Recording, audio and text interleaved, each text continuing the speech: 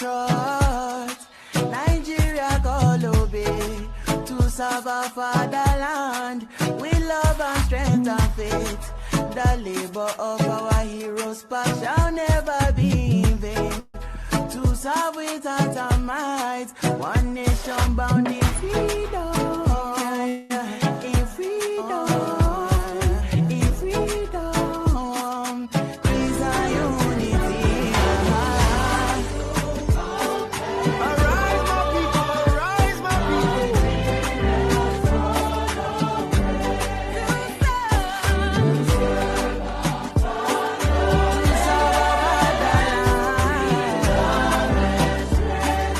with love and strength and faith.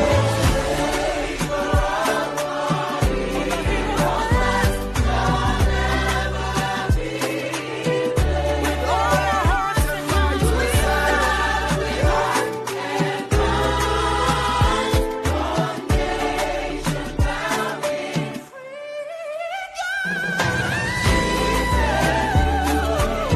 I'm about to go be down to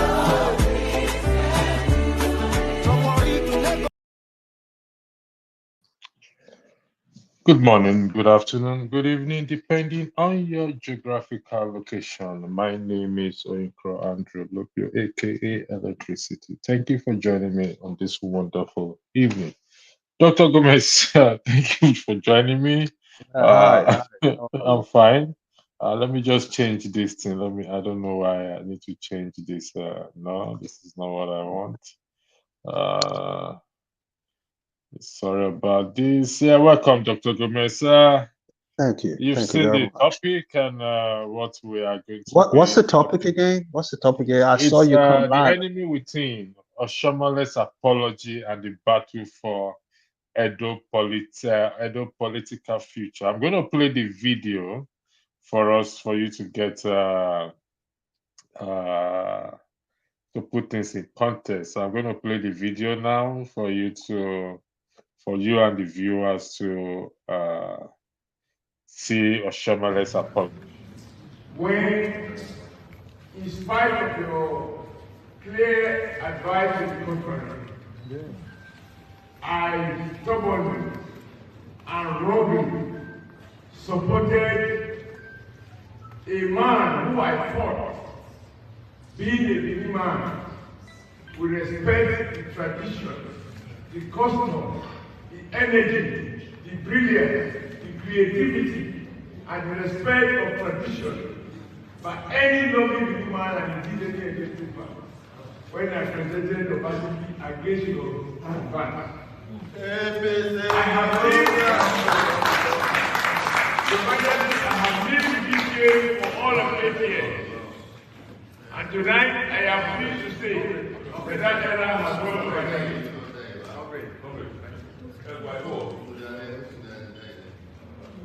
When you said against my advice, that's why I thought that you would entertain. I apologize. I didn't think that. When you introduce Obaseki as your successor, I didn't say anything. I have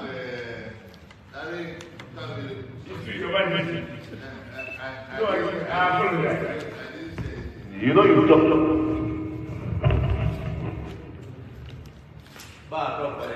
You know, I said I won't say so much here. I told them, and I'm trying to restrain myself because anything that will bring any difficulty for my son and performing that, I want to avoid it. But I have to correct it when you say against my advice. I never said anything against Obaseki when you brought him. You will recall, this one is your witness when you came to introduce it to me. You talked about Udubu much against my father's choice, which you shredded to pieces. And you went on, you shredded Udubu to pieces because I think when To put things in context, Oshiomole was apologizing to the Oba. that he went against his advice by presenting Obaseki. And the Oba said, no, that was not the case. He never said anything. And you know, in Nigeria, we don't say an elderly person is lying. I can't tell you, Dr. Gomez, that you are lying.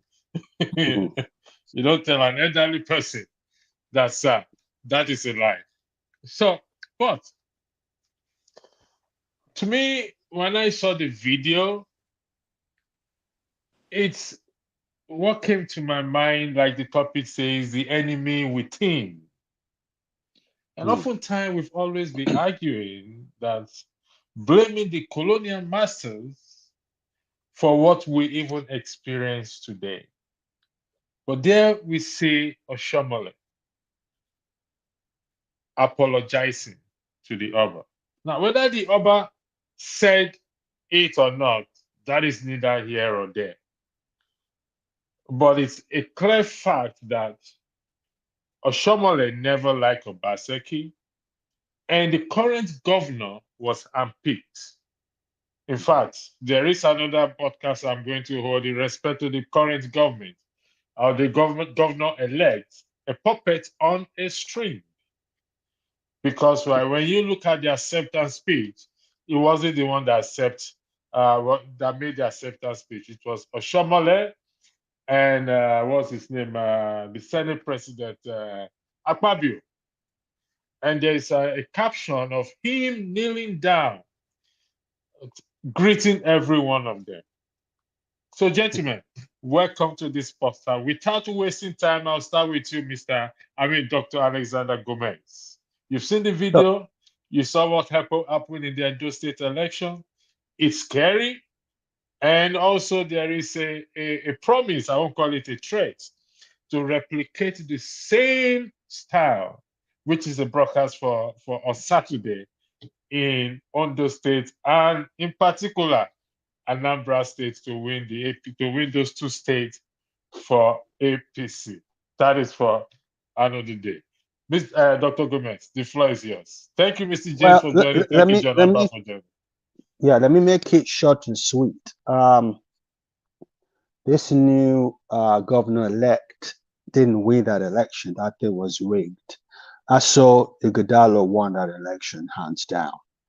I've spoken to some very highly placed individuals in Benin City, because my sister was married to a Benin man, and I have a lot of family members in Benin. But the consensus is that Oshiomhole is getting his third term, so he has a puppet there, and he's going to be dictating to him what to do. The only good thing about it is that this guy who's just been elected, by his very nature, is a very loving person to his community and his people. So I think that he will not be as aloof as Obaseki was. Obaseki was extremely cocky. And in Benin, for what I know, it's a total abomination to go head to head with the Oba of Benin. And this guy did it. But the reason why he did that, in my opinion, is that he doesn't understand the Benin culture. That man is a glorified Benin man. He's essentially a Yoruba man. So he doesn't understand how revered the Oba of Benin is. He made a mistake. He wasn't as bad a governor as people make him out to be, Obaseki. But he was unpopular because he was extremely cocky and he didn't understand. It didn't come across as if he understood the plight of the people. Don't forget now, though, having said that, this was the first guy that decided to pay a minimum wage of 70,000 naira before the government made it mandatory as a minimum payment. He was also the same governor, the first governor that made a working week, I think 4-day working week, that's against 5-day working week. He has built the best nursing school in Nigeria and Benin City. Obaseki is not, what's the Okada guy's name again? Oh, so remind me. Mr. James Okada, what's his name? The chief. The former governor. Igbenedion. Igbenedion Obaseki is not Igbenedion. As far as I'm concerned, and based on my vintage position, I would say that Igbenedion probably would be top 5 worst governors ever in the history of Nigeria. But Obaseki, I won't put him in that position. This Godfatherism we have in Nigeria, I don't know where it's going to take us to. We need to get to a point where we elect people because of their capacity and capabilities rather than voting for people who have godfathers and they've been rubber stamped. That's not going to get us anywhere. Look, let me deviate a little bit. The next governor of Lagos State is already been decided right now. I know who the next governor of Lagos State is going to be. I know. Sit down in my room in Sugar Land, Texas. These things are people sit down and decide what happens in Nigeria. But what breaks my heart over and above everything is the suffering of the people of Nigeria. People are suffering in electricity. It breaks my heart. I give out so much money that I can't account for because people reach out to me and I have to help. If I have $500 in my pocket, I have nothing to do with it. People call me, I'll give it out because I don't like seeing people suffer. So Obaseki is not as bad as people make out to be, but I'm speaking as a foreigner. I'm not from Benin, I'm from Lagos. So this Godfatherism is a problem for us in Nigeria. And it's going to continually be a problem until most likely our children and grandchildren come into position of strength, power-wise. But as it stands right now, I can't see an end to it. So that's my position on things. Thank you, Dr. Alexander Gomez. Thank you for joining. Again, Mr. James, you are welcome to the show, and you are the father of Edo on this platform. The question to you is, who is lying? Sorry for using that word. I know they say you don't tell an elderly person that they are lying, but who is incorrect? Let me change my. Who is incorrect? Is it the Oba or Adams Oshiomhole? And like what Dr. Gomez said, this Godfatherism takes us nowhere in Nigeria. Again, thank you for joining me, Mr. James, and thank you, John Abba. Let us correct something, please. I'm not the representative of Benin on the platform. I was only brought up in Benin, and I appreciate the upbringing I received in Benin City. There are people who are more qualified to bear that title. Certainly, I'm not the one, for a number of reasons. I know quite a lot about the town and the people, but a place I know absolutely nothing about is the palace. I have no clue of what is going on in that institution, revered institution. I have no clue as a non-indigene, because my father, being a non-indigene, had nothing to do with the palace. Even the Igwe festival, I was not celebrating it because I'm not an indigene. That's the true identity of a typical Benin man, the Igwe festival. Anyway, that's that. I feel sad because of what has been happening on the political arena in Edo State, for one reason. Politicians are dragging the palace into political matters.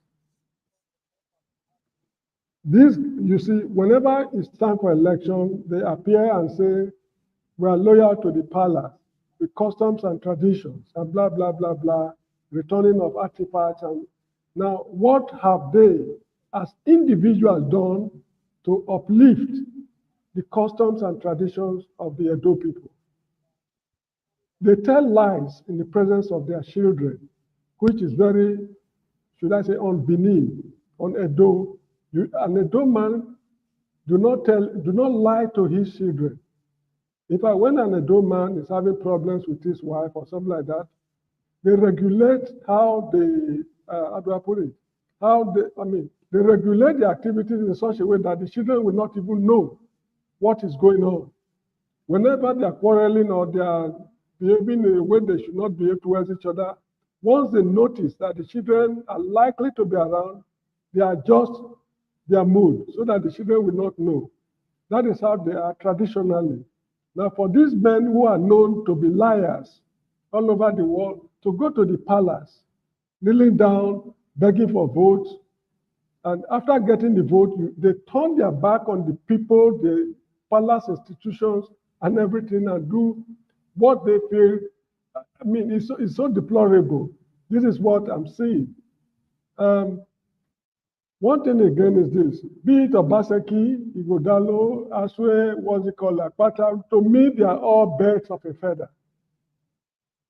That is how I see them. Because in the history of that state, we've had only 2 governors who distinguished themselves. The first is Samuel Oba of Benin. That man left his footprints in the sands of time. And it's so interesting to know that he was not even a high school graduate. I was told he stopped in Form 4 at Western Boys High School. Somebody who did not finish high school, he did all he did, not with the help of the palace, but with his own ingenuity. Then the second man is Ambrose Folosho Ali, who left his footprints in the sands of time as far as education is concerned. Apart from these 2, all the others that have come and gone, they are all nuisance to the state and to the people. So for these dirty men to go to the palace, kneeling down, lying against the Oba in his presence, that shows how morally barren and bankrupt he is. Kneeling down before the Oba, lying against the Oba in the Oba's presence. To me, I mean, he should be sanctioned traditionally. But I don't think the man will go to that extent, because he has seen that there seems to be push and pull in society because of these political matters. As for what's his name, Mr. Obaseki, there's something people do not know about his relationship with the palace. People should talk to the elderly people more elderly than myself. They will tell you the history of what happened between his family and the palace in 1897, when the British invaded Benin City and stole those artifacts, and they demolished the palace. The palace wall you have today was not the palace wall of 1897. It was demolished totally. They had to rebuild it. His ancestor, Chief Obaseki, played a game with the palace in 1897. This is what is running through the mind of this man. When his intention was to possess the artifacts that are returned, his father played a role in those artifacts that was taken from Benin City. Ask any elderly Edo man, anybody above the age of 70, 80, up to 90, they will tell you this true story of what happened. I'm not here to create animosity among people, so I will not narrate the story. So this thing is deep-rooted. It's firmly rooted in the history of Benin. And this is the reason why the palace as an institution, they have vowed since 1897 or so that anybody who is to ascend that throne of the Oba of Benin must be highly educated. They have a special school for their children, a primary school. It used to be along Oba Market Road. When Ogbomudia destroyed the buildings and erected, he wanted to erect a Benin State Library there. They relocated the school to somewhere around Observer at Airport Road or so. After that, the heir apparent to the throne, his education is a priority.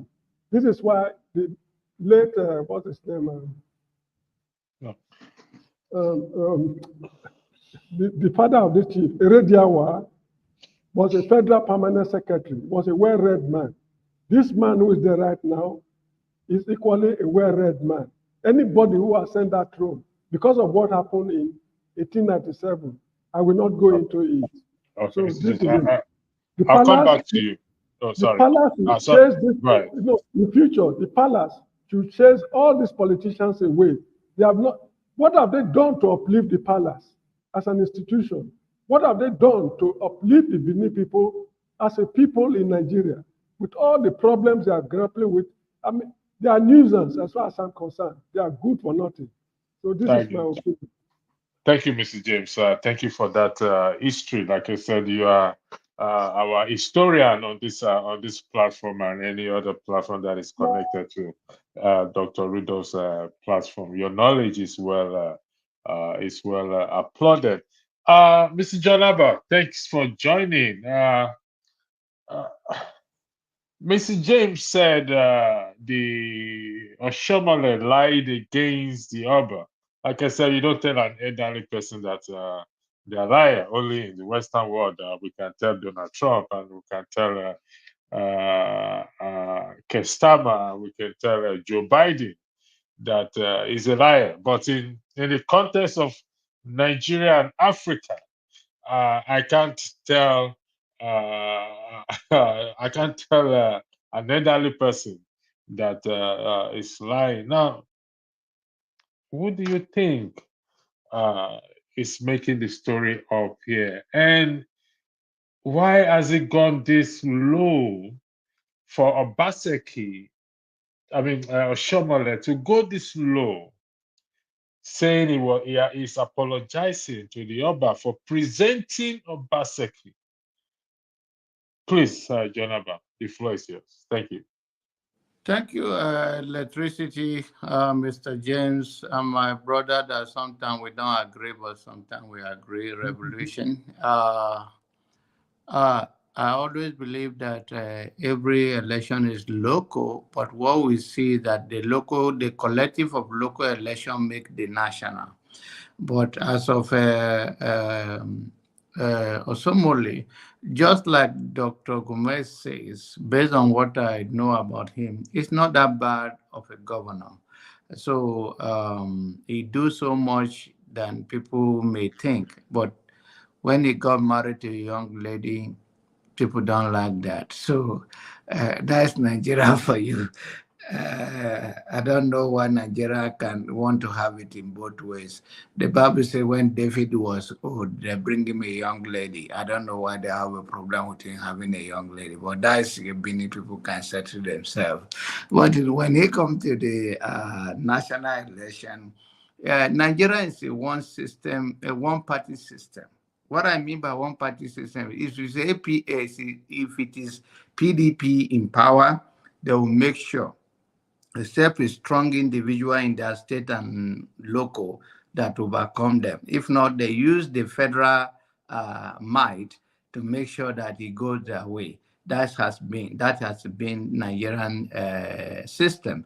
Well, having said that, it's politicians. They know it's a planned game. They know what they can do, and they have the place where they can say, "Oh, I apologize." And they plan everything ahead of time. After I do this, I'll come and apologize. Benin Kingdom is one of the most powerful and known kingdom in Nigeria, not just within the east or west or in the middle way Benin is located, or you can call it a door or whatever. But then it's not that of a bad governor to say. But then I don't worry so much about Nigeria. Let me give you one example. The recent local government and all of that in Benue State, the governor of Benue State is a priest. He said people should not demonstrate. And I tell them, say, why? Why can people not demonstrate? He said, oh, because he pays salary.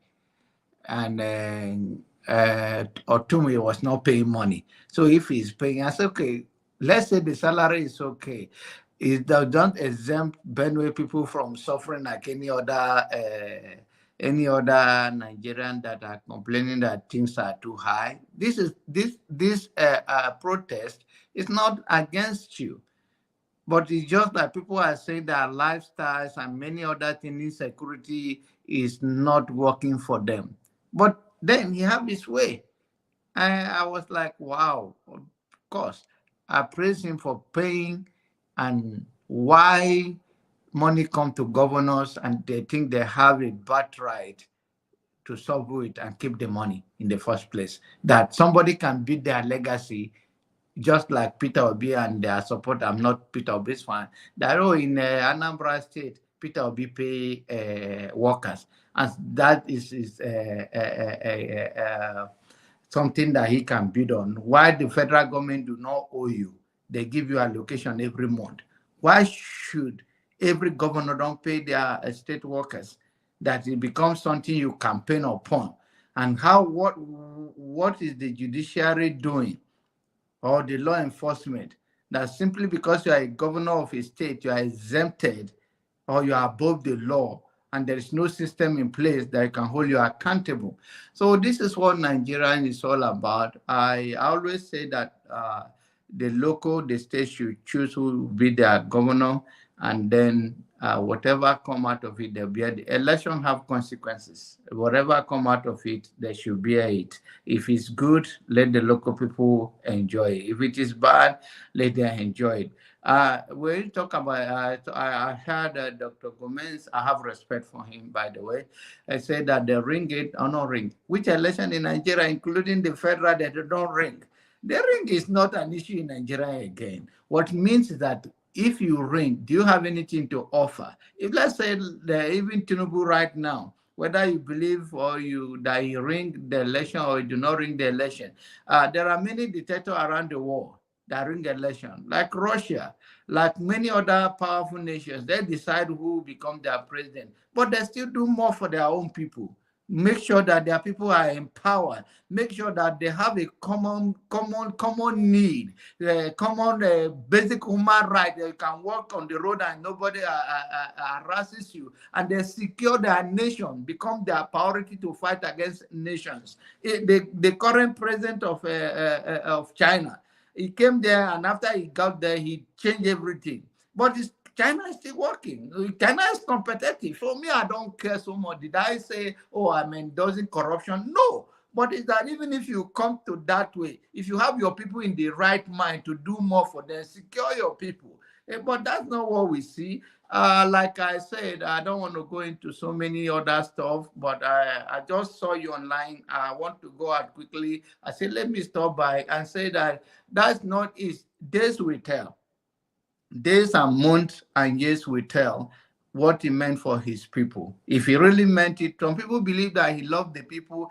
Personally, I don't care about, oh, he speak English, he doesn't speak English, or he speak this. I don't care.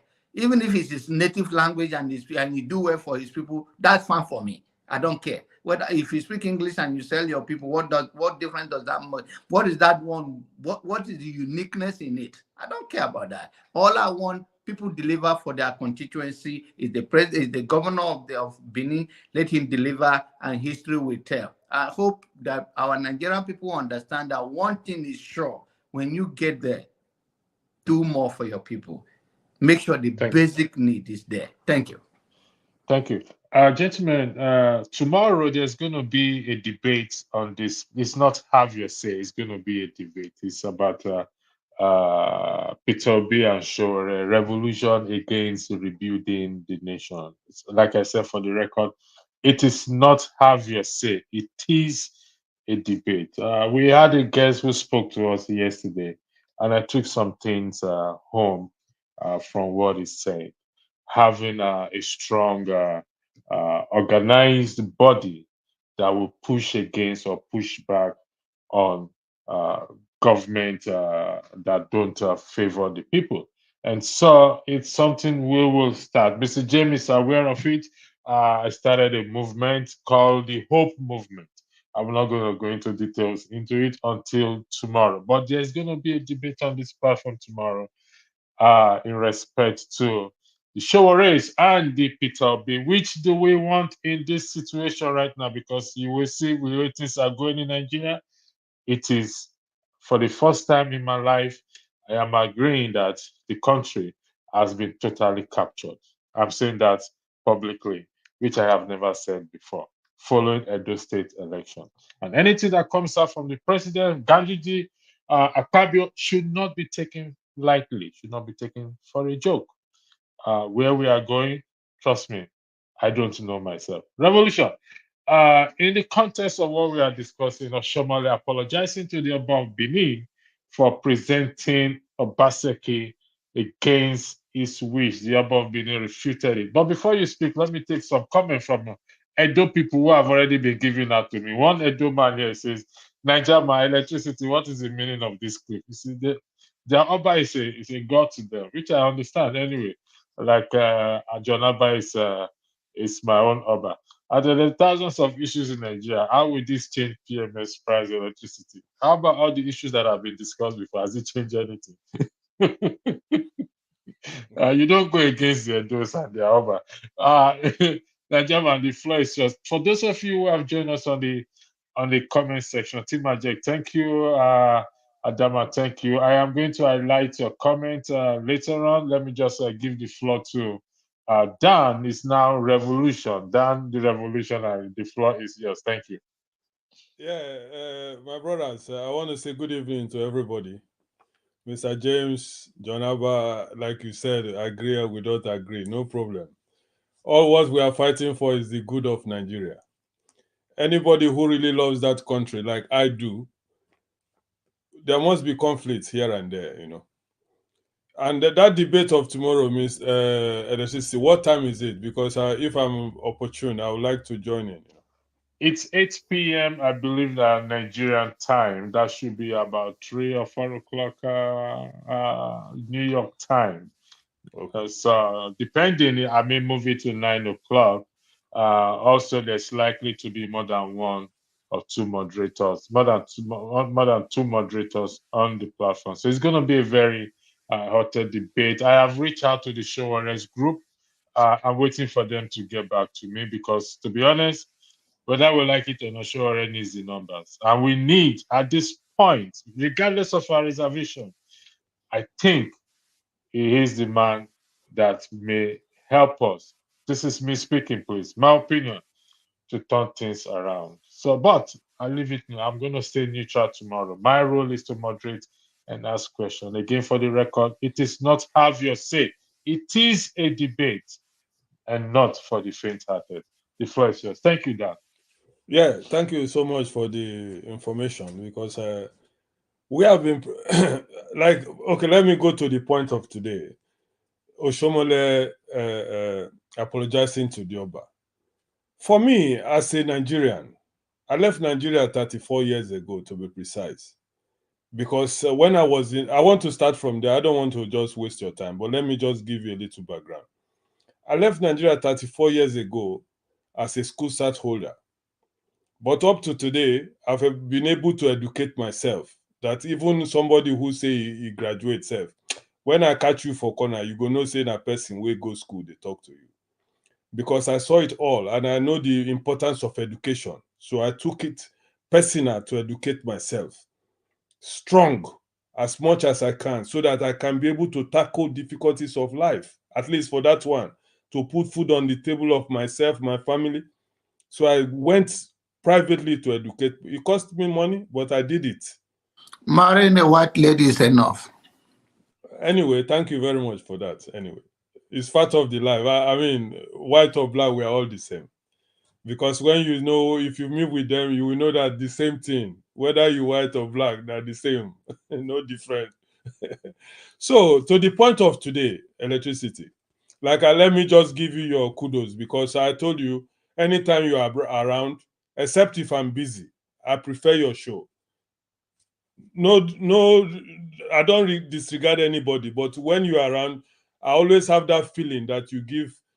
I don't know why, but thank you very much. Thanks for the compliment. I appreciate it. Yeah, to the point on stage, Oshiomhole apologizing to the Oba. The Benins, I'm from Bendel State, the old Bendel State. So we are all the same. Benin or Aniocha, I'm from Aniocha. So we are all the same people. We have almost similar culture. We have even Obi in our own part of the Aniocha. The Benins call it Oba, but we have Obi. So, but the Benin people, which I'm very associated with, I know a lot of them, good friends, you understand? They review their Oba. Oba is something special to them. And they don't dare you to insult the Oba in Benin. You will get trouble. So Oshiomhole, if you remember, I saw that clip clearly. The Oba interjected him. He lied against the Oba somewhere. And the Oba told him, my brother, this one where you talk, I beg you, no be waiting and talk. Something like that happened. And then Oshiomhole now coming to, if you remember, Oshiomhole said, if you join APC, your sins are forgiven. He's the one who said it. So now he come to the Oba now trying to apologize, this hypocrisy which Nigeria, now he thinks, okay, now because the Benin people respect the Oba, make I go apologize to the Oba. But the Oba know who Oshiomhole is. They know who that man is. So, okay, he don't apologize. He bring Obaseki, paddy friends, then disagree somewhere. Now he want to come and play those kind of hanky-panky games. I don't want to go too much in that because we are kind of, if you know Nigeria properly, my brother, if you know Nigeria well, if you love Nigeria well, if you study Nigerians very well, what Oshiomhole is doing is just all those kind of things where we they call eye service. That's what he's just trying to do. Okay, we just go to Oba, apologize to Ram, then we move on. You understand me? Oshiomhole are the people causing trouble in Benin. In Edo, let's put it, the current state of that side of the country now. You bring Obaseki, you want control him, just like what is happening in River State. This brother bring Fabura. Fabura reach there and say, bros, I beg, go that side, those old school system, we don't want them here. We want to move forward. That was what happened. Okay, my brother James explained something about Obaseki family and things like that. We know all those type of things. But let us talk about where we are today, 2024. There are some old things we forlive. Make we forget all those old things. Somebody will want to move Nigeria in the right way now. That is what we're supposed to follow. So many people have repented in that country, in Nigeria. That's now so they do a system. Some people know that that system is not helping Nigeria. Again, you understand what I'm saying, Mr. Revolution, Mr. Electricity? That old system where we get failed us. He failed us. So those of us who have repented, I have repented myself. I'm no more a normal Nigerian person. Oh boy, now so they do. Oh boy, you know what's in at the chop now. If you just give me what's in at the chop, we will settle. We have left that part. That part is gone. That is why somebody, I don't want to go too much far because I don't know all those waiting they happened for Benin. We they talk about waiting they happen for. Look at the election. Who paid the highest? Now he go win. Patakon talking, oh, he cry. Say, well, we Labour Party, we lost because we know even if we get more, we no go pay. So PDP, APC, then play the game where they play. Who paid the highest? If I did there, I go collect my money because now our money. So let me not waste your time so other people go contribute. For me as a person, Nigeria has to repent. No be those church repentance, so raise your hand. Make we welcome you to the circle of the people. No. Repentance say that old system, now so they do syndrome, we for stop. And anybody will come with new life, where we see, so people like Showore, we tell us, say, election doesn't count in Nigeria. Now revolution, we have to fight for the freedom. Look, all of them now, they sing gospel song, say APC win. Can you imagine that kind of thing? Me, I rest my case for now, man. All right. Thank you, Mr. James. You're raising your hands up. I need to put a question to you. Then you can say what you want to say. But before then, let me highlight this comment. AB Electricity, are you saying tomorrow is for Glasgow? Yes, tomorrow is not just for Glasgow. It's the beginning of the beginning. Don't let me say more than that. However, Glasgow is part of it with decorum. I repeat for the record, with what? With decorum. So going forward on this platform, we're doing the Mr. James, I want to be the devil's advocate here. Everyone, I mean, besides John Abba, yourself, Revolution, I've not heard from AY. We're alluding to the fact that Oshiomhole is the one lying. But none of us were there when this conversation took place. The Oba could do a pushback because of his role as an Oba to be non-political. And over the years, we've seen the roles like that traditional rulers have played in politics brown envelope given to them, and them selling their vote, and their people asking their people to vote for the wrong person. Is it not possible that this conversation took place behind closed door? Will Oshiomhole just come up and tell the Oba that, oh, against your advice, I acted by presenting Obaseki? Because the way we are looking at it, yes, we have to respect the elderly. We don't tell the elder that they are lying. We use the word incorrect before these Benin people come and shut down this platform. But is it not possible that this conversation took place behind closed door, and the consequences of such conversation that he has on people, like you rightly said, Mr. James, and Revolution, and Dr. Gomez said, it's about the people, and the people are suffering. And when such a conversation, argument takes place, certainly the people is not on focus or in their focus, but what their pocket. Mr. James, the floor is yours. Thank you again. Thank you, your wife, for joining. I'll come to you. Yeah, thank you very much. In Hebrew chapter 6, verse I think 18 to 19, please check if I'm wrong, because it's long ago I read the book. Hebrew chapter 6, verses 18 to 19, there's somewhere there which says, it is impossible for God to lie. I think, sorry, my Bible is not close to me, but okay, give me never one. mind. Okay. I think Revolution. Are you opening your Bible for me, please? Can you please open it? I like where Mr. James is going. Mr. James, hold on 1 second. Yeah, you are muted. You are muted, Revolution. Hebrew chapter what? Chapter 6, verses 18 or 19.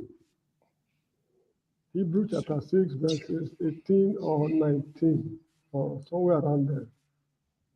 It said, this we have as an anchor of the soul, sure and firm, which reaches into the interior behind the veil. 20, where Jesus has entered on our behalf as a forerunner, becoming high priest forever, according to the order of that is I read 19 and 20. No, 18 and 19. Anyway, somewhere around there, it says that it is impossible for God to lie. If I'm correct, it's Hebrews chapter 6:18. God cannot tell lies, so it is impossible for God to lie. Okay, I get what you're saying now. Go ahead, Mr. James. I will respond to you. It is impossible for the Oba of Benin to lie against his subject. You get the point I'm making? I was brought up in that city. They know how they relate with each other. Whatever the man is doing is purely traditional, no matter how educated he is, no matter the books he has read, no matter the philosophies he has imbibed, Western philosophy, his dealings with his people is strictly traditional. It is impossible for the Oba of Benin to lie, in fact, to even lie, let alone lying against his subject. Who is this man called Oshiomole? We know his activities all over the place. The only thing is that the palace as an institution should shield the Oba from politicians, because they cannot just walk straight to the Oba's throne and start addressing him. People arrange it because that place is like a kingdom. They have traditional prime ministers, people acting like commissioners or something, although not recognized by the state, among themselves there. They should make it impossible for any politician to have access to him. Whatever message you want to deliver it to the palace, workers there, they will tell him, and they know how to process it and work with it. It's a situation whereby they now go there with cameras and everything. You see, they are capitalizing on the reputation of the institution to win votes. That is all. As I said earlier on, what have they done to promote the customs and traditions and the welfare of Benin people? The answer is virtually nothing. Now, how do I put it? You should not say that I'm the son of James. You want to do me a favor because of what my father is. No. Instead, you should praise my father because of what I have achieved. That is how we were brought up in Benin City. Let people speak well of your father because of your character, not people doing you favors because of your father. No. In the 60s, while we were growing up, that's how it was. So people now saying, because of the customs and traditions, we are traditional people, we respect the Oba. Now you respect the Oba, you are stealing money. The whole of Benin City right now, as I'm telling you, I doubt if there's water supply. When I was there in 2010, there was no, all the, what's it called, water reservoirs in Benin City, they are not functional. The one at Yaro, the one at, what's it called, Koro, Esige, Ikobahi, they are not functional. Yet people are stealing money. That water of all commodities, let alone justice, let alone, quite a lot of social services. What have they done to improve the quality of life in the, what's it called, in the state? They are doing nothing. But when it is time for election, they all run there to say, oh, we are loyal to the Oba. To hell with the whole of them. So that is it. Even the idea of holding this meeting behind closed doors should not even arise at all. There is no need for the meeting. If you want your election, to win your election, go and face the people. They should not use, because when they go to the palace, after meeting the Oba and all those kind of stuff, when they go to town, they lie against him that the Oba has endorsed us. We are his candidate. And because of that, people out of ignorance, sheer ignorance, vote for them when they really don't want to vote for them. So this is really what is going on. The palace as an institution should drive all politicians, including the president of the republic or anybody from within that. In fact, the whole of Ring Road, no politician should go there to do anything because they will associate it with the palace. They should drive the whole of them away. So the idea of people holding the meeting behind closed doors should not even come up at all. They are all dirty people. Thank you, Mr. James. You said something that you said it is impossible for the Oba to lie. Yes. Like I said, impossible. I want to be the devil's advocate here. The scripture you reference to, it is a reference to God not lying, not a man. Every man is subject, can lie. Can I read my version of it? There's a saying in Benin, Oba Dagmoyi, Yeah. Oba or Dagmoyi, that is the Oba that holds the world, is the pillar of the world. He is God's representative among the people of Benin. So whatever he says is the saying of God. That is their belief in Benin. Oba Dagmoyi, Agoba Simyoto. You get the point? You can't drag the Oba. So anyway, these are just... We won't go into that.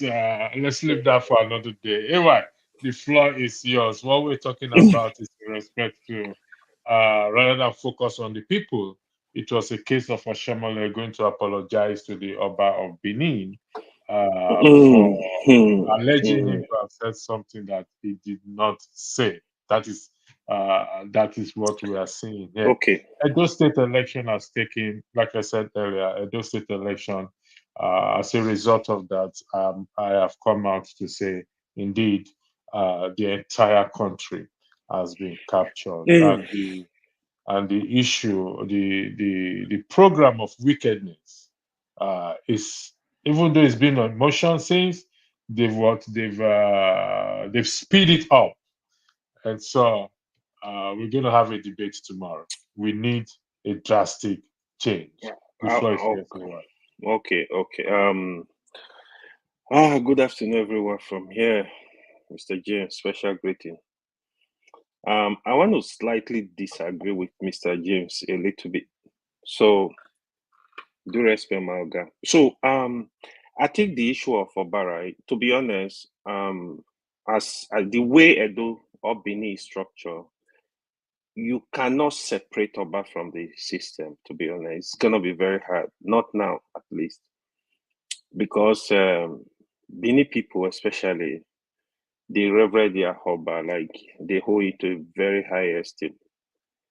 So even as a governor of Edo State, somehow not really, Oba is not involved in politics, as far as I know. The late Oba was not involved in politics. What he does, he played the role of a father. So what that means, the governor want to involve himself in some project, he kind of get across to him. Oba, this my plan. Oba will throw advice. I don't think it's out of order, to be honest. Even if the president is around, you see all the politicians will always go to the palace. One thing I will agree with Mr. James, some of these politicians, they look for a way to not take advantage of the whole system because they know Oba is respected. The body language of Oba can even give you vote in Benin. You know, body language of Oba is very important. So, Oshiomhole, I watched that video, right? To be honest, this is not the first time Oshiomhole is saying that at the palace. I can look for another video I share with you. Like the mistake, I feel Oshiomhole made a mistake. The mistake is, even for example, Oba has said in the secret meeting, like this guy the family have history. I don't want him in this state. I think it was unwise for him to go back to the palace. It's more like he's trying to drag Oba into the whole issue, right? Because Oba and the governor, they are loggerhead. They are not in good terms, to be honest. Don't be deceived by anybody. I feel the governor of Edo State have really disrespected Oba, especially as a Benin man. The issues, the height of their disagreement was the issue of artifact.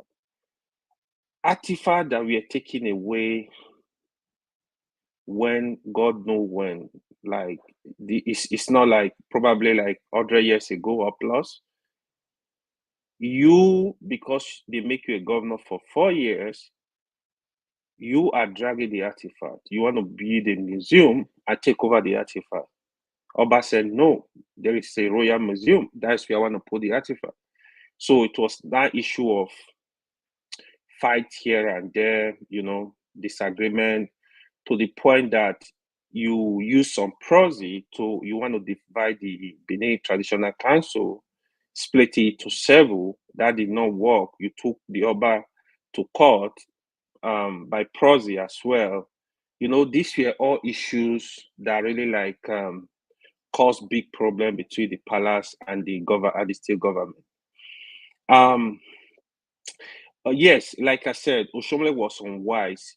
Whatever happened between him and Oba, to come to the palace and try to drag Oba into it indirectly. I was happy the way where that is Oba. I know, like they are very vocal. If you come, you misbehave, they give it to you straight up.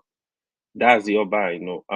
You saw where Olumide went there, said, "I'm son of the palace." Oba told him straight up, "No, you are not son of the palace." He defined son of the palace to him. I know when Clem Magba, the former minister of budget, he also made a mistake there. He corrected him. That's the Oba I know. Big respect to him. I think the politician, they need to stay away from the palace. Go to the palace and go greet Oba as a father. Don't drag the palace into politics. Then now, the issue of Obaseki. You see, the issue of election of Edo State, what I see flying around, there is a lot of emotions. There is a lot of, this is how I want it to be. There are issues in Edo State. I think strongly, if you are not from the state, if you don't live in the state, you've never been to Edo State, you don't have stake in that election. Because what I see, people don't know what is going on. I'm not saying, no matter where you're from, if you are from even if you are from America, you are from India, you live in Edo State, you have a stake in that election. Because what I see, people just discuss out of emotion because probably they support some party, they dislike some parties. I understand it. In Edo State, the issues were clear. The governor not delivering on his promises is part of the problem of why they lost the election. There are part of other issues, right? Like that governor nobody can tell you this is the project this governor started and completed. One capital project for 8 years. I'm saying it online. Let the person come here and tell you. Okay, I'll give you some of the big promises. This is a governor that came, he promised Edo State Gelegele Seaport.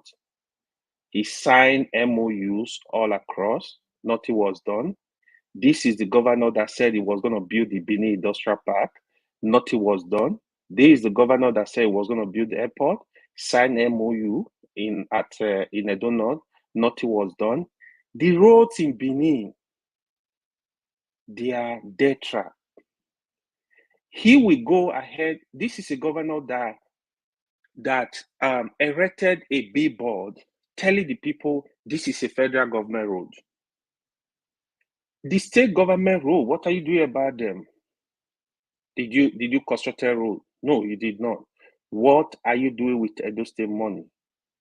So this is your issue. Apart from that issue, the issue of Oba, he fought with almost all the political leaders in this whole of the state, from APC to PDP to other party. He created a lot of enemy. He doesn't obey laws. He doesn't obey judge or court orders. This is a governor that denied 40 House of Assembly member representation of their constituency for good 4 years. This is a governor currently, because the deputy governor wanted to contest with his preferred candidate, he ordered impeachment against the deputy governor. Every governor went to court. The court restated the deputy governor. Till now, he refused to recognize the deputy governor. So the issues in Edo State were much, to be honest. I personally believe, I swear, the PDP candidate, to me, was really a very competent candidate. But fortunately, the sin of the governors make Edo State rejected him. If you see the result, the turnout in that election was very low. The people that voted, the registered voters were over 2 million. The people that voted were less than 600,000. That tells you a lot. So those people that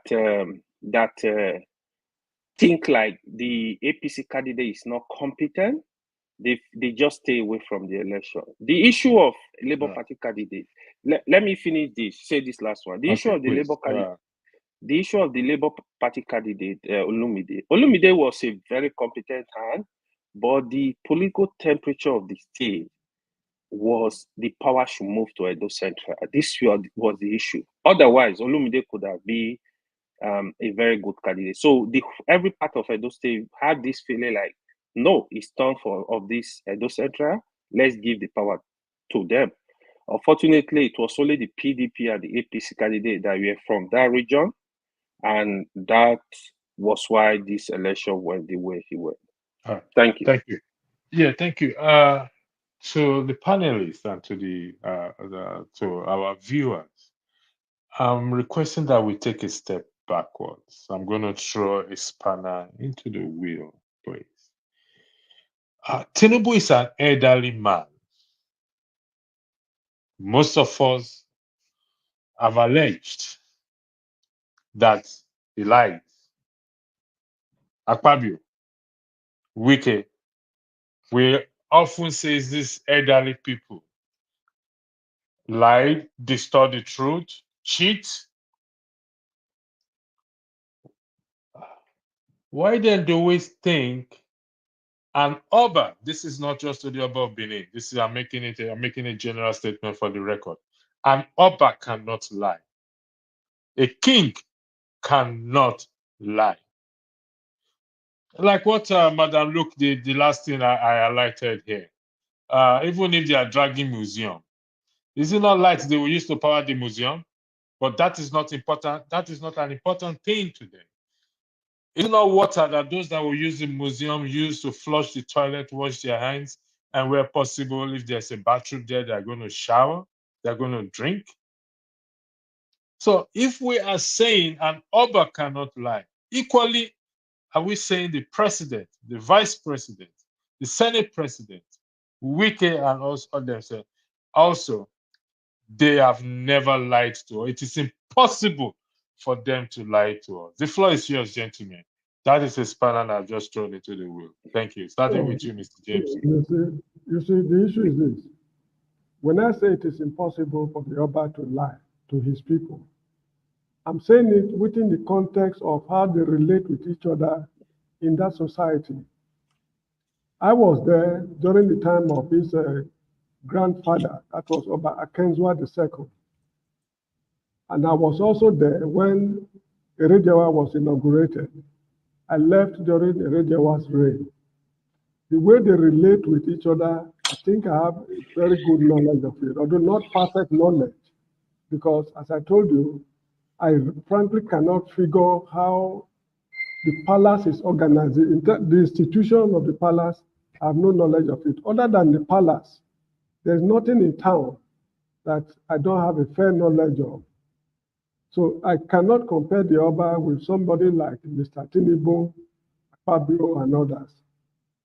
There is a saying, I think here in the Gambia, that if one is ignorant of tradition, it should not be an elder.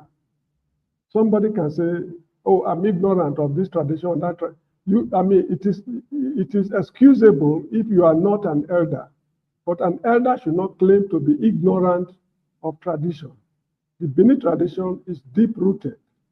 And this guy who is there at the moment, you know, there's a saying among the Benin that Oba or Oba, that is, it is only the son of the Oba of Benin that becomes an Oba.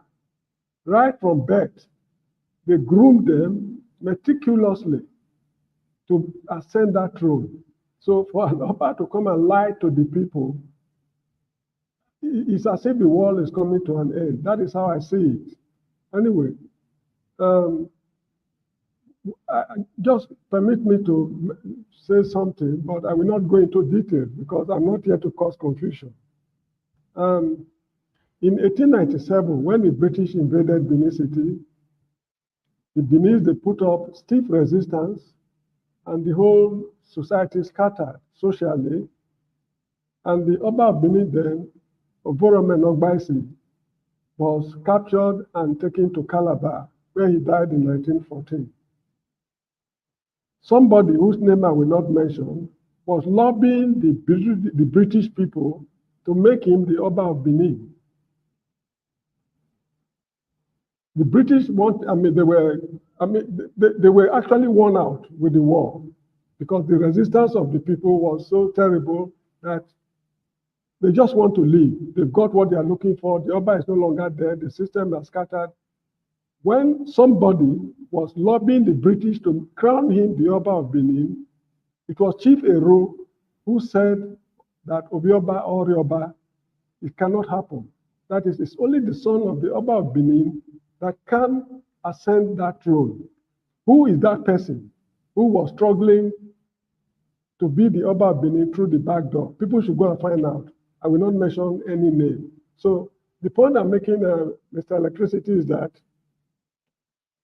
in his dealings with his wives in the harem and other things, anything can happen among themselves there. That is his personal family affair, which of course I know nothing, absolutely nothing about.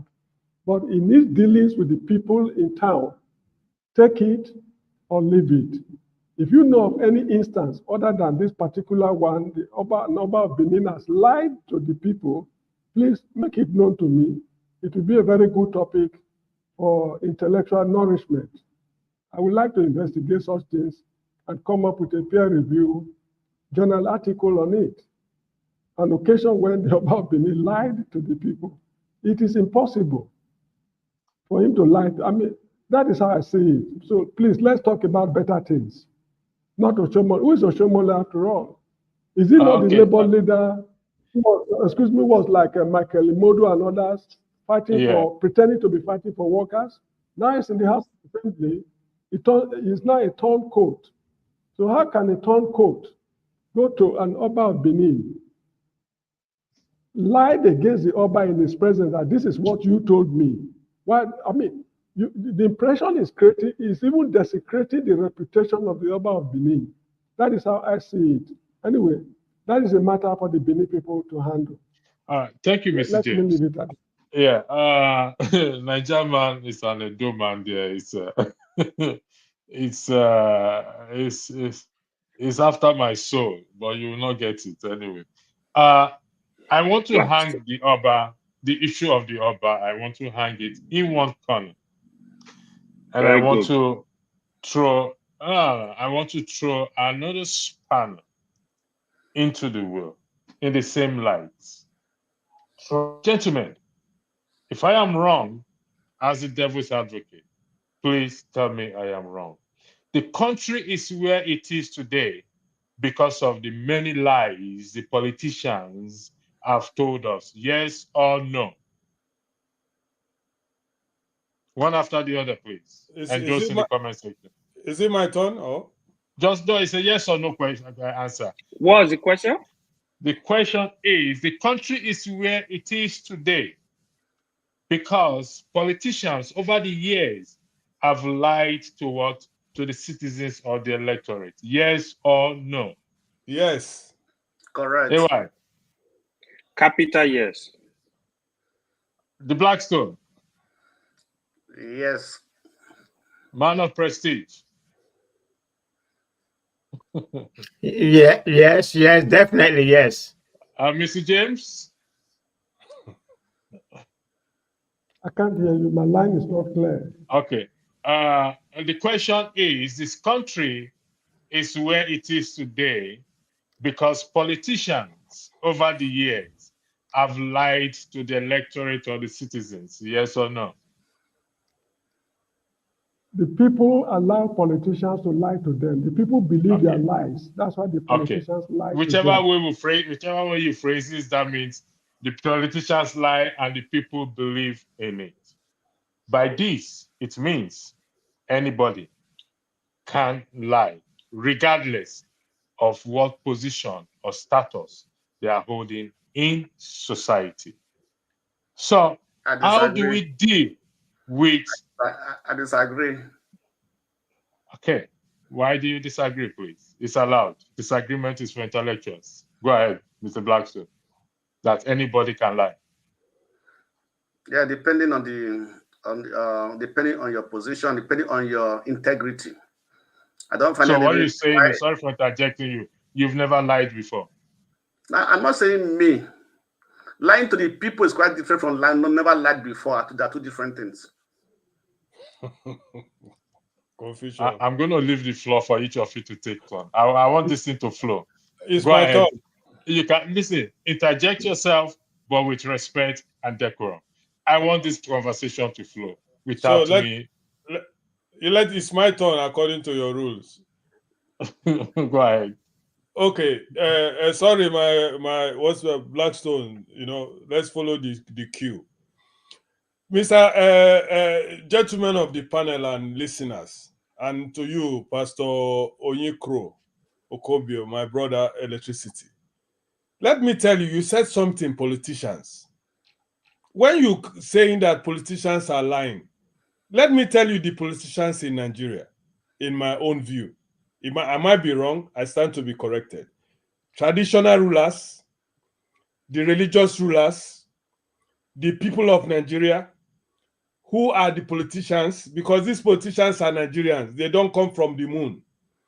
Our fathers and mothers, our brothers and sisters, they lie. That is why Nigeria is where it is. They don't speak. If you see a typical Nigerian will tell you true, it's your God. Because some Nigerians, they want you to fall inside the pit, so they go tell you, say, Shebi, why you no come meet me? Like say you talk to me for no fall. Some go even tell you, say, pass here. That road where they make you pass, now make you for fail.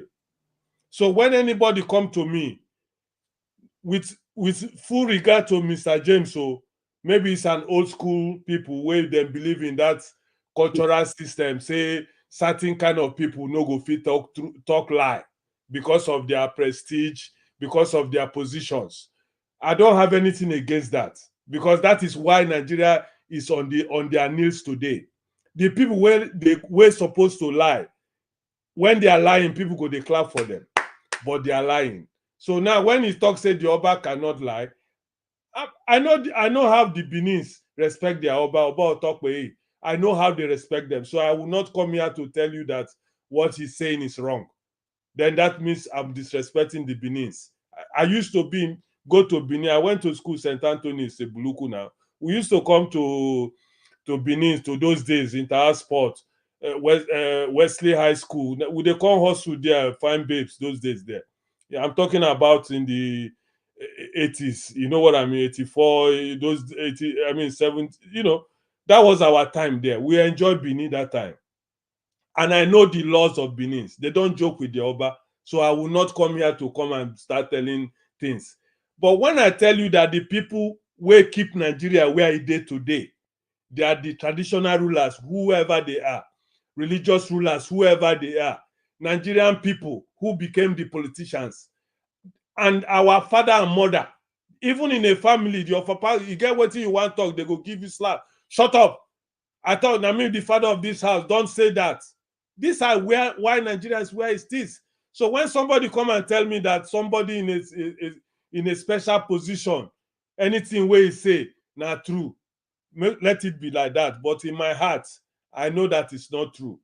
So when you ask this question you ask now, that politician, Mr. James said that it's because we believe them. We don't believe them. Nigeria has a things where they talk, say, now so they do them. I don't know whether you heard about that thing before. Even in a meeting, cultural meeting, where people there in a meeting, you go to hear people, they tell you, say, now so they do and here. That one, Obe sing one song. He sing the song, say, when the man come, we go school. When he want to, they go so show you koi. You know what I mean? Na Bukati, Washington, I saw I go they do. Because the man believe in truth, they will bring you down in that country. So when you say politicians are lying and somebody tell you, say, because we believe them. No. Nigerians have a system. That is the problem of Nigeria. That system, the way Nigerian gets. If you refuse to be in that system, you will not be respected. They go think say you are foolish. People like Showore don't know that system. He reviewed Nnamdi Kanu them. They know that system. They remove themselves from that system. That is why Nnamdi Kanu is in prison today, because he don't want to be in that Nigerian system. Showore, people who don't respect Showore today is because Showore don't want to be in that system, because we know. People like me, I don't have friends, so in my own small circle, people know they know they like me, because I go tell them the truth where they no one hear. So when somebody come in 2024 telling me that there's a special being who doesn't lie, it's difficult for me to comprehend with that. Thank you. Thank you very much. I'll go to Blackstone. You came then, man of prestige. Blackstone, the floor is yours. Okay, thank you, electricity. All right. When you say people lies, it depends on the context, right? And going back to the issue of the Oba of Benin and Oshiomole, I support Mr. James. I don't find any reason why, because of Oshiomole, the Oba of Benin should lie. Who's Oshiomole in the present when it comes to compare to Oba of Benin? The Oba of Benin has overall authority, and he can say what he wants to say. Nobody will punish him. Nobody will question him. So I don't find any reason why anybody can say the Oba of Benin lies. No, not to the president, not for Oshiomole, not to anybody, because he's not under anybody. He cannot be queried, and so on and so forth, right? Even when Lucky Benedio and the late Oba Heridewa had issues, it was there. They never came out to lie or things like that. Even when Lucky Benedio refused to pay his salary or pay the money that's supposed to due to him for years. He survived. He never really depend on that to survive, or that does not be the Benin monarch or the Benin traditional council not to function and things like that. So, you know, when you talk of lies, it depends on the context. Because I don't see any reason why the Oba of Benin should lie because of Oshiomole or because of the Edo people. No, there's no reason for it. So that's my take in that regard. So Oba of Benin do not lie. I don't find any reason why he should lie to anybody, because he is of authority of his own self. In the traditional council of Nigeria, we know the position. If he talks, people respect him. Even the government listens to him. So I don't see any reason why he should lie to anybody, or in the name of, for what reason. I don't see any reason for that. That is my thank you. In that let me ask you a question, Blackstone. Yeah. Before we take 30 seconds break. No, I'm going to put this in out there. We take 30 seconds break, then I'll go to Man of Prestige. The Oba said Tinubu's victory was ordained by God. Do you remember that? Yeah. Good. We'll take a 30-second break and we will be back. Is that a lie or just his own belief? Thank you. Thank you so much for watching. Thank you. Have you subscribed? Yes, you. Have you subscribed? You. Yeah. Before you go, click. It's free. Click. Just that's it. Have you subscribed? You are laughing. Have you subscribed? Have you subscribed? Thank you. Thank you. Thank you. Hey, madam. Thank you so much. I can see you. I can see you. We have to get to 100,000 subscribers. By the end of the year, how are we going to do that if you don't subscribe? Yes, you. Yes, you're about to click off. Why? Have you subscribed? It's free. If you don't, ask your son, ask your daughter how to. Just one click. Thank you. Thank you. I see you. Aha. Thank you very much. Thank you very much. I'll see you tomorrow. Thank you. Thank you so much for watching. Thank you. Have you subscribed? Yes, you. Have you subscribed?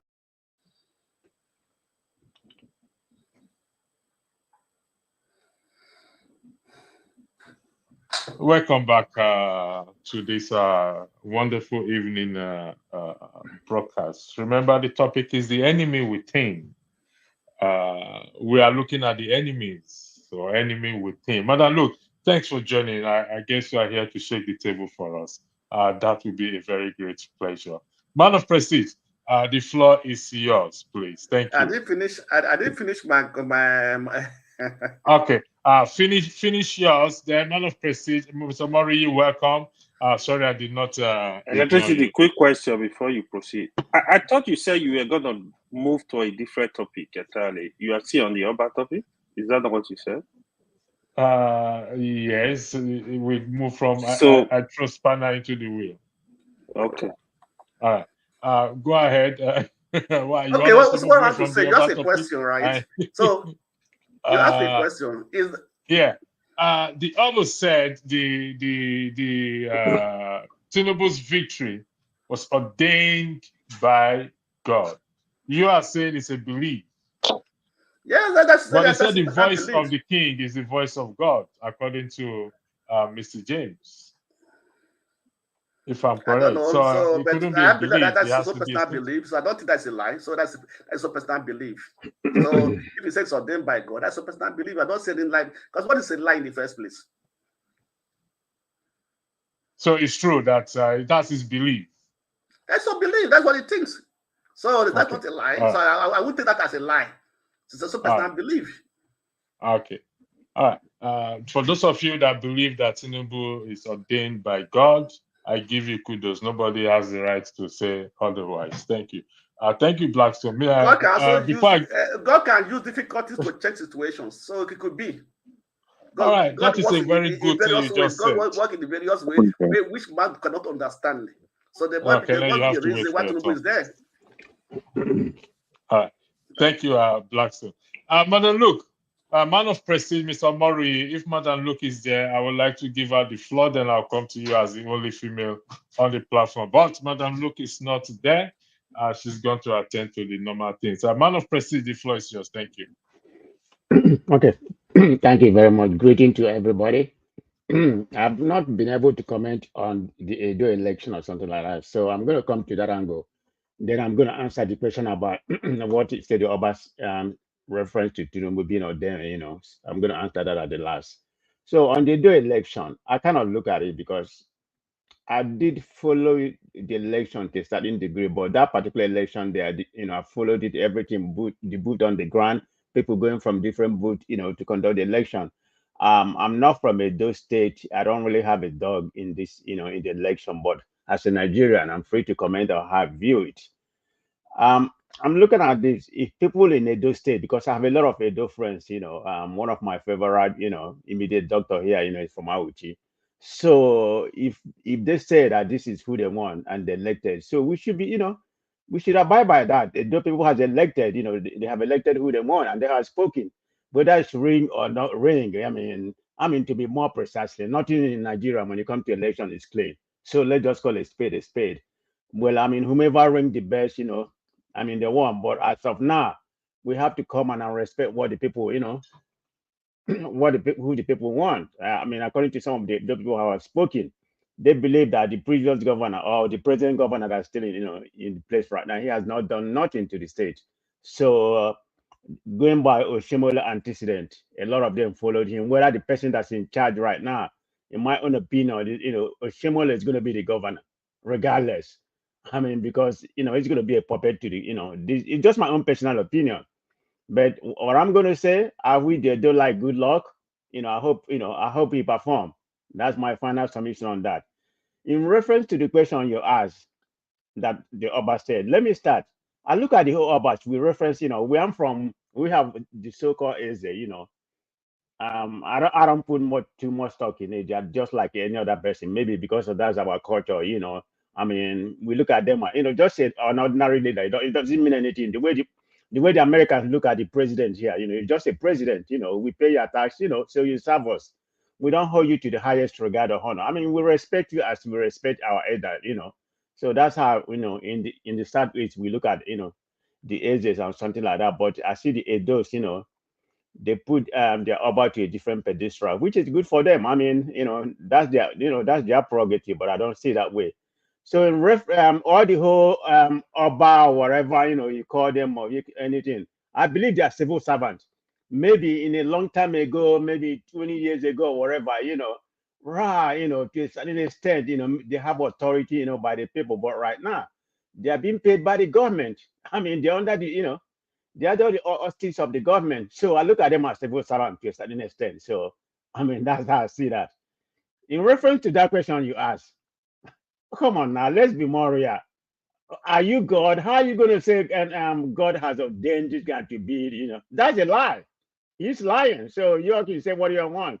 With respect to Edo people, I believe he lied, in my own opinion. How did God speak to you and tell you that Tinubu, has been ordained? Come on now, this is what all these bishops and something like that, they bamboozle you people in Nigeria, and you all believe all that nonsense they be speaking. God doesn't speak to them. God speak to me like they speak to them. So all they are doing, I'm a Christian, okay, but they're all lying, and I will call, I don't care whatever state, no disrespect to the Oba of Benin or whatever, but I just call that a lie. That's how I see it. Thank you.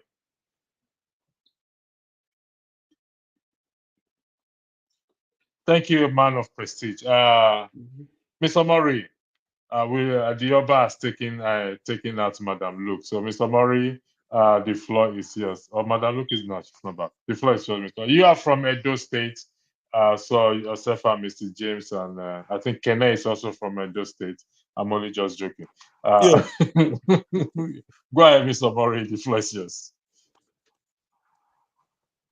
Yeah, thank you very much. I think if we want to be very careful here, because if you watch those people,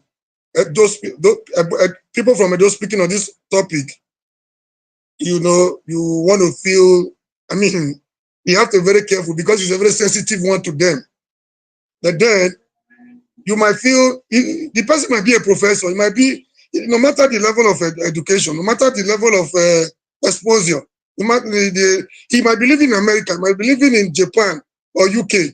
When it comes to issues like this, Although people are always very careful to speak on topics like this. So other people may see them as being economical with the truth. But I want to give you an expose today. Sometimes we blame our political leaders.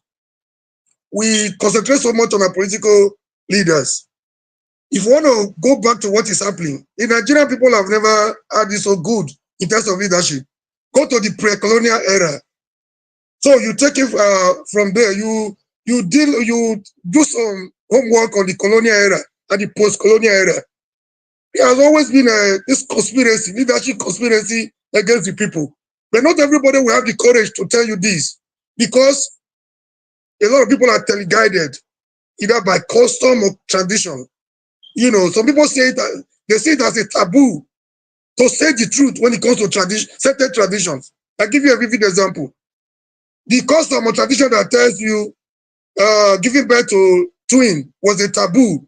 It wasn't true, but people accepted it, hook, line, and sinker. Are you getting what I'm saying? You understand where I'm coming from? Murray, you are speaking the truth. Go ahead. We are on you on this side. Go ahead, Mr. Murray. Yeah, you know, not everybody has this courage to tell you the way it is, because they are teleguided, irrespective of their level of education and exposure, like I said before. Because, okay, I'll give you another example. Any tradition that tells you your fellow human being, I don't want to go into, don't put me in a tight corner. This I have to do. A lot of people may not be able to sleep good when they go to their bed tonight. You know, let me not go into certain things here so that we don't dance naked in the market square. But we all know the truth. Please go into it. Go into it. Let's speak the truth, please. No. I don't. See, I started by telling you we have to be very careful, because so those people from Benin, from Edo generally, this is a very sensitive topic. But one thing I've discovered from all these issues, see, we cannot go anywhere. I'll give you another example. Recently, not pre-colonial, not colonial. There was a traditional ruler in my place that was a kidnapper. A kidnapping kingpin recently. This is about a matter of few months ago. So he has boys. He sponsors boys. He is their boss. They work for him. Then when some boys were caught, the thing was not getting close to the traditional institution. A lot of my people started bending their mouths. So, and you want Nigeria, you want society to move forward. We are lying. We are jokers. Sometimes, like I said, the leadership conspiracy against the Nigerian people is not just with the political class alone. The one in the religious cycle, the one in the traditional cycle, and the one in the political cycle. No one is better than the other. But sometimes we don't have the courage enough to say we cannot continue to do what we have been doing, and we expect a different result to come from the sky. Gentlemen and ladies on this platform, it's not possible. Sometimes I call our people hypocritical. I just say we are not ready for what we want. We like to talk. We talk a lot. But when it comes to hitting the nail on the head, we start, if we are first out, we have a way of, with the dress, trying to deodorize certain things that are not okay. A lot of things have been holding us back. The colonial master wasn't even our problem. What they made on ground, was it actually palatable? How many people will have the courage to tell you that what was on ground before the advent of the colonial master wasn't okay? If I tell you certain traditions, if I tell you certain things that were happening before they came, they were barbaric, they were archaic. It was an aberration. But we blame colonial master for coming to say this and this and this weren't okay. We blame colonial master for all we care, for everything that is happening to us. We don't want to say the barbaric method, some of the things that were not on ground, that were not okay. We don't have the courage to speak against them, so that we can move forward. A lot of things are holding us back. In the church, in the religious cycle, they tell you, touch not my anointed, I do my prophet no harm. They have that one. Even a baby Christian, even if he has not gone to church before, he just called himself a Christian, or he's born into a Christian home. If he doesn't know anything in the Bible, or love your neighbor as yourself, God loves you and gave you his begotten son. Even if he doesn't know these simple ones, he must know. The pastor or his mother, somebody close to him or her must have told him, touch not my anointed. Now, my anointed in this case is the pastor, or the Papa Gio or the Mommy Gio, simpliciter. When it comes to traditional institutions, this is even a no-go area for certain people. They know the truth. They know the truth too well, but they dance around it. They dance around it. They dance around it, and they expect us to just, they let it slide because the brain has been conditioned that these people, they are untouchable. Don't go there. Like the kidnapping thing I told you, it's from my locality. It's an analogy of a place. When you now discover that, there's some people still have the courage to come on, social media to say, enough of this nonsense. We have not this guy to be like this. But people that be from the high places, they cover it up. As I speak to you tomorrow, that case is almost as dead as Dudu. Nobody's talking about it. So that one on one side, the guy that started by saying, Edo people have spoken. I want to correct that impression. Edo people have not spoken. Edo people matter has been stolen. It's wrong for you to say the governor has not done anything. I think that would be, too economical with the truth. Even if Ibenejo did something. And this governor was better than Ibenejo. Obaseki is better than Ibenejo. In the Nigeria today, Nigeria is not what we want to have. But in the Nigeria setting, don't misquote me, don't get me wrong. In the Nigeria setting that we have today, Obaseki is one of the best governors we have around. He might not be like the wicked that built bridges where they were not necessary. It might not be like governor that want to commission a project before they build. When they are building, they get another musician. When they finish again, they invite everybody, the whole world to come and commission it. He's not that type. He has laid some solid foundation that may not be tangible, but in terms of human capital development, because he knows, if you want to measure the greatness of any society, of any nation, no nation can be greater than the mental capacity of his people. So he has this foresight that let's build the people. Only the people of the place can build the future. So people are sharing away for that. It's like trying to hang a dog. People are ready to give it a bad name in order to hang it. Obaseki is not as bad as they want, but then we had under religion, tradition, and politics, political affiliation to condemn this gentleman because he's not the regular politician. That is the erroneous impression we want to set for us. We are not buying into it. Thank you, sir. Okay, thank you, Mr. Mori. Kenneth, before I come to you, I'll go to Madam Luke before the Oba of Benin call her away from her seat again. Madam Luke, dancing around the truth, according to Mr. Mori, the floor is yours, Madam Luke. You've been following the conversation from the very beginning. In fact, I'm now lost because it looks like we're back to campaign season. Please, can you tell me exactly what we are talking about here? That the Oba lie. Go ahead with your comments. The comments you made. Start is from it there. that he was ordained, Tinubu was ordained to be the president? Let me see if I can help you here. Gentlemen and a lady, and those on the comment section. Mr. Mori made some profounding statements, which I 100% agree with him. We're not calling out names here, and I won't do that. I know we're talking about the enemy within, which is people like Oshiomole, who don't care about people or the people, but rather only care about their pockets, stating that he regretted presenting Obaseki. It's not in his place. Who is he? Should it not be about the people? But saying an Oba cannot lie is now the issue. Let me bring you up to speed a bit. There's a man called Ahithophel. Ahithophel, when he speaks as an oracle of God, but he lied. There's a man called David, who it is attributed to him is a man after God's heart. He's a king. He lied. He slept with somebody else's wife. He killed the husband. So anybody, I repeat for the record, can lie regardless of the circumstances. And that is why we are here today, dancing around the truth. Madam, look, the floor is yours. I believe I've been able to bring you up to speed. Thank you. Thank you. You see, when you try to see things through your own religious eyes, that is where you make the biggest mistake. You now think because the Oba said what he said, he lied. He did not lie.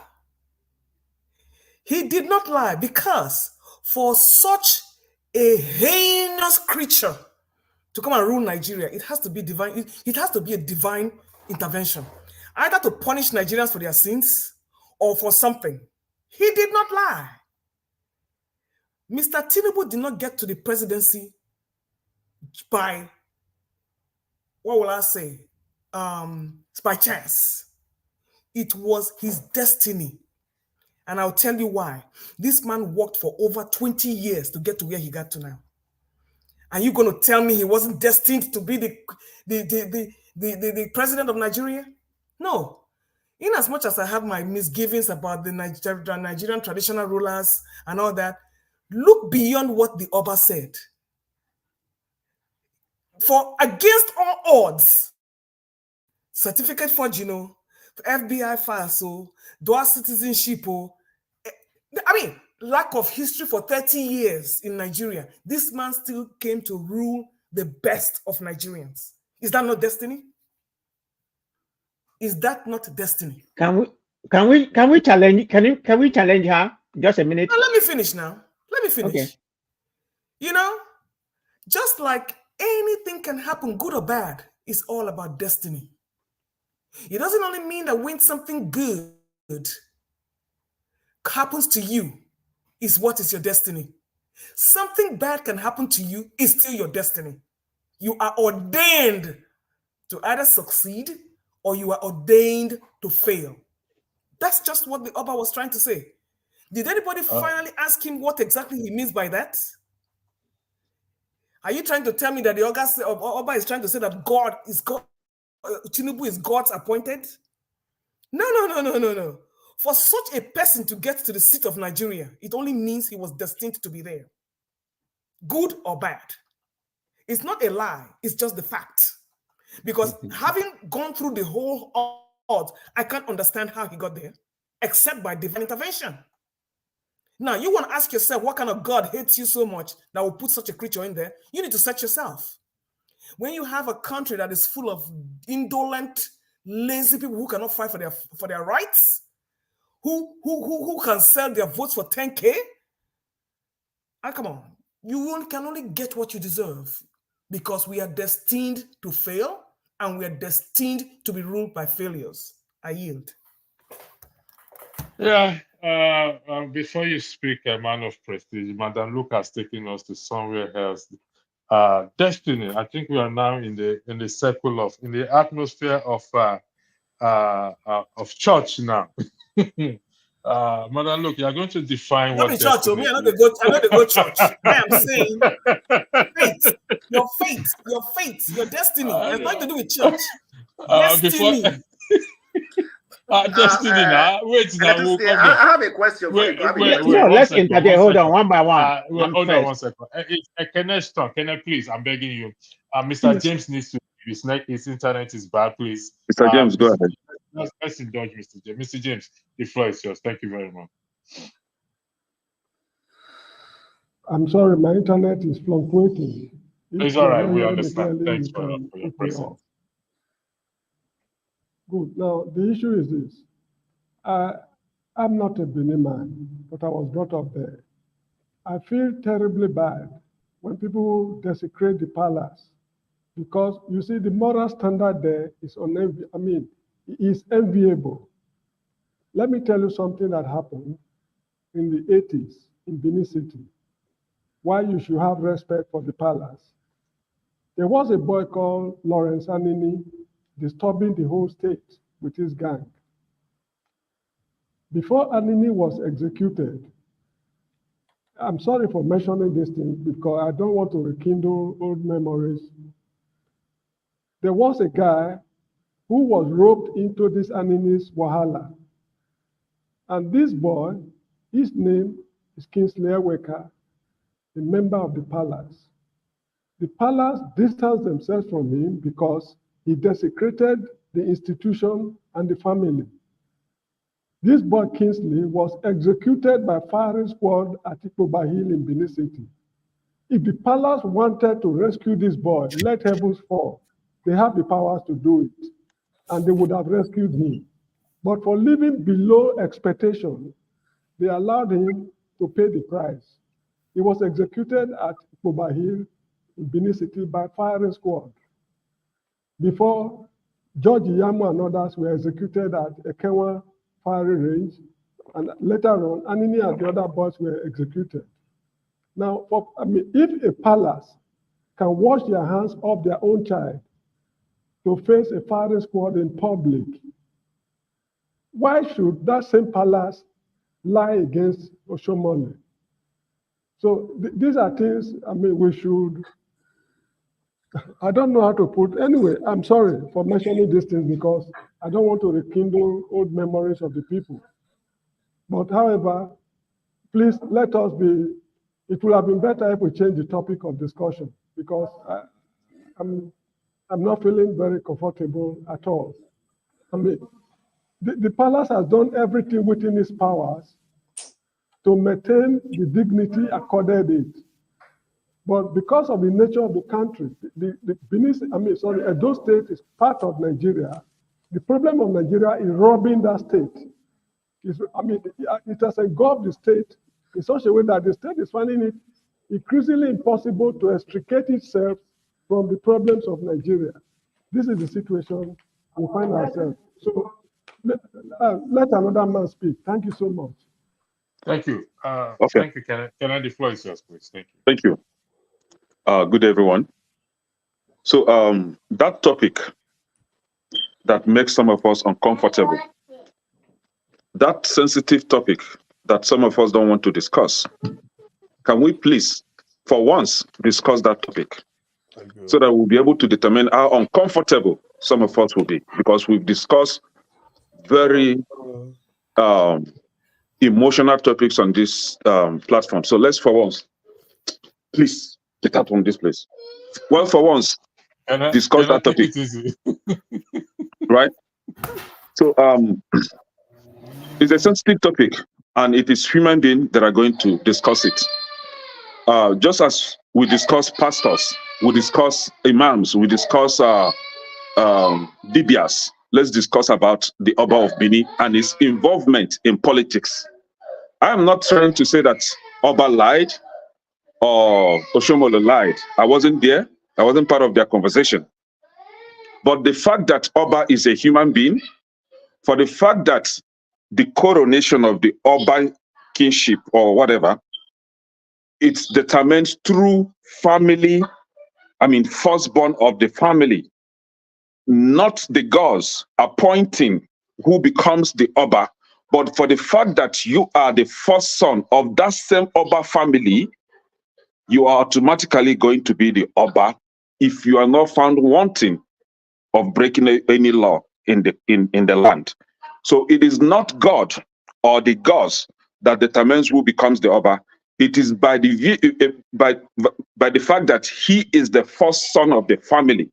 So trying to paint the Oba of Benin as a God-given kind of a position or God-given kind of throne that nobody should talk about, it is a lie. You, the people of Benin, cannot put us, the Nigerians, in that position. No. If the Oba of Benin is doing something wrong, it is we, the human beings, that are going to call him out. Just the way we call out the Sultan of Sokoto, we call out the Oba of Onitsha, or we call out the Oba of Lagos. Oba of Benin will not be an exception. He is a woman being just like us. Yes, the fact that he's a woman being simply means that he can lie. Simple. And we know that position, for you to maintain your steez in that position, you must keep lying. That is just the fact. Now, we have we have Edo State being governed by the governor. The head of Edo State is the governor. In Edo State, we have Benin people. I don't know the language they speak, but we have multiple ethnic groups in Edo State being governed by the governor, including the Oba himself. Then we have the Benin Kingdom being governed by the Oba. So let's drive these two places now.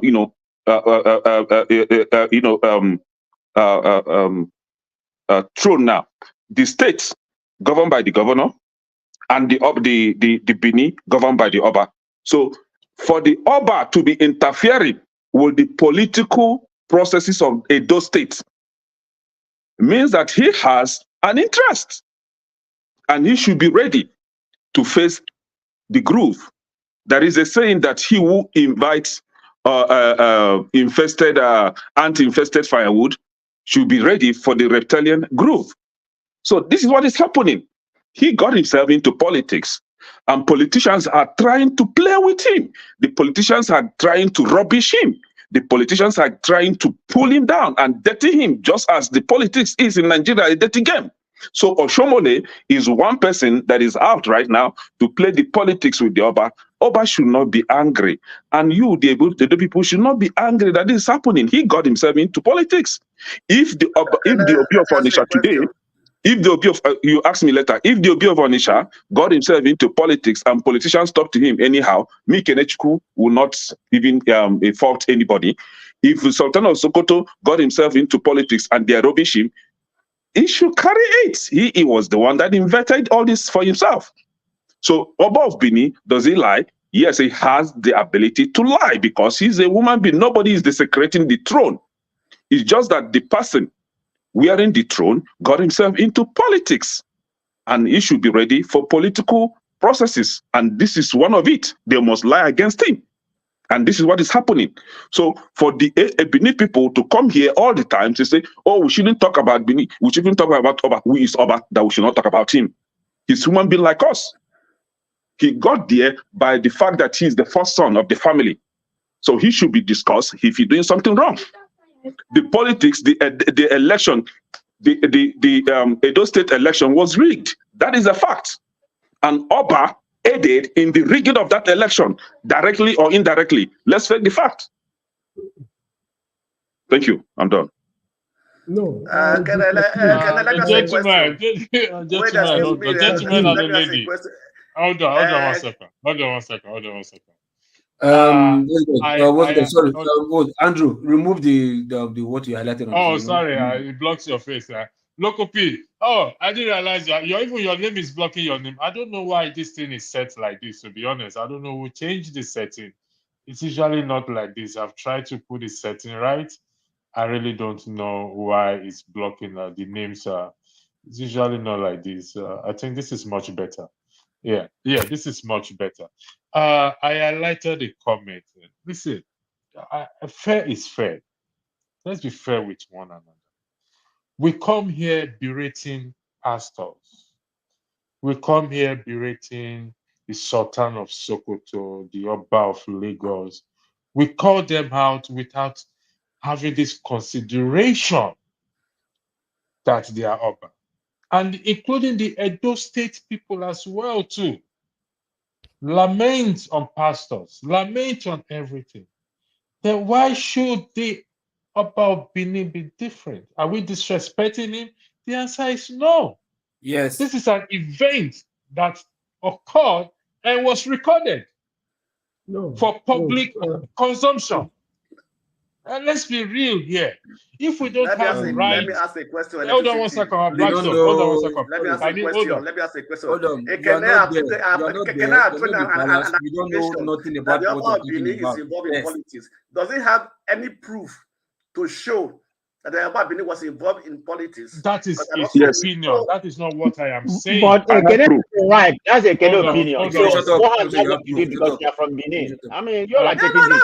No, that's from Benin. Because if you are saying it doesn't matter, you know, he can call it the way he sees. Not a proof.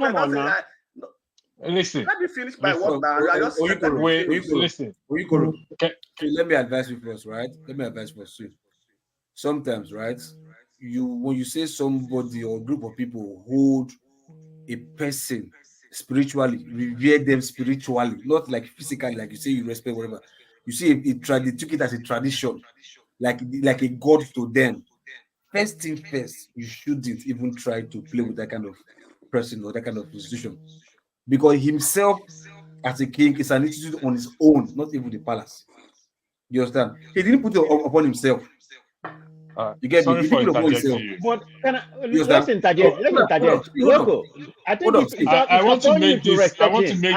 Wait, gentlemen and a lady. Gentlemen and a lady, hold on. I want to make this a free flow discussion. Okay? Actually, I hate to be a moderator right now. I want to be a panelist. Can a moderator please come and take over this Hold thing? on. I don't be a want to be a moderator at That's this a very moderator. moment Hold on. As I was because saying now, Loco P has psyched me up. Honestly speaking. Andrew, listen. If you open your mind, right? I've been on the back Yeah. seat list. I didn't want to say anything. You understand? Yeah. But like, because I know there's no point coming here to say something with you who do not know what I know.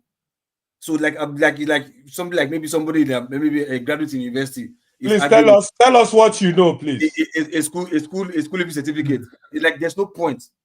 You get a point. So there's no point. Please tell us what you know. There's a point. Tell us what you know, please. Oh, hold on. There's no point. Hold on. If you listen to what James has been telling you since, you understand? He's not telling you to say no, it's a superhuman being and that. He's just telling you what this tool, not even the person, what this tool is all about. This tool. When he told you that he cannot lie, he's not telling you like a human being cannot lie. No. You understand? What do you he cannot lie? Even if I don't like like you don't quarrel with the Oba. If you fight him, he wins you. If he fights you, he wins you. It's this tool what is bestowed upon him. And the Englishman will tell you, kings are not made. Kings are not made. Kings are born. They are not made. They are born. It's an English word, not a Benin, not an African word. It's an English word. Kings are not made. They are born. Somebody will tell you royal blood. They call you royal blood. They know why they tell you royal blood. So why do they dethrone kings? They mean something. So why do they dethrone kings? Before the 13th century, before the 13th century, hold on. Before the 13th century, the people of Benin do not have Oba. Nothing like Oba. Yeah, before the 13th century, there was a time people of Benin were living without Oba. Oba was man-made. Oba was man-made. Oba is a man-made thing. Will you listen? I'm just trying to correct you. Can you listen? Not correct me. There was a day two of us. That's the correction. Hold on. There was the two of us. We are having this argument. You remember? And I told you the history. How the Obas. No, tell us the history now. Let's discuss it. There was a time Benin people were living without Oba. Oba was a man-made thing. Shut up and let me speak now. I told you, I'm referencing you. There was a day, me and you, two of us only. We had the back. You remember? And I was telling you, look. The day I proved to you that the Benin people came from the Igbo land. Was it that day? Yes. That the Benin people come from Igbo land. So we are your ancestors. Edo people came from Igbo land. What are you talking? Gentlemen, hold on one second. No, Loco P. Hold on one second. Hold on, Loco P. Hold on 1 second. Like I said, hold on. Listen. Come on, I don't like you do on one side. I don't like them. I don't do on one side, Loco P. I want this thing to be a free flow discussion where each panelist will allow each other to speak. I mean, I don't want to. Something. They're interrupting me now. They're interrupting me. Say something. You remember? Loco P. I said, hold on, please. So, gentlemen and a lady, I'm begging you not to choke Madam Luke up. She's the only woman here, and she's getting choked up. No. But look, you have the right to interject while the men are also speaking. And so I want us to make it, like I said, I don't want to be a moderator. I wish a moderator would come. I want to be a panelist because here we want to talk about facts now, because this is what the discussion is all about. But before we go further, tomorrow there's going to be a debate here, not have your say. So this goes will continue tomorrow. I can assure you of that. There are other people coming to join the broadcast for tomorrow. I'll be having more than two. I hope it's not going to be on. I hope it's not going to be on Zoom. Oh. No. It's gonna be here. It's gonna be on this platform. It's gonna be on YouTube. So it's gonna be on YouTube. So please let's take turn really by each other or with each other. We can disagree. We can agree. Let's focus on the subject. No insult, please. No insult. Let's focus on the argument. Facts. If you have facts, provide your fact. If it's opinion, please say, in my own opinion. It is allowed, please. The floor is now open to everyone. Thank you very much. So can I go first? So can I finish? Lokopi round up first. Let Lokopi round up there. Any other person can go after Lokopi, please. So like I was 3 saying, minutes each for each. 3 minutes each for each So like I other, said- please. For individual, please. Thank you. You want to put down Andrew, please direct it. Tell us who to come next. Lokopi first, then Madam Luke. Then we go to Kenya. We go to Mr. Mori, man of prestige, the Blackstone Revolution, and our historian, Mr. James, who have again, I would like to thank Mr. James, who always honor the invitation to be here, and we gain a lot. Personally, I gain a lot from his wealth of knowledge. So, except today that I disagree with Mr. James. So, again, I repeat, Lokopi, Madam Luke, Kene, Omori, man of prestige, Blackstone, Revolution, Mr. James. Can I add something?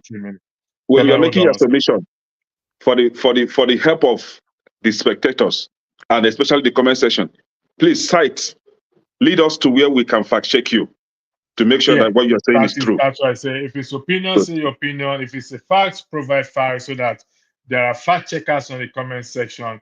And those of you who are in the comment section, I want to thank you. Those of you who are giving super chat, also I want to thank you. I will like some comments later, and also I like your super chat. The floor is now open.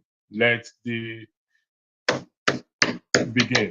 I would have maybe start by even first of all give you guys some history lessons or how the first Oba came to be, which is the Oba the first. I'm like, hey, my friend, keep your hand down. Don't worry. Don't control what I'm saying now. Don't control what I'm saying. I would have said, let me give you the lecture, but like, there's no point. You start giving me that lecture. When he said, the Benin were known by the Oba. Yes, of course. That's why I said the first Oba is Oba the first. He has a father. He has a grandfather. He has ancestors. So who are those ancestors? Which I know of, and I believe Pa James also know of those ancestors, or maybe Blackstone, because like he said, we said something. So when you're saying when can they say 13th century there was no Oba then? Yeah, of course. Now he has the father. Like I said, the first Oba was like 12th century, was like Oba the first. That was the first, but he has a father. So who is that father? Which Ekene do not know. You understand? And I was here. I remember myself and Ekene, we were here, and I told him, look, this is how the history came. Even got to even who became even the first Oba of Onitsha. Who is that person? Is a Chima in the 17th century. But Ekene was still dabbling, but you don't want to admit. But that is subject for another day. Ekene go. So, but what I'm trying to tell you about the stool, when I say the Oba do not lie. Look, it's a stool. If anybody want to involve the Oba, you can't involve the Oba. You can't. You can only involve the palace. You can't even, ideally, if not be saying first way for, you understand? Ideally, you can't even see him face to face to discuss anything with you. How? Why? You can only take message to the chiefs. The chiefs will only be the people that will take your message to the inner chamber. It's the chiefs now that have become corrupt to politicians because of money, this incentive, whatever.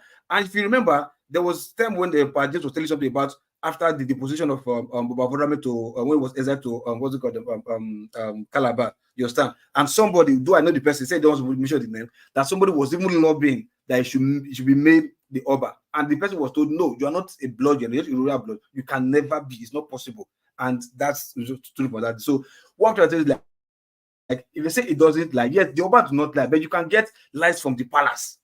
Doesn't mean the Oba. Even here in the UK, you understand? You will tell you the king do not lie. It's not like because it says because Oba. No, the king because they are not made, they are born. These are reality, they are bloodlines. Even take it anywhere in the world, not even the Benin now, they are bloodlines. There are places where these firstborn are taking over. There are also places where family, like after this family rule, the next family will be they will bring the most elder person from the next family, just like you do in Uwori, Urobo, the Urobo and Shakiris. You understand? They take from elder cousins, they are all siblings. It might not be from direct descendants from the king, but they're all siblings. They can do that. But there are some places like UK, places like I think it's the Sultan, one of the sultans in the Middle East or something like that. Then they believe they are the royal blood from one son to the first son, and this and that. That's how it has been. So before they tell you that say, oh, the Oba do not lie, it doesn't lie. Even if they release statements from the palace, they will not tell you the Oba said. No, it's the palace. It's the palace said from the Benin Traditional Council. It's the palace. And if they are even paying money, which they are paying money to this and that, they don't pay money to the Oba. They pay money to Benin Traditional Council. That's where they pay money to, not to the Oba. I mean, you can't feed a king just because like this stupid system of maybe the British trying to keep their own culture, but destroy your own in order to colonize you. They're like, oh, because and if it seems okay to you, you're like, yeah, you think it is. No, that is not how it's done. Go to the UK, and you see exactly what is happening in the palace. They do it there, but because the British people have decided to allow use Obasanjo and Abubakar to rewrite Nigerian constitution, relegating the Oba, the king's stool to be lower than even the smallest office, electoral office, which is councillor. Because in the Nigerian constitution, the councillor has a bigger office than any king in Nigeria, as small as the councillor is. That's how it is in the Nigerian constitution. So everybody has turned the royal stool to become where you can just play with and rubbish and disrespect, and nothing will happen. Why? Because they have political backings. That is how the British have decided to destroy this traditional institution, but they keep their own. And we are falling for these people and doing this and that. You say, okay, they are destroying it. They destroyed it for us, and we want it to be destroyed because of our selfish interest. You understand? So, in a nutshell, I want to tell you, like, when they tell you the Oba do not lie, it doesn't lie. You can only get any misinformation from the palace. And we have corruption everywhere, anywhere in the world. 3 minutes. Your 3 minutes is up. Thank you. Gentlemen and ladies and gentlemen, very easy to pronounce when you have more than one lady on the floor, rather than gentlemen and a lady. Ladies and gentlebox. We had a special guest yesterday that addressed us, and he said something that was very profound or profounding to me, which I took home yesterday. He highlighted 3 categories, if I'm correct, 3 categories of people or individuals or group of people ruling Nigeria. And he did also state that decisions in respect to Nigerians are made 1, 2, 3, 4, 5, 6. How come we are 9 and I can't bring somebody in? It's 10. It's 10. You blind? It's 10. 2, 4, 6. Oh, sorry about that. I think I should take my glasses. Decisions are made decisions about the country are made in the middle of the night, just the way they announce and it's true, the way they announce the election, 2022 election. Backstage, so they can bring somebody in.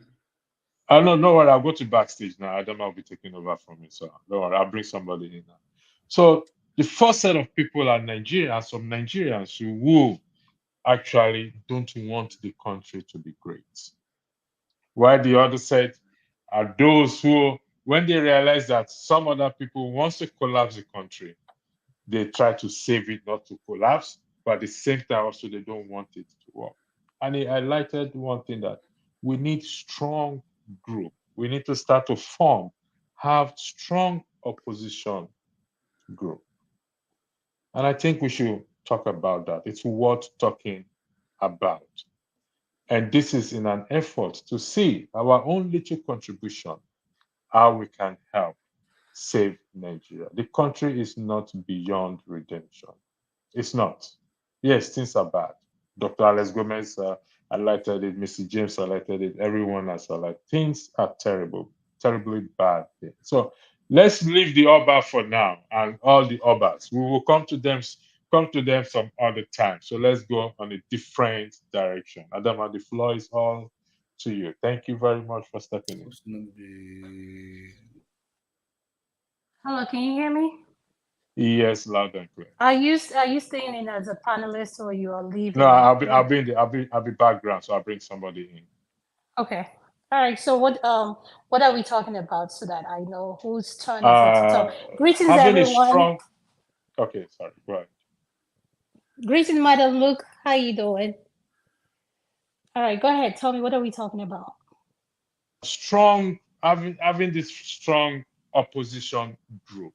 You were there at the meeting yesterday when the professor, I believe it's a professor, talks about us Nigerians having this strong movement, just like he references Zionists, how the Zionists started by one particular man, and he died before the realization of the Zionists, and which we lack in the country. So I think we should talk about that and see how that can be pushed into the mainstream. The Labour Party, unfortunately, have let us down. The floor is yours. Thank you very much. So whose turn is it to talk? Madam Luke?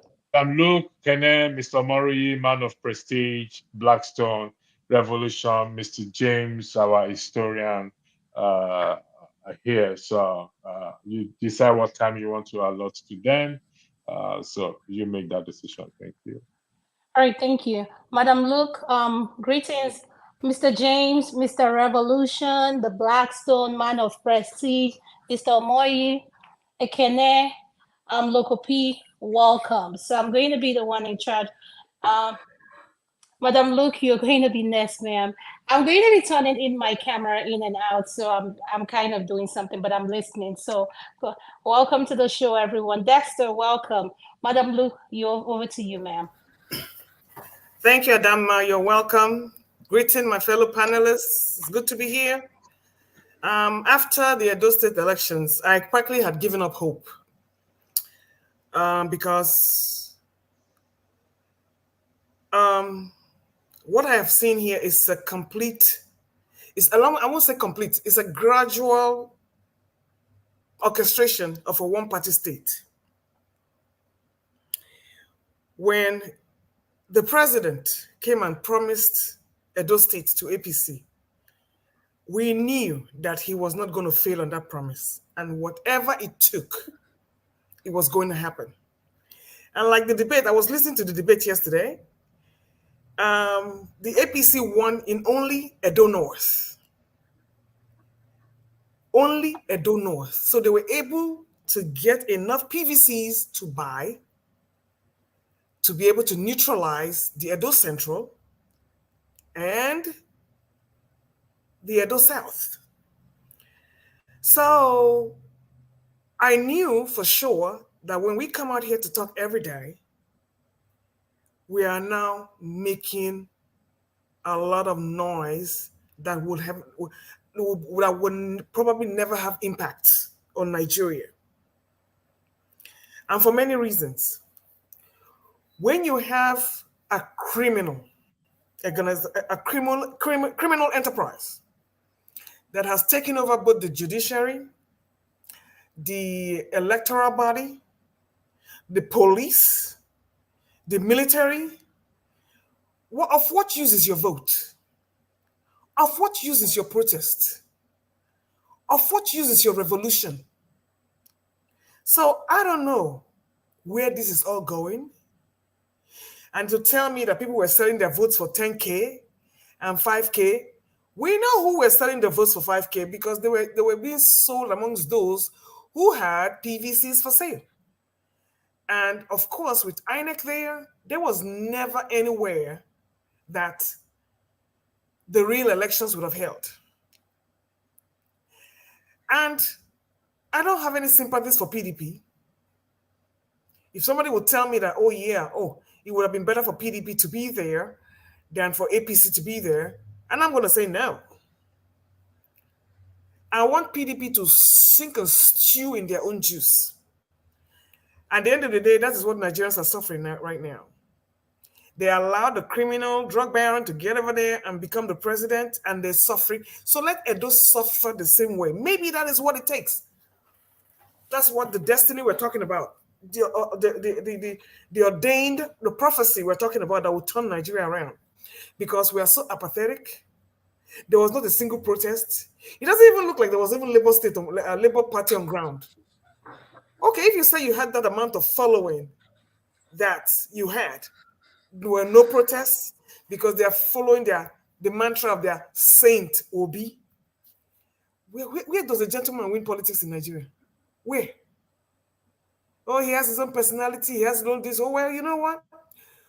Now, personality we go job. Personality is not going to get you to the presidency. It's not going to get you there.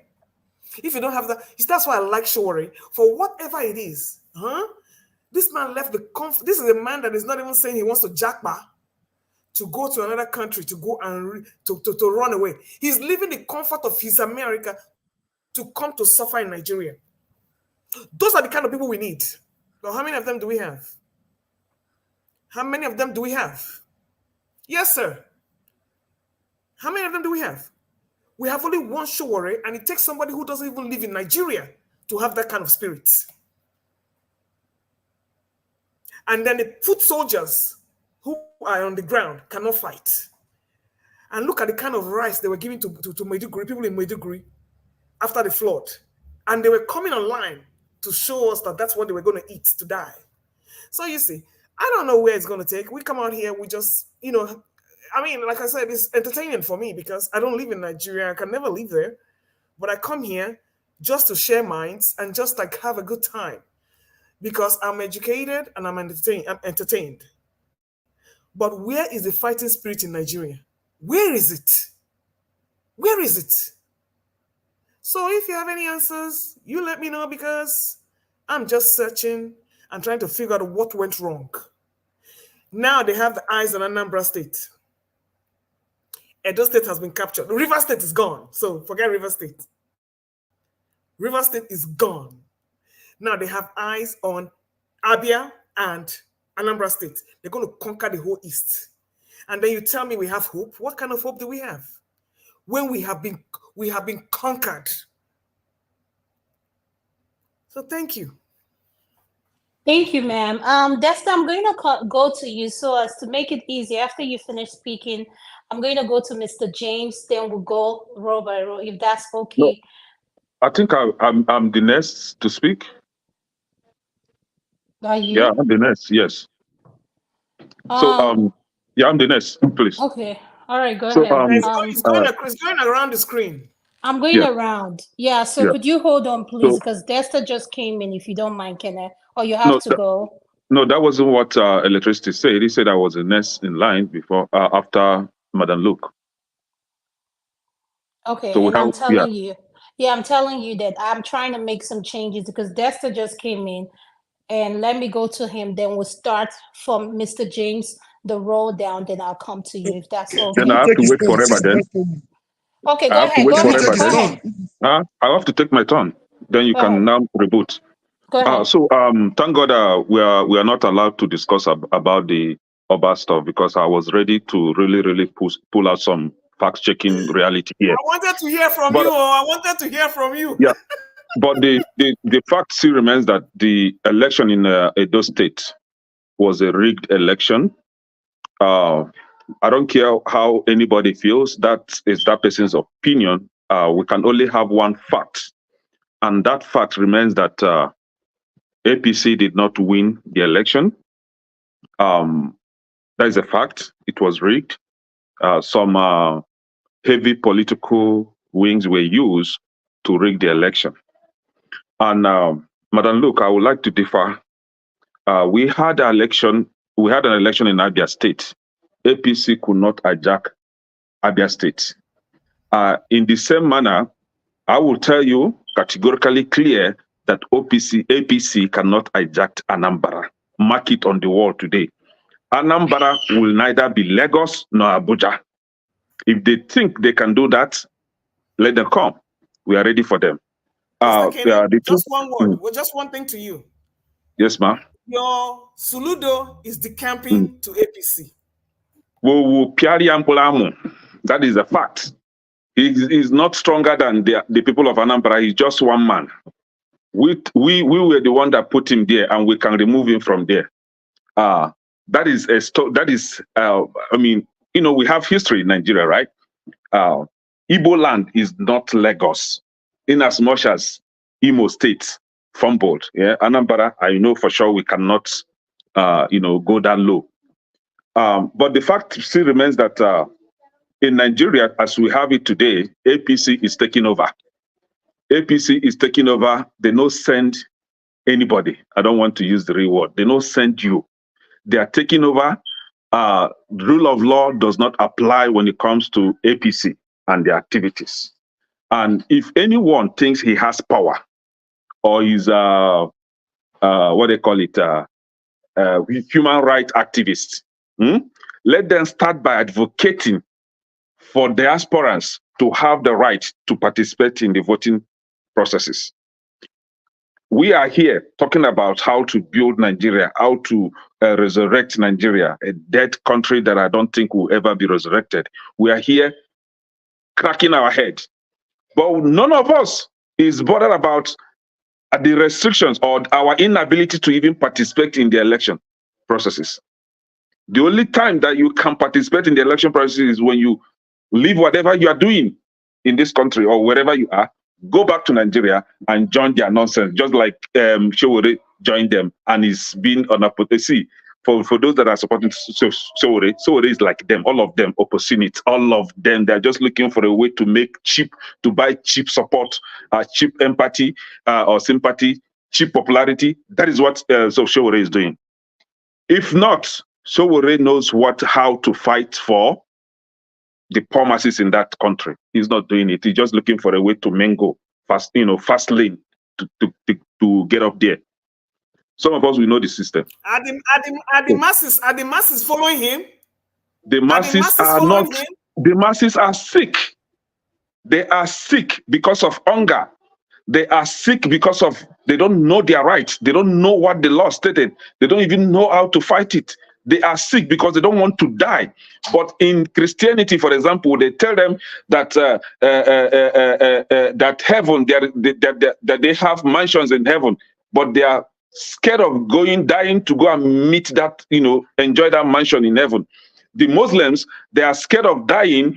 When they told them that they have 72 fresh virgins in heaven that they will go and enjoy, but yet they are afraid of dying. The traditional worshippers are even better than these people, because the traditional worshippers believe that their enjoyment, is just in this world. So the people are sick. They are sick of their hunger, hungry. They are sick because they don't want to die, and that is why they cannot march out and take this power by force, by fire.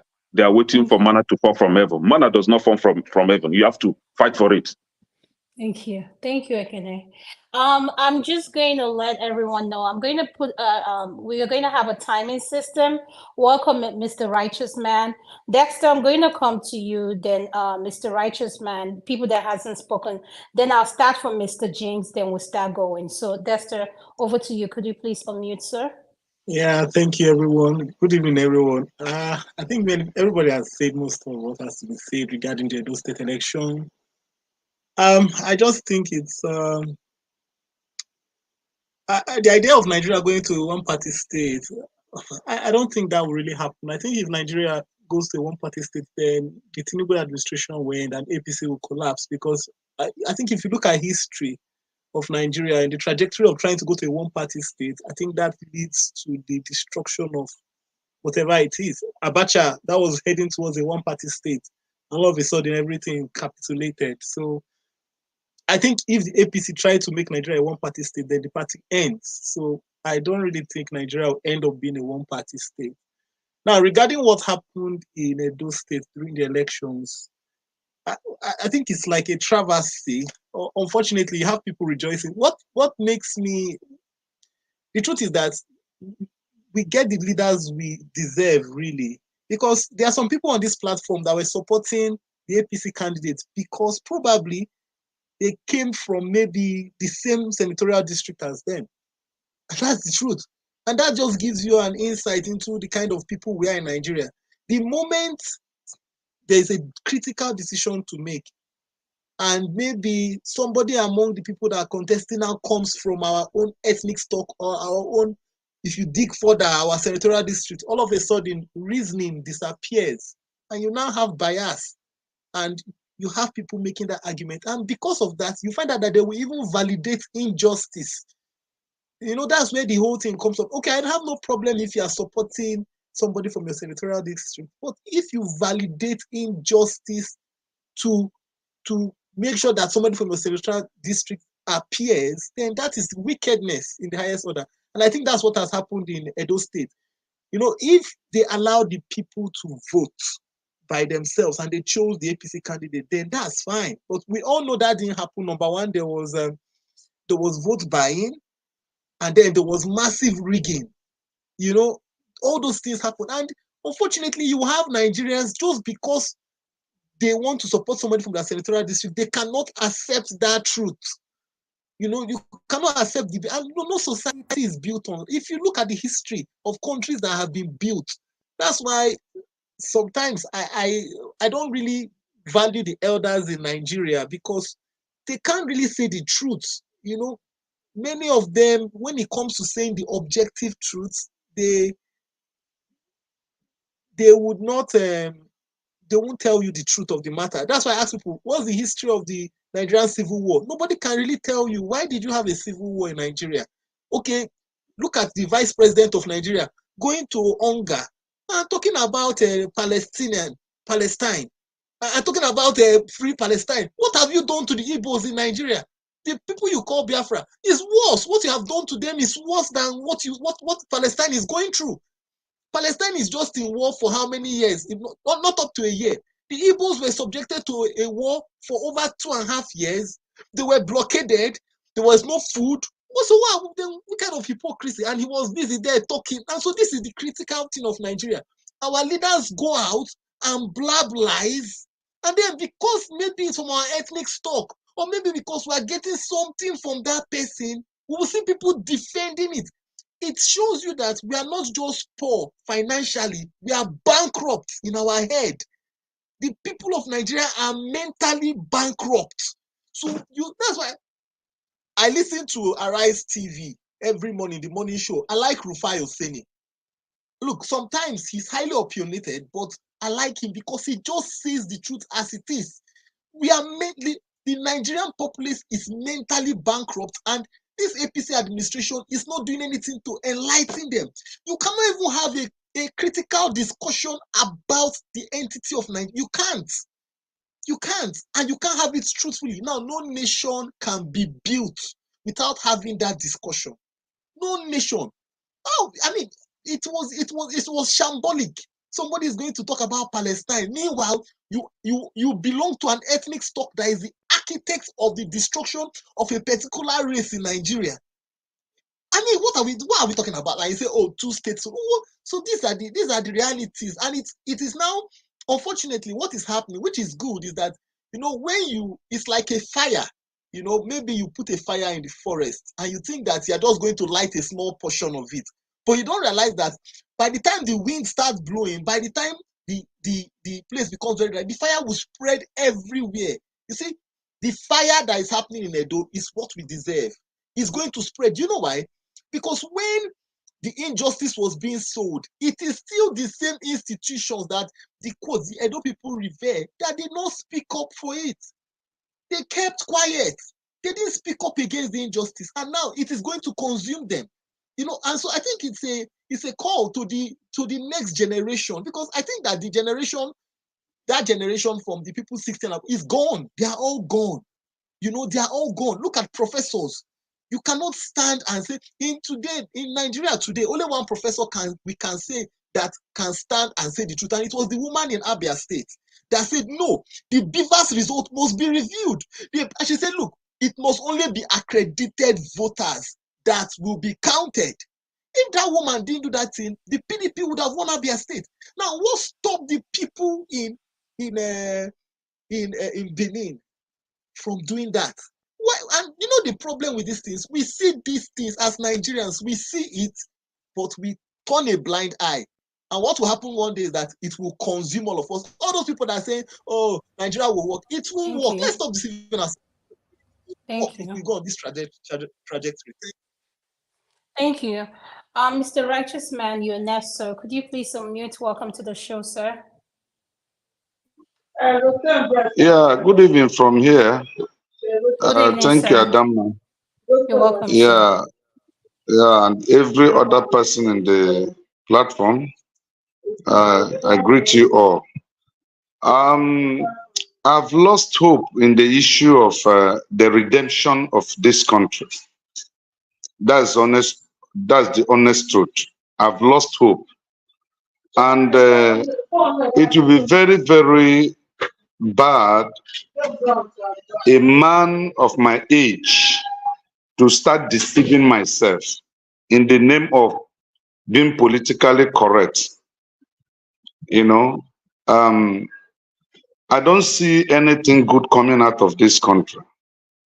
But I'm not saying it for you to like me. I'm not saying it for you to dislike me. That's just me. That's just me. And that's my personal opinion. I'm of age. If I die today, I didn't die prematurely. Neither am I too old. But within the circle of time I have lived here on earth, I think Nigeria is irredeemable as a nation. Very irredeemable.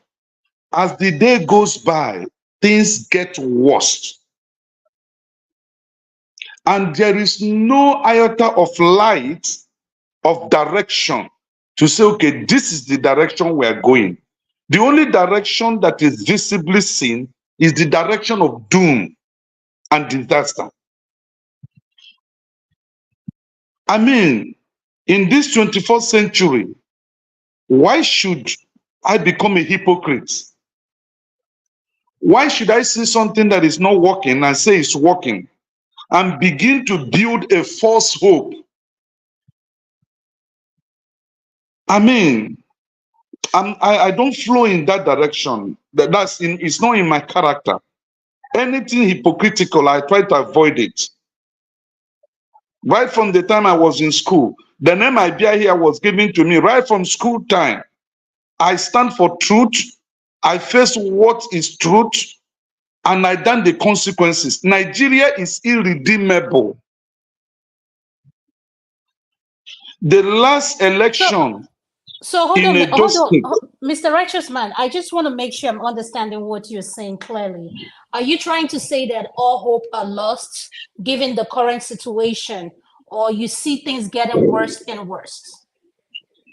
Listen, my personal opinion, I live here in Nigeria. My family lives here. Yes, sir. My economy is based here. Yes, sir. There is no hope for this country. There's no hope. You may see hope, but from what is on ground today, Nigeria can never get better. Madam, look, I can see everything you're doing.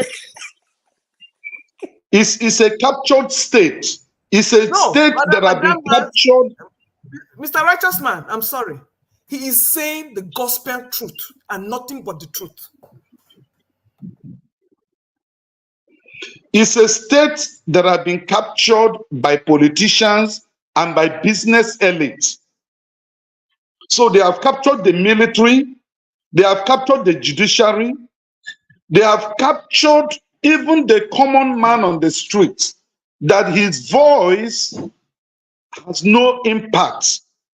They have captured the press. So when these institutions that make up a society are captured, what is remaining? It's a failed state. We are dying here on daily basis. Nigerians are dying. We are going down on daily basis. And I have always said this. If they know that this country being one cannot help a black man, then they should disintegrate it to save lives. To save lives. We are not animals. We are human beings that deserve good life. And if being together cannot guarantee our good life, then they should come together and have a meeting. Who is going to disintegrate it, please? Who?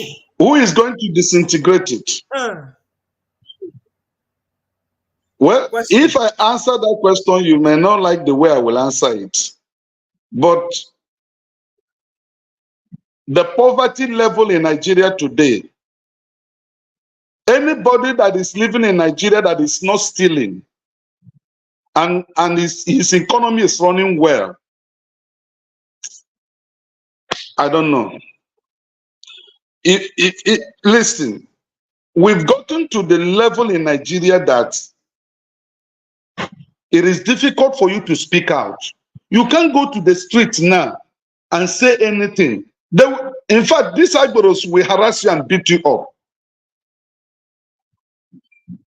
I mean, like just the last speaker said, why will the vice president go to campaign for a Palestinian state when people who have legitimacy to become a country of their own, you are killing them, you are silencing them, their leader, you put him in prison, even when the court has given order for him to be released, yet you said no. And you are going to United Nations to campaign for another nation to become an independent country. Is that not hypocrisy? Are you telling me that the land of Palestine, Gaza, is bigger than the entire Southeast? Is that what you're telling me? What is wrong if the entire Southeast want to become a nation of their own? What's wrong in it? No, let's face the reality. What is the bad thing if I decide to say, I got married to you years back, but today I want to separate from that marriage? What is bad in it? Can I answer that? You are going to be a threat. You are going to be a threat on all grounds, economically, militarily, socioeconomically. You will remain a threat. And if you don't stay in Nigeria, they cannot control you. It's game over. So you think they're going to let you do that? See, oh, brother, stop quick dreaming. No, that's not correct. I think we can. That's correct. Righteous man, can you continue, sir? Go ahead, sir. Sorry so why for the are they holding interruption. Why are they holding Nnamdi Kanu to today? I'll tell you, trust me, they can do it. I will explain how you work. Yeah, Madam Luke, okay, can I say something? Wait, hold on, Mr. Righteous Man. If you're not speaking, could you please mute? Do not interrupt the speaker. The more you interrupt him, I'm going to give him more minutes. So please, if you have to interrupt him, just let him finish landing his statement. Then if you want to any correction, I'll afford you some time for you to make that correction. Thank you, Mr. Righteous Man. Over to you, sir. Okay, thank you. So basically, my anger is that everything that needs to be tried have been tried and it's not working.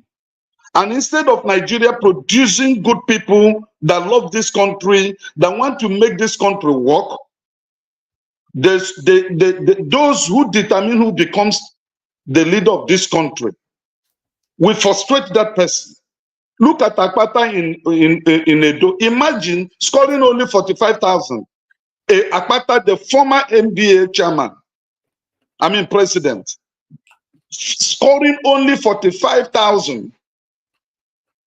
And in fact, as a nation, they are not ready to move forward. I am telling you, the Nigeria and the Nigerian people are not ready to move forward. And it's nothing is going to work. We're not talking of good electricity. I'm hearing that the president wants to change his cabinet. I was just telling my wife this night, I said, change cabinet. It is your policy that ministers are working with.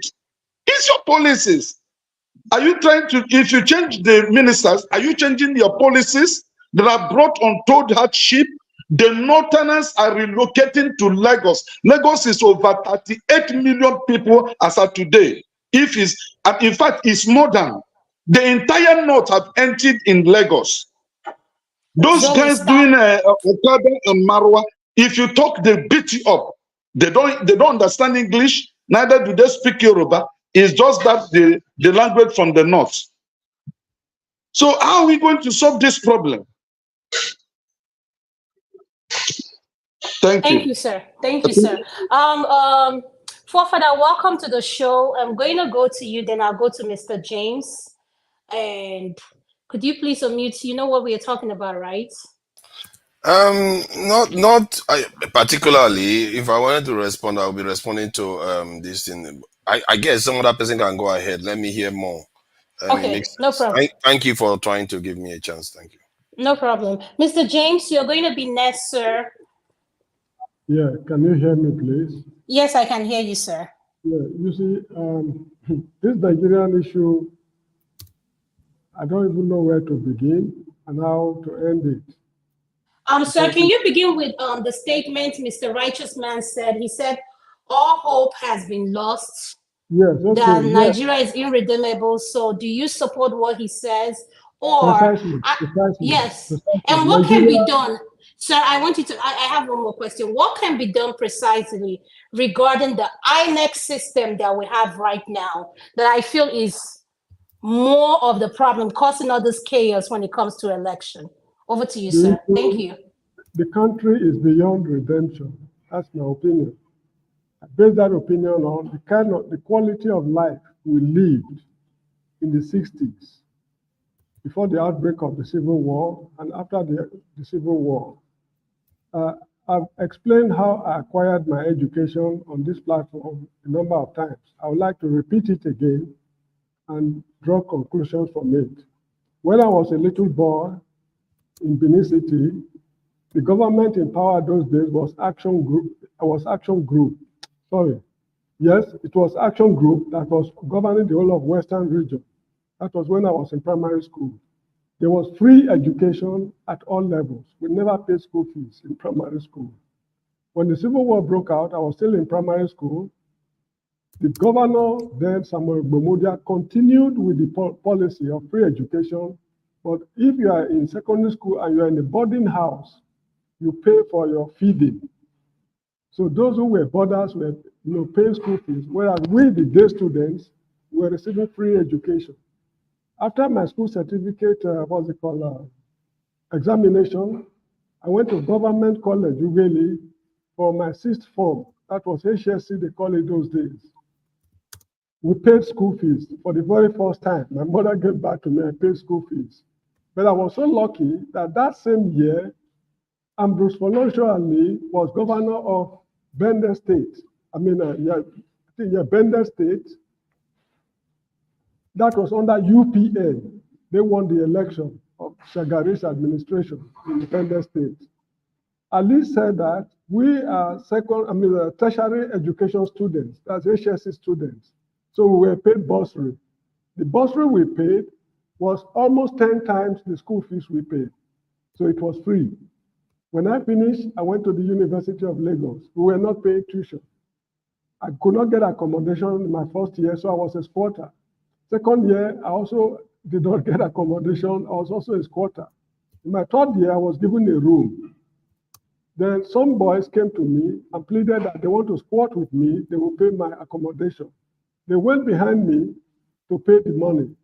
So that was how I finished my first degree. After my NYC, I returned. We were not paying school fees. I was given a room. Then some boys also approached me that they want to pay. I said, no, this time I will pay, but I will squat you. And how much was it, accommodation for 1 year? For the whole program, it's 100 naira. I was in Makama Bida Hall, University of Lagos. So since my mother gave birth to me on planet Earth, I paid only 100 naira for my education. That is the Nigeria I lived in as a young man. If you compare it to what is happening now, can we revert? Can we go back to that system? The answer is a categorical no. It's not possible. This is why I believe, against my will, that Nigeria is beyond redemption. There's nothing wrong if countries should break up. Ethiopia fought a very bloody civil war for how many years with Eritrea? Eventually, they allowed Eritrea to go away after losing so many lives. Yugoslavia collapsed. Bosnia and Herzegovina and other states, they came up. Czechoslovakia and so many other states have come and gone. The Ottoman Empire was one of the great empires of the world, the Ottoman Empire. It crumbled at the end of First World War. So what are we talking about? People cannot just be suffering for nothing. If we are, like you see, during the Civil War, the Biafrans, they fought the war with the hope that if we win the war, we will live a better life. We have a country of our own, we govern ourselves, it's a hope. But right now in Nigeria, we are all hopeless. What are we really suffering for? We don't know. So this is why I believe that the country is beyond redemption. We are not even taking any concrete steps to solve this problem. Now, what is a failed state? A failed state is a state where The monopoly of violence is not controlled by the government in power alone. There are other non-state actors sharing that space with the government in power.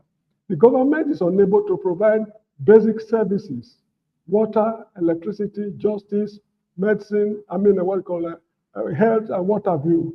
And internationally, the government is unable to function. During my high school days, when you mention Nigeria, in Africa, other countries shiver. Whenever the West want to do anything in Africa, the first question they ask is, what will Nigeria say? I remember when Henry Kissinger visited Monrovia during Murtala Mohammed's time. They did not inform Nigeria that the man will be passing, will pay us a visit. When they finished their business in Monrovia, they radioed Nigeria that they are coming for a brief visit. Murtala Mohammed told them to fly over. You don't visit countries in such fashion. We need to prepare to receive. So that was the Nigeria of those days. Can we go back to that same system? It's practically impossible because examples are very many of countries that have gone through this process and they succeeded. And I do not know of any that spent less than 30 years to reverse the situation. Look at China. Could you round up, sir?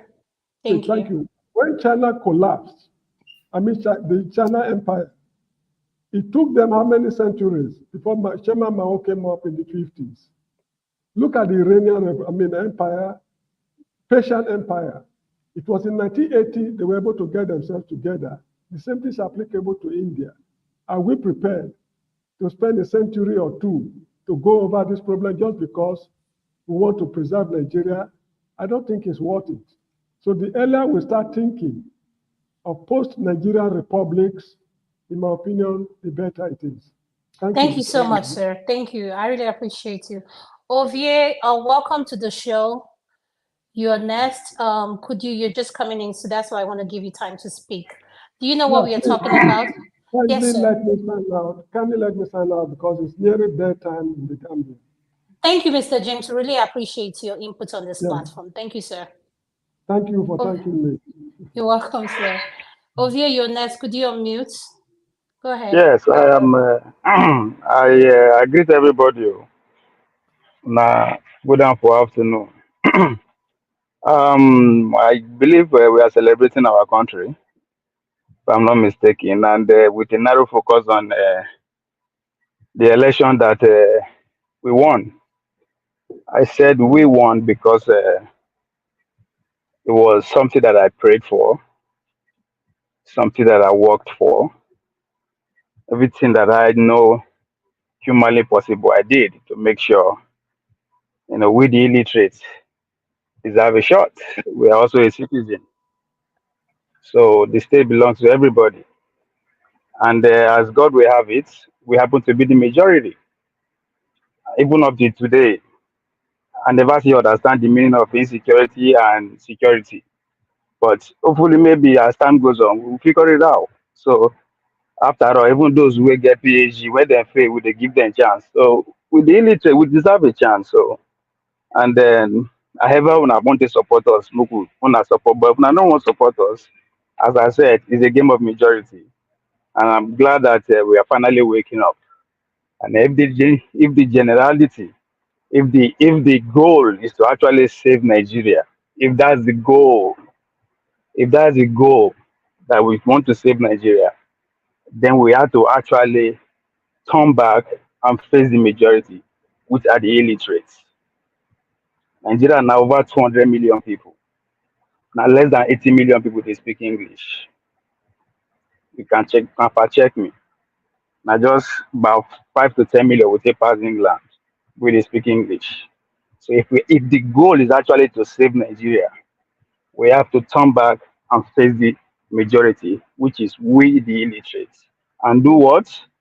Educate us, conscientize us, and most importantly, meet us halfway economically.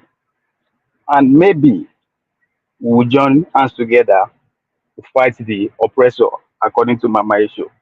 Other than that, if we gather ourselves here, we speak grammar for morning till night. This show, in the next 5 years, maybe now only 1 million people go listen to them. Factor into 200 million people, not nothing.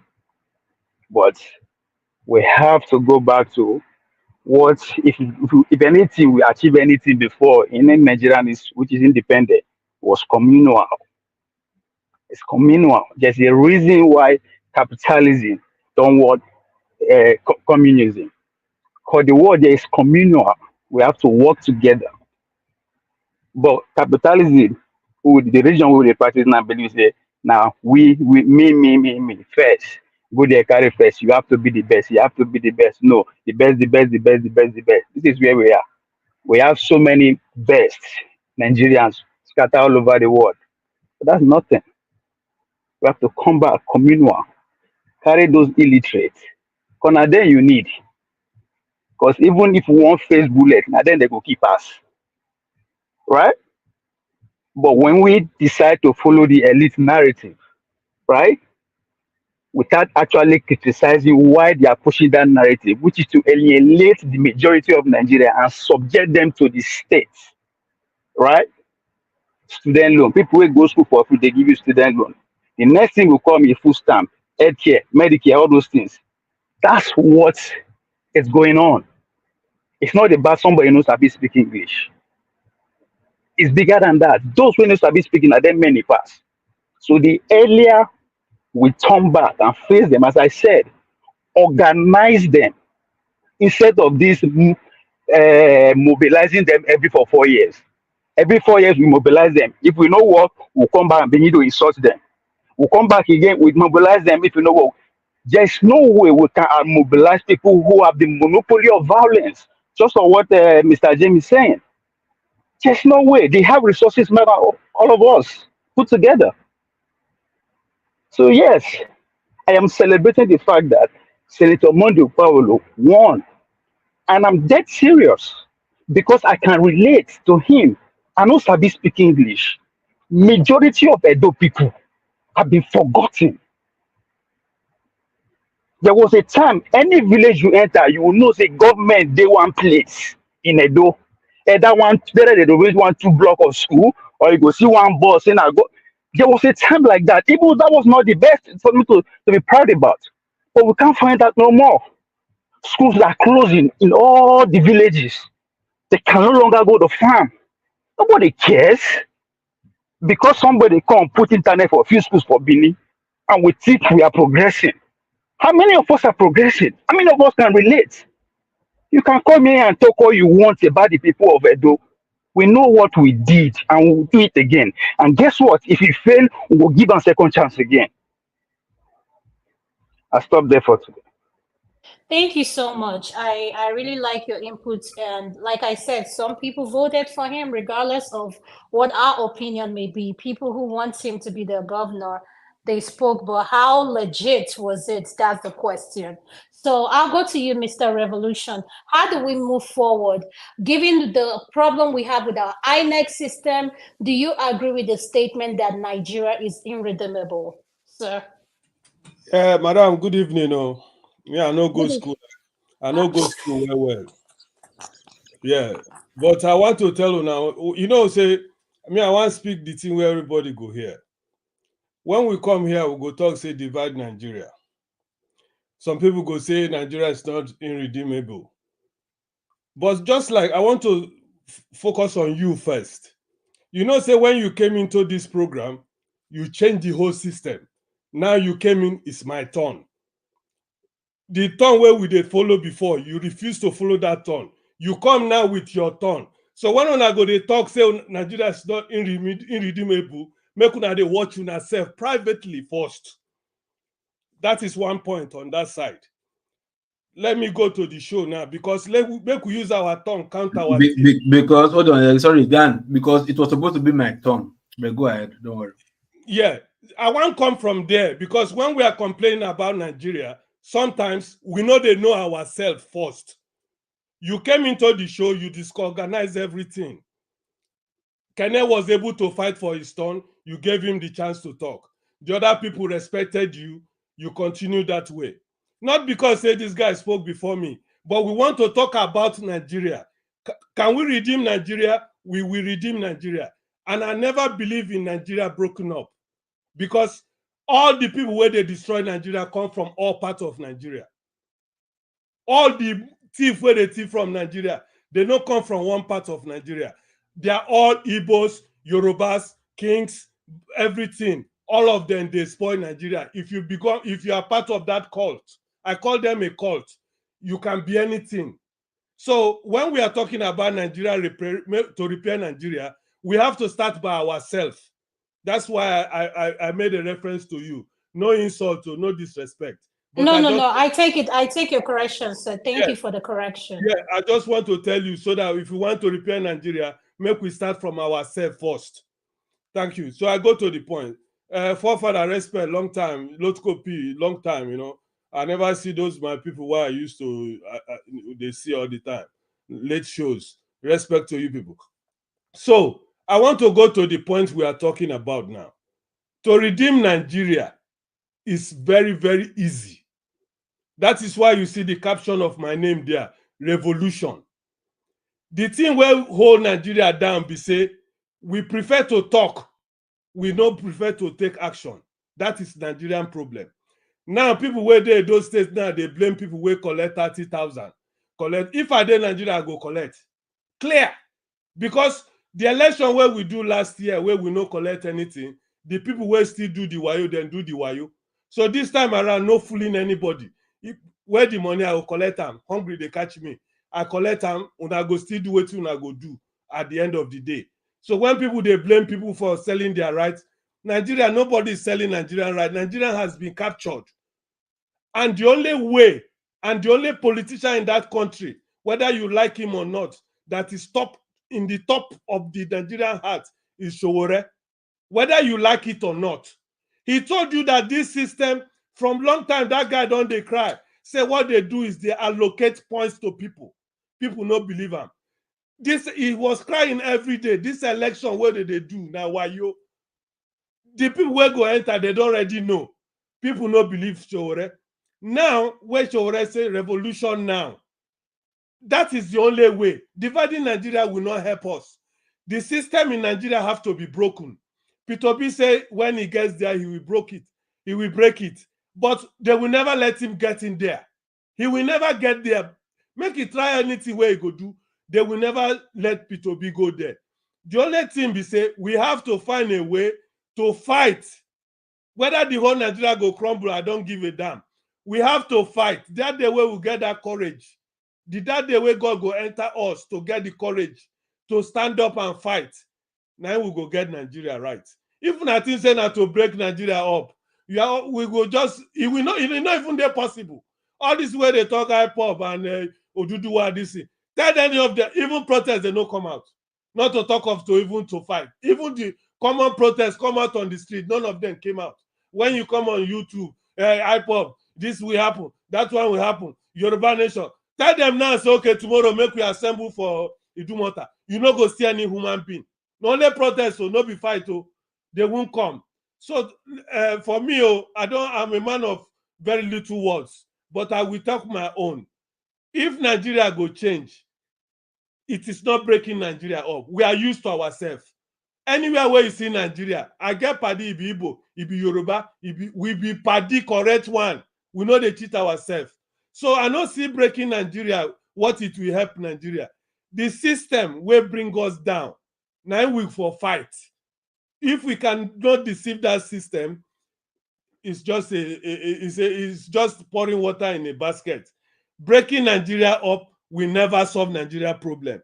My worst enemy in my life was a man from my village. My worst enemy. Now my village you come from. Until the day where I get courage to tell and say, in the name of Jesus, that's your power where you take hold me.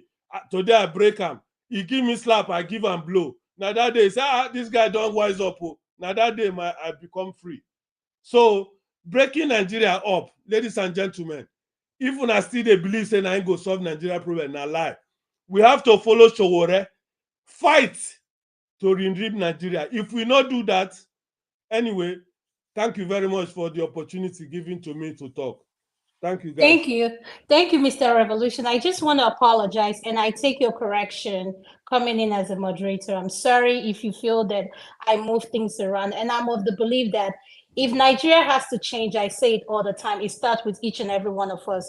And everything you said is well said. I take it in. I don't hold any grudges. So I'm sorry. Please don't take it personal. So I'm Okay, sorry about that. I want to say good night also. Thank you. All right, no problem. Man of prestige, you're next, sir.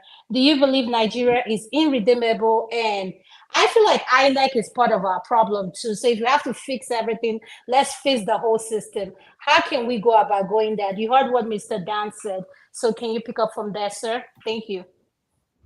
Yeah, thank you very much.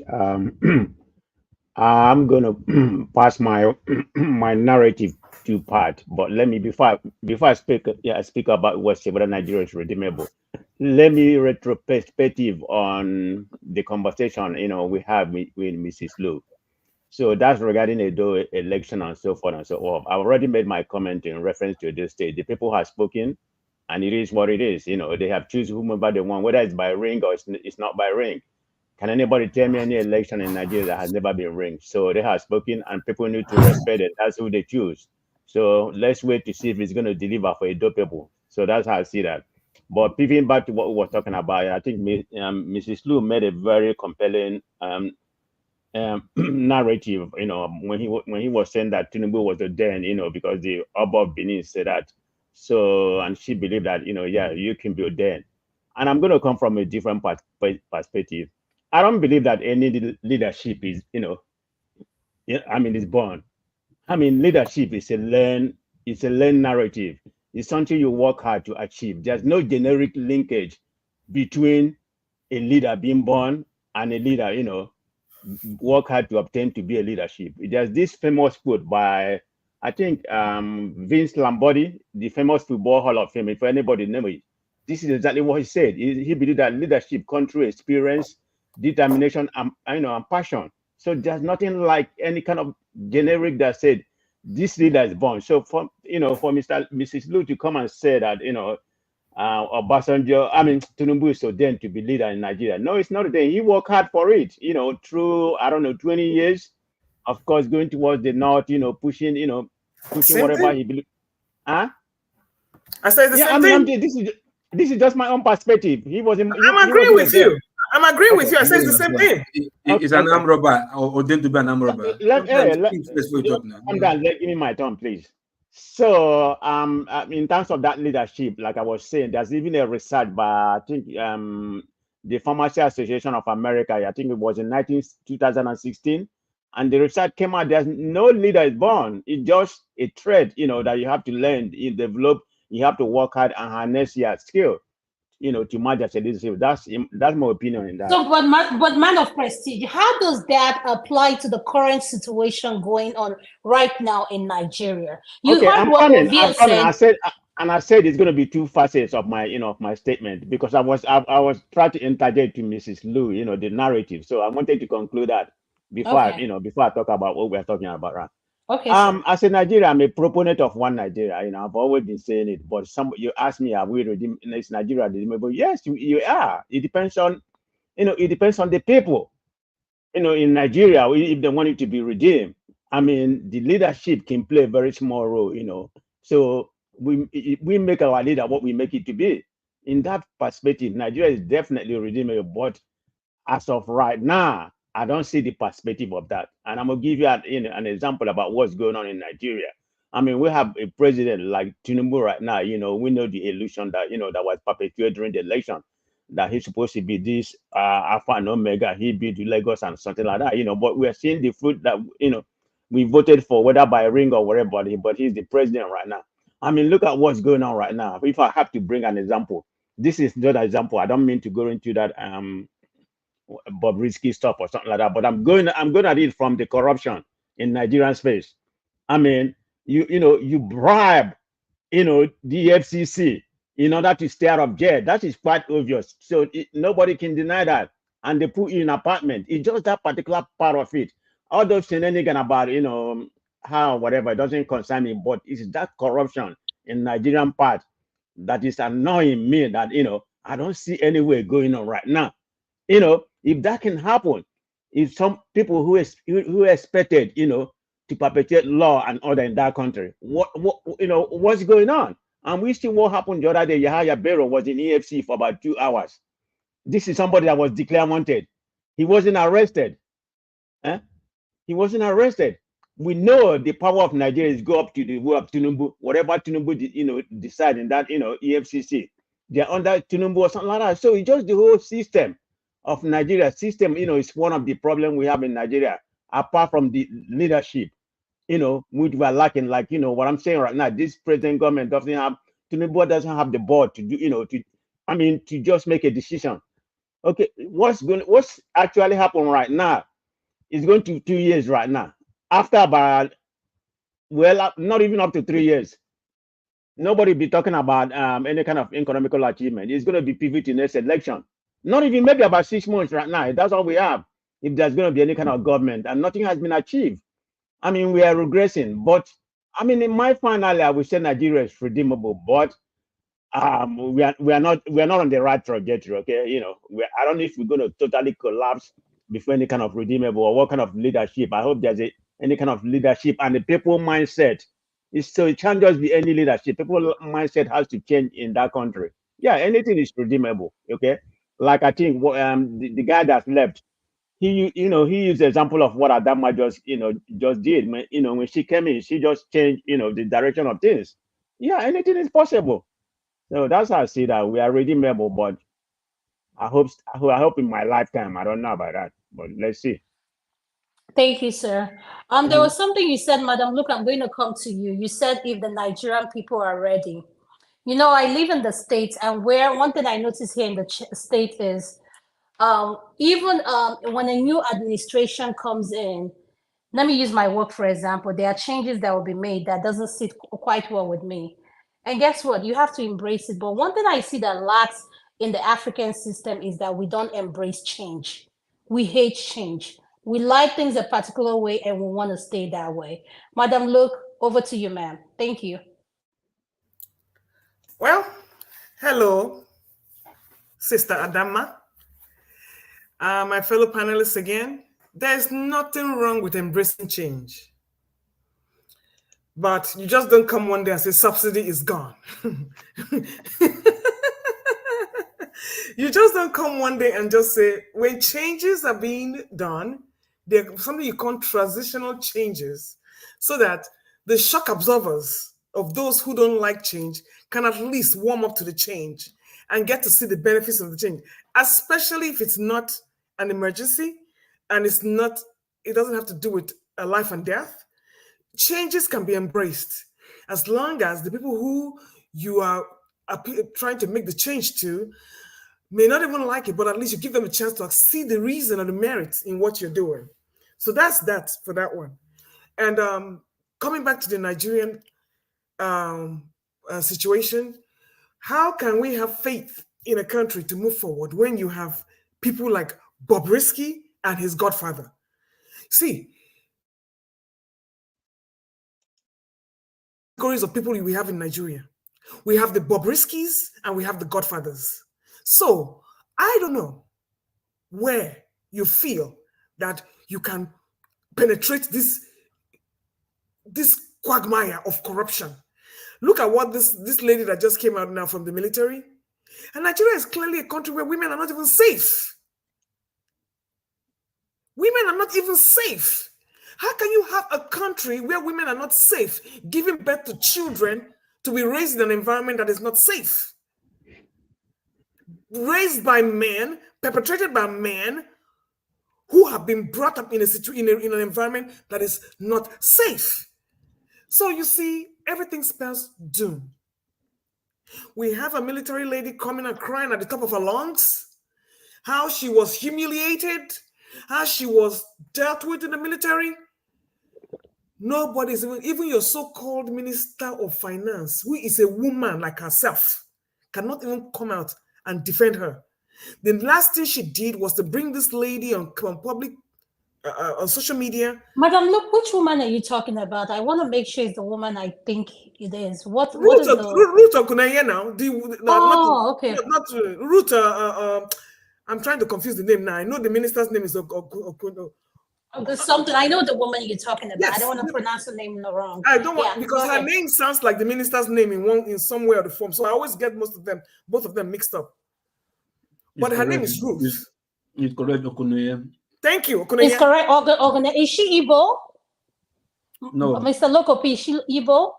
I don't think so. Yeah, she's Yoruba, but it doesn't really matter her ethnicity. The fact is that Doesn't matter. she was treated badly. She was treated so badly. Okay, Madam Ruth, can you give us a highlight? Don't go into detail. Why would you? This was like 5 months ago, 6 months ago.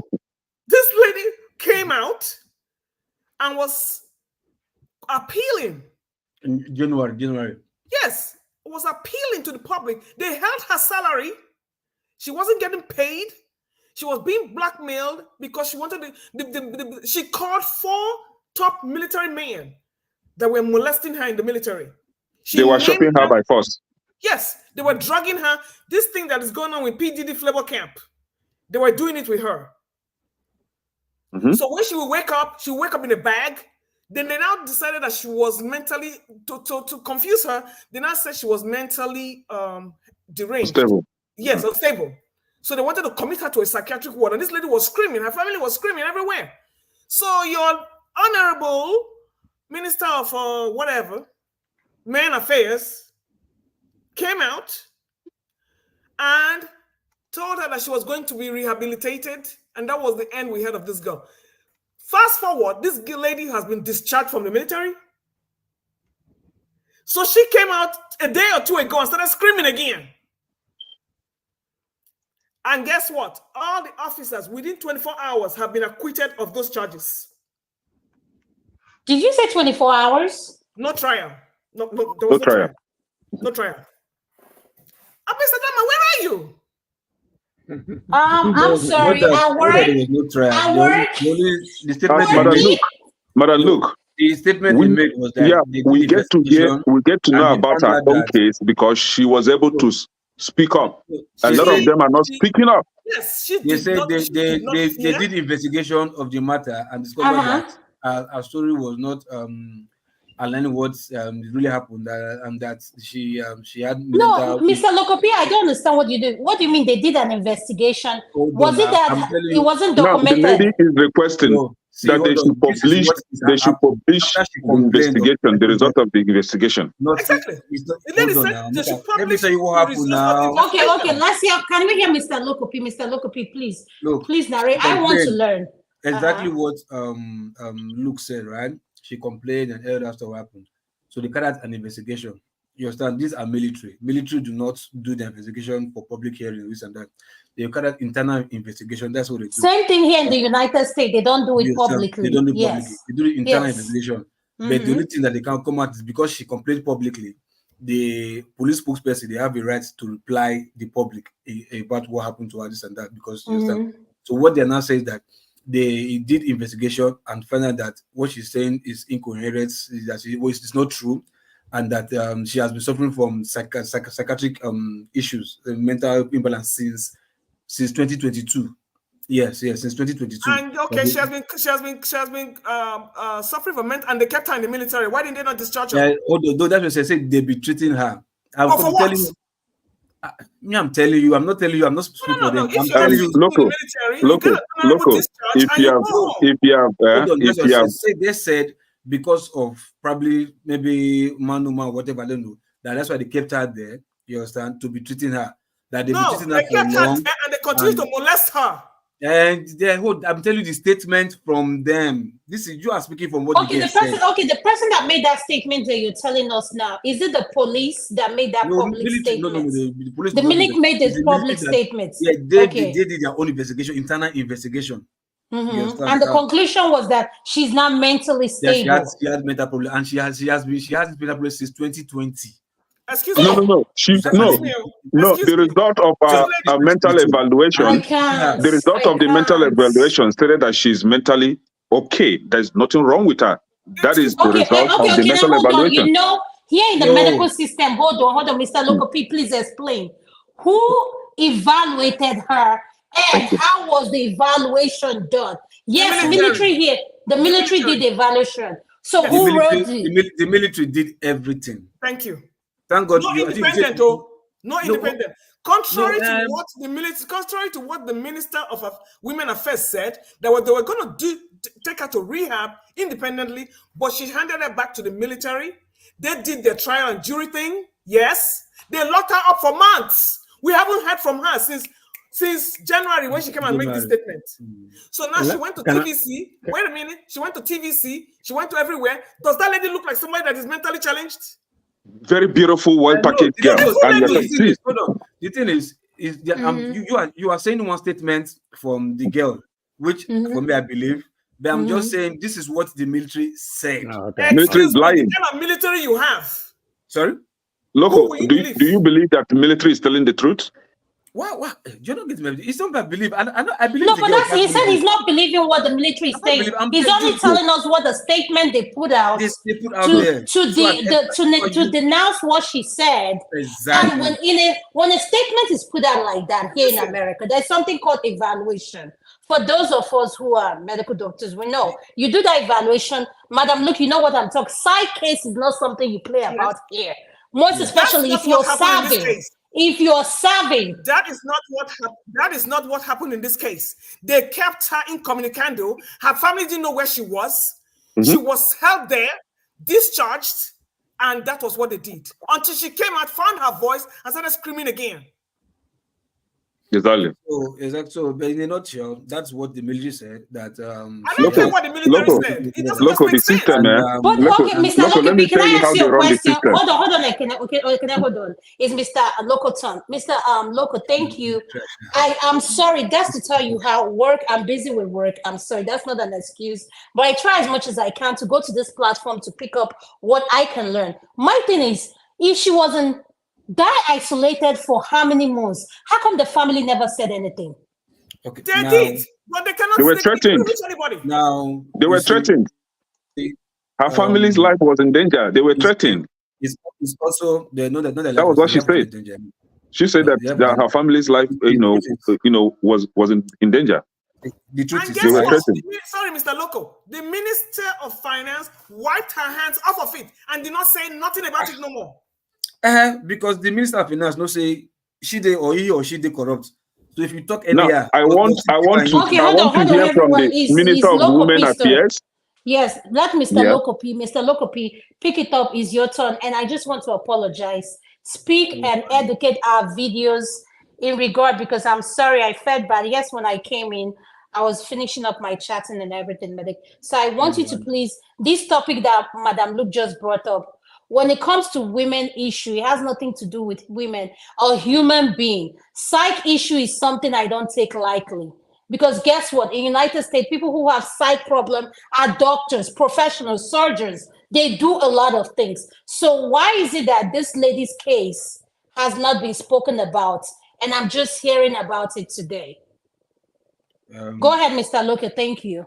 First thing first, you are in another country. So if you're hearing it bad now, it's not your fault. There's nothing you can do in another country. Most of us have 2 ears. 1 ear is on ground and 1 ear is in Nigeria. So you have only 1 ear, which is where you are in America. So thank you very much. But regardless of that, what Lou just said about this guest issue, right? You can also pick it from the previous discussion, which is because Madam Lou just took us to another dimension right now. We're talking about Nigeria being removed or not. Oh yes, yes. Not even the aspect she took us to the baddest girl is still inside the Nigeria, whether it's removed or not. You see, sometimes in this Nigeria, we have witches and wizards. You understand? Even in diaspora. You understand? But the thing is that many of us do not want to agree that we are witches. We are the first witches and wizards first, before saying that you guys, you be witched, you understand? So most of us, all of us have duty to play. The truth is, even all of us here, we were complaining that Nigeria scatter. Ask yourself really, how much have you really done on your own to make sure that the country you want will become realistic? Wait. Whoa. Please, I'm sorry to interrupt you. Not all of us want. Not all of us are in that. If I say, hold on now, oh gosh, if I say you, I point him, and you're not the only person on this platform, and it might not be anybody on this platform. It might be people even watching at home. It might be people that will even watch this later. You understand? So when I'm saying you, I'm talking about you, man in the mirror. You understand? Look at yourself, look at every other person. How much have you really done? You understand? And even talking, that is even the your generality, even in your place of work, the witches and wizard practice that you practice your place of work, you forget.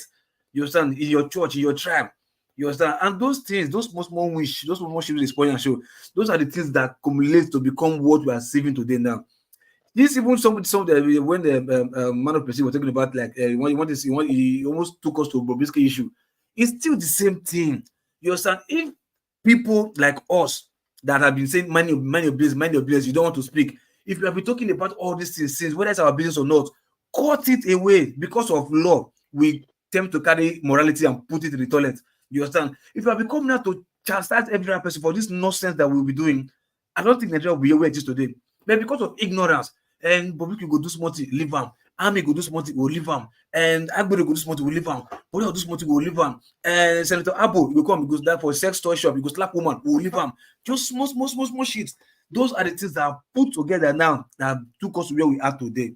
So if we'll be addressing those small little things, I don't think by now we'll be here. So whether Nigeria is renewable or not, yes, it will. You understand? But ask yourself, what are you doing to make sure that comes to fruition? Nothing. Even the people in the last election, I know, even the day of election, I was talking to many people. Guys of my peers, they be part of the drink beer. Those not drink beer, some day their house, they booze. You understand? All the Yahoo boys at the PlayStation, nobody came out to vote. All the hookup girls, all of their house, none of them came out to vote. Because those set of people have believed that, look, Nigeria can offer them anything. They be the one offering them both Yahoo or hookup or whatever. They be the one footing their abuse, building house. They are doing content. All the content creators, all of the influencers. How many did you vote? None of them don't vote.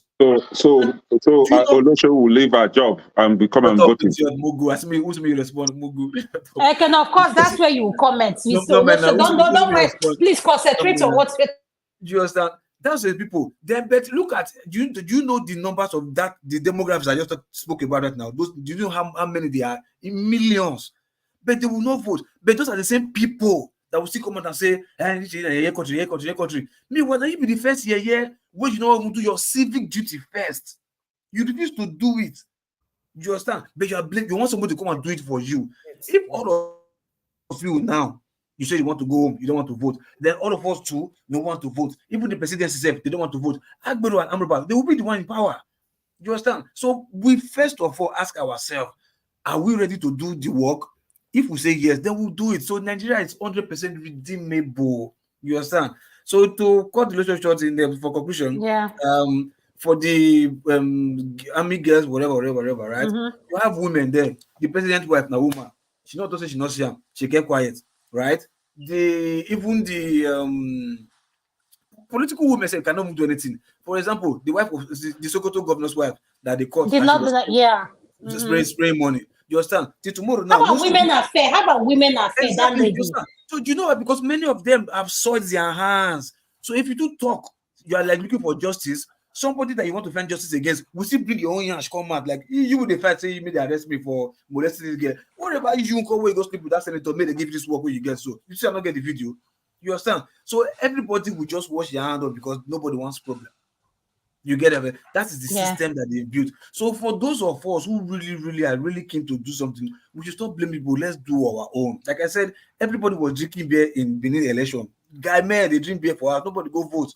That's why Oshiomole and the APC, they were able to do what they want to do, have free for all. Then Obaseki, he tried, trust me, he tried, but what they did against him in Edo State, which is the Benin speaking people, like just because of the fracas he had with the Oba of Benin, and they like, you call out the Oba, you call out the food. Thank you, sir. Thank you. Madam, look, I'll give you 1 minute, then I'll go to Mr. Mori to speak. Go ahead. I don't know, Mr. Loco P. After the 2023 election, do you blame anybody for not coming out to vote? Do you, those people that you say were... You want me to answer you? Yes. You want me to answer you? Yes. Okay, good. Because they already know that the outcome is not going to be that. We should already say it now. Elections cannot give you your victory. It cannot in Nigeria. Let me give you a small instance with lecturer, right? If you want to bribe a lecturer to give you A, but on a very good day, you go first try read, maybe you get C or B, so that it will let's give you A, so that the lecturer can defend and say, okay, give her A. Yes, look, I just said to give her maybe a part and then give her. But by the time you get 0, which month you want to tell lecturer give you A? Have you seen those that have never been to school and they got certificate? No, leave for those patterns. Those one you can buy certificate from. Then a backyard runs. I'm talking about like this. You pay school fees. This one you didn't go to school at all. I'm talking about you pay school fees. You went to class, but you wrote 0. Olodo. But Mr. Lokopi, but the thing I want to ask you, are you trying to say the INEC system is good? No, he lives in UK. Are you? He's in yes, UK. I live in outside Nigeria, but I live mainly as like. So yes. When they thief your vote, you not paying you. Who thief? No, say they steal my vote. No, but okay. How did they steal it now? My colleague, my neighbor is there. He's the one selling the vote. You say they stole my vote. He sold. My vote is if I voted, we genuinely voted, and the vote was given to somebody else, I stolen. But if all of us in my streets, half of them decide to trade their PVC with money, that is not stealing. It's vote buying, which is also a crime for INEC to do. But that is not stealing. It's vote buying.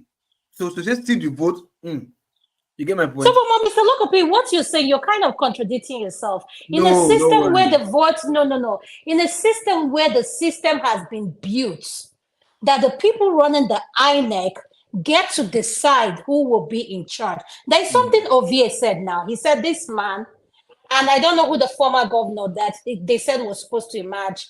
RP, I forgot about him. I said he's not even close. But for you to sit here and said you sold your vote because it's corruption, it's wrong to sell your votes.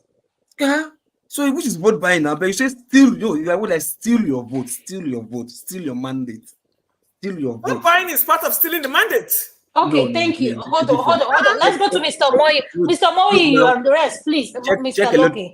Check electoral act. You see that. Okay, Mr. Moyi, please, can you unmute? Sorry, sir, for keeping you waiting. Yeah. Welcome. Thank you very much. It was my turn to speak the other time. I got kicked out maybe for technical issues. I'm sorry, sir. I'm sorry. No, not you. It wasn't your fault. That's fine. I don't know if you, Mr. Man of Prestige, is he there?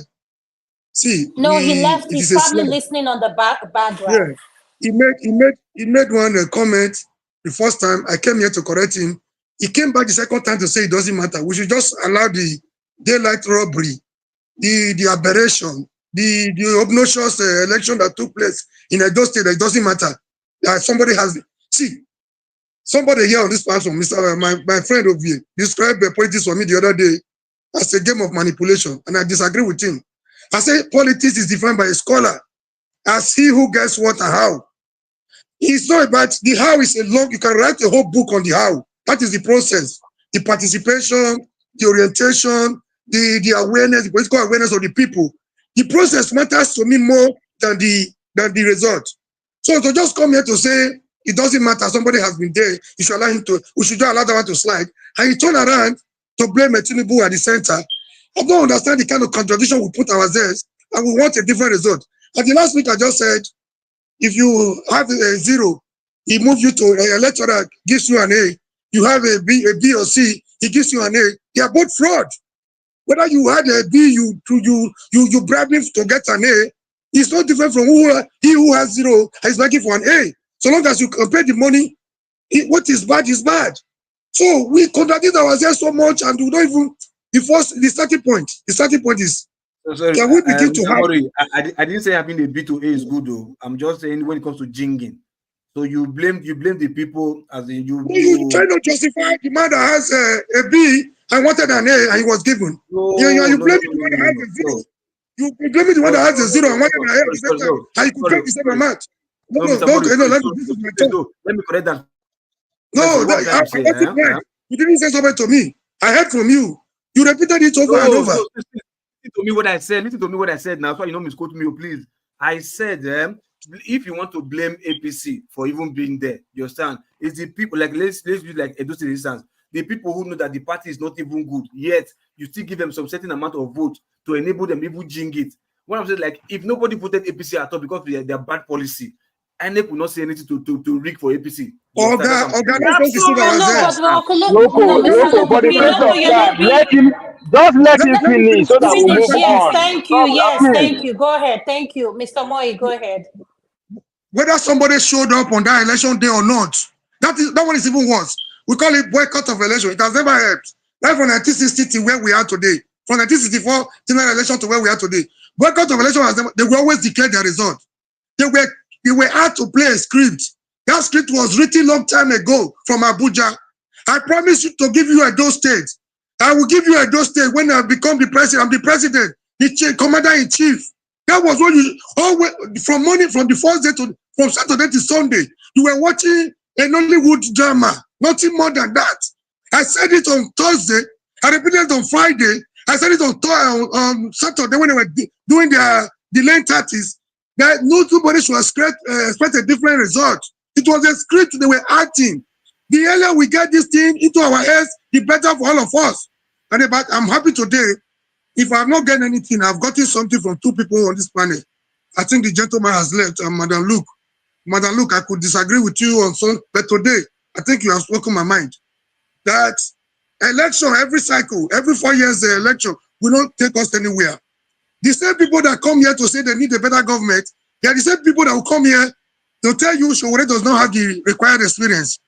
They will tell you he's too arrogant. He talks anyhow. He doesn't have a respect for traditional rulers. He doesn't have respect for politicians. But they will tell you, I want to tell you today that Showore might not necessarily be the president.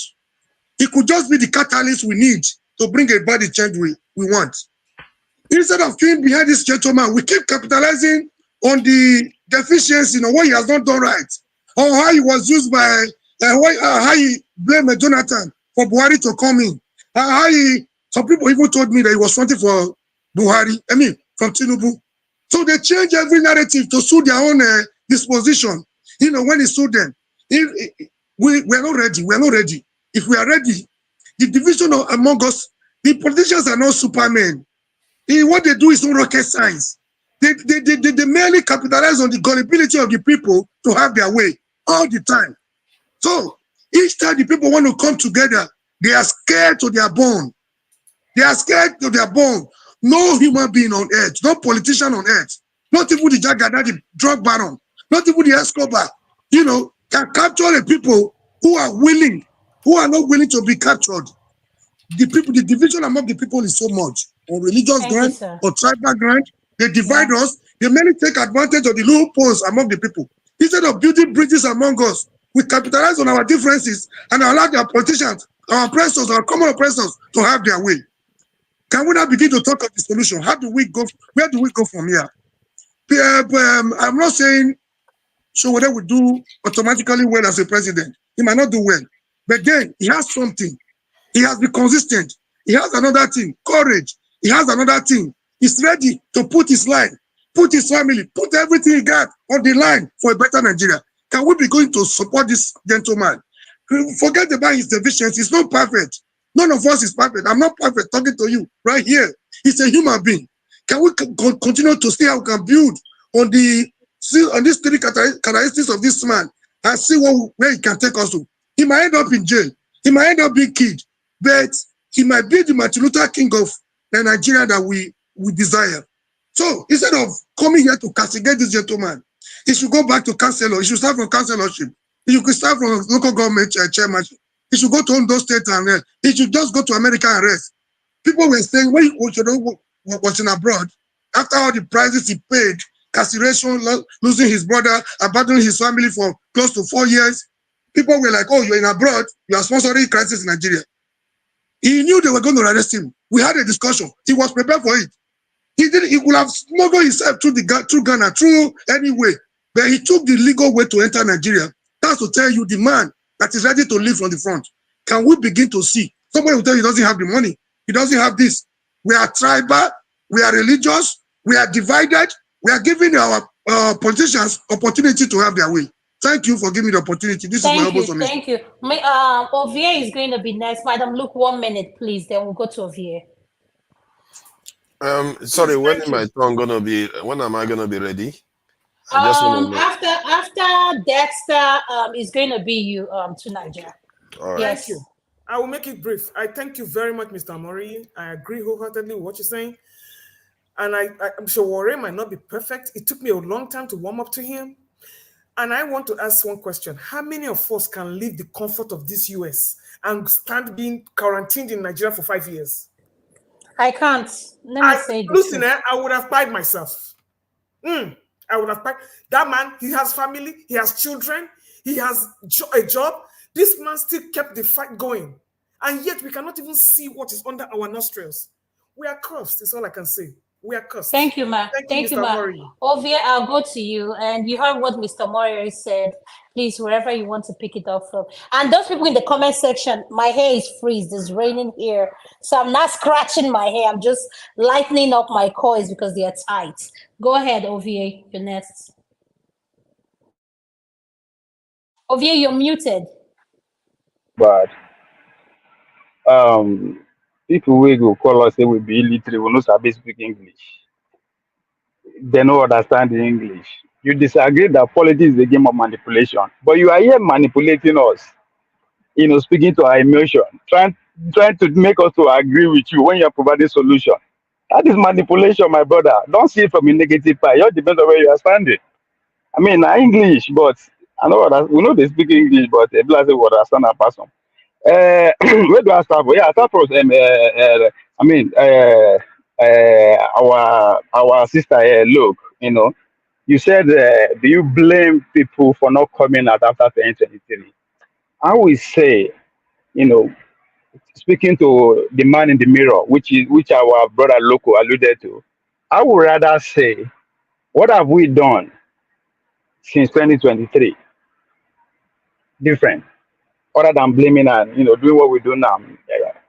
What have we done different that we were expecting anything different? So I think that should be the question. But let's look at things from a rational point of view. Human beings are storytellers. The world as we see it, the world as we have it, it's going to be now we tell the story. So the Nigeria that we see is a story that is still being told, that is still being developed. This is how it is handed out to us. We were there alive now. So the question before, or we should be asking ourselves again, the man in the mirror, how do we want to, what do we want to do with the story that has been given to us? Do we want to continue it? Do we want to end it here and write another one? Do we want to add to it? All these are questions that Loco was alluding to. Look at the man in the mirror, ask that man in the mirror, there you get the answer. Madam Luke, you said something about can we penetrate there? Of course. Well, yes. You also have to go with what Loco said. Yes, about Tinubu, right? And no, was it I think it was Man of Prestige that was arguing with you that Tinubu actually prepared for it. Let's use him as an example, whether we like it or not, right? He finished his governorship in 2007. He no run for president. He finished 2011. He didn't run. 15, 19. He waited for the right time. But Ovia, can you add to your what you're saying about Tulumbu? Was he a godfather, yes or no, in the political field? Okay, all right. Remind me before I finish. I think I'll say something about that. So he waited for the right time, right? There's a wisdom in that. As a professional athlete, I want to have a coach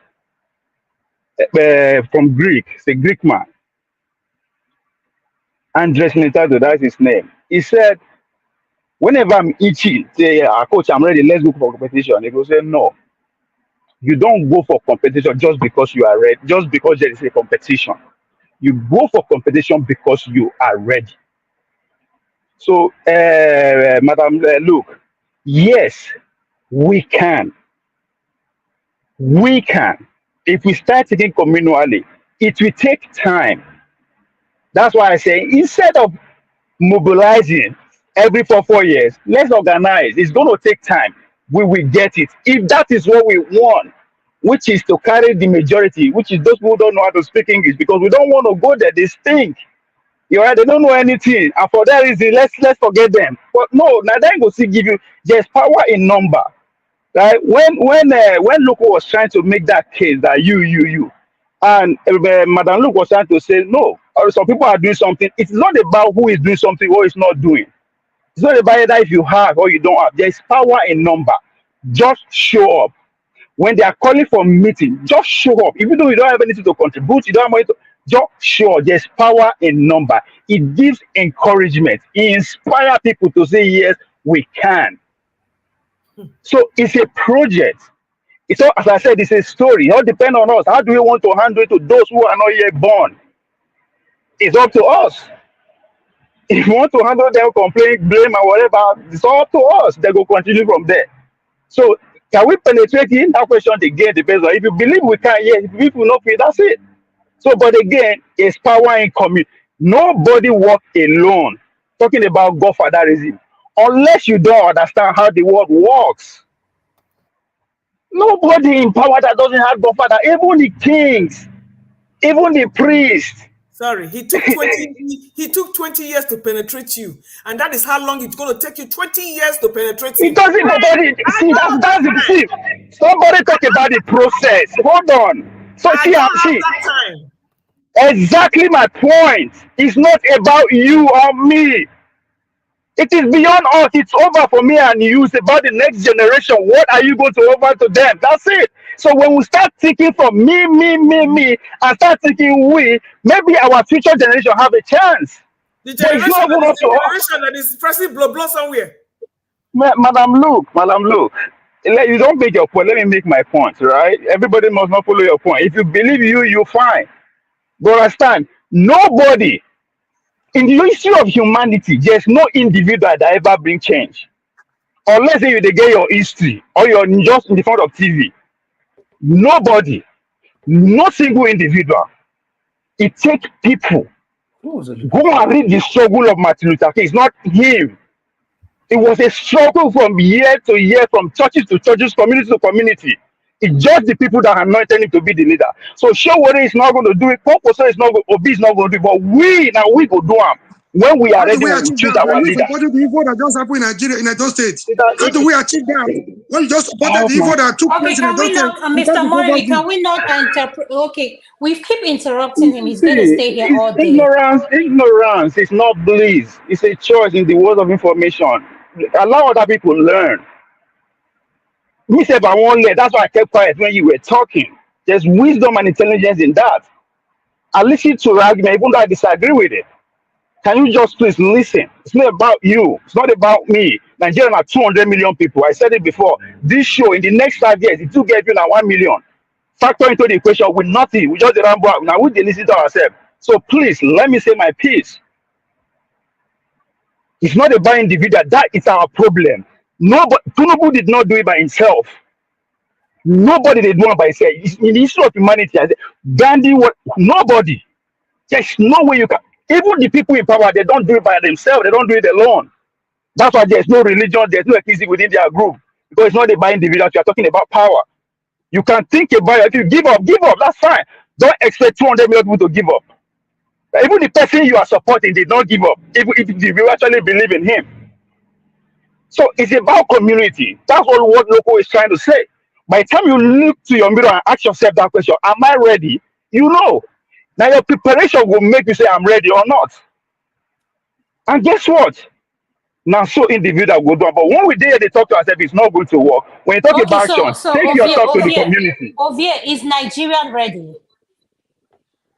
Now we've been in Nigeria now. That's the question we're asking. Local said it. Look at mirror. Now we've been in Nigeria now. I mean, other people did it. Now we've been in Nigeria. So if Madam Luke say no, that means we are not ready. So I mean, I don't know why would they argue. It's a part now we've been Nigerian. There's nobody else. The leaders that we have today now, they are our father, mother, sister, now our neighbor, we know them. So I mean, it's not a difficult question to answer. It's a question that you ask yourself according to look into the mirror. Am I ready? And your preparation will tell you that we are ready. So I agree with you say we are not ready. I mean, yes, we are not ready because we see the thing individually, right? We believe in that show what they go do. Believe in our big good. Believe in our focus go do. Guess what? we no go fit beat them to that game at time. It's a marathon. It's not based on what we just wake up and achieve them. No, nothing happens spontaneously. Nothing happens spontaneously in politics.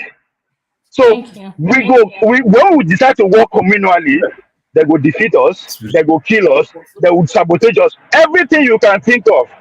So we need to understand that they will know we are ready. But it's not going to come as a cup of tea. Tinubu did, if you pay attention, Tinubu did not get it just because he was even prepared. Me and you there when they pretend they are saying the invest side. We there when they sleep for Kano. With everything that he has done. It's not over until it's over. Nowhere that they do them. So say, oh, just because I mean they speak grammar fast, I mean no book fast. It doesn't work like that. So the earlier we get it up our head, the better for us. No matter how where I know Nigeria other person start. That is the communion we are talking about. Just because Madam Luke say he no believe say he woke up, that's not the final. We never know who she's going to come in contact with tomorrow. You never know who is going to talk to her tomorrow. Her mind can she be changed? My mind can still be changed that it cannot work. But as I said, it's a story. Nigeria is a story. How do we want to continue? It depends on me and you. Yes, nobody is going to do it for us. But if we decide to play the elite game the way that they do it, we come every 4 years to mobilize the people, and we think we can beat them to the game, it no go work. So to answer your question, why people no come at why are you expecting people to come at 2023? Because we do not do anything. The only thing we do is what we continue now. Blaming, talking, say the rig election, the rig election. How this election the rig now spiritual? They use me and you, our friends, our relatives, our boyfriend and girlfriend. We know that they live among us. That is the same people they use 2023, the same people that we use in Edo State, the same people that we use again 2027, 2017. Thank you. But only if we continue to dey argue, it go happen, it no go happen. But guess what? If the story will continue to unfold, being told by other Nigerians. Those who in the power, we are more than Nigerian than them.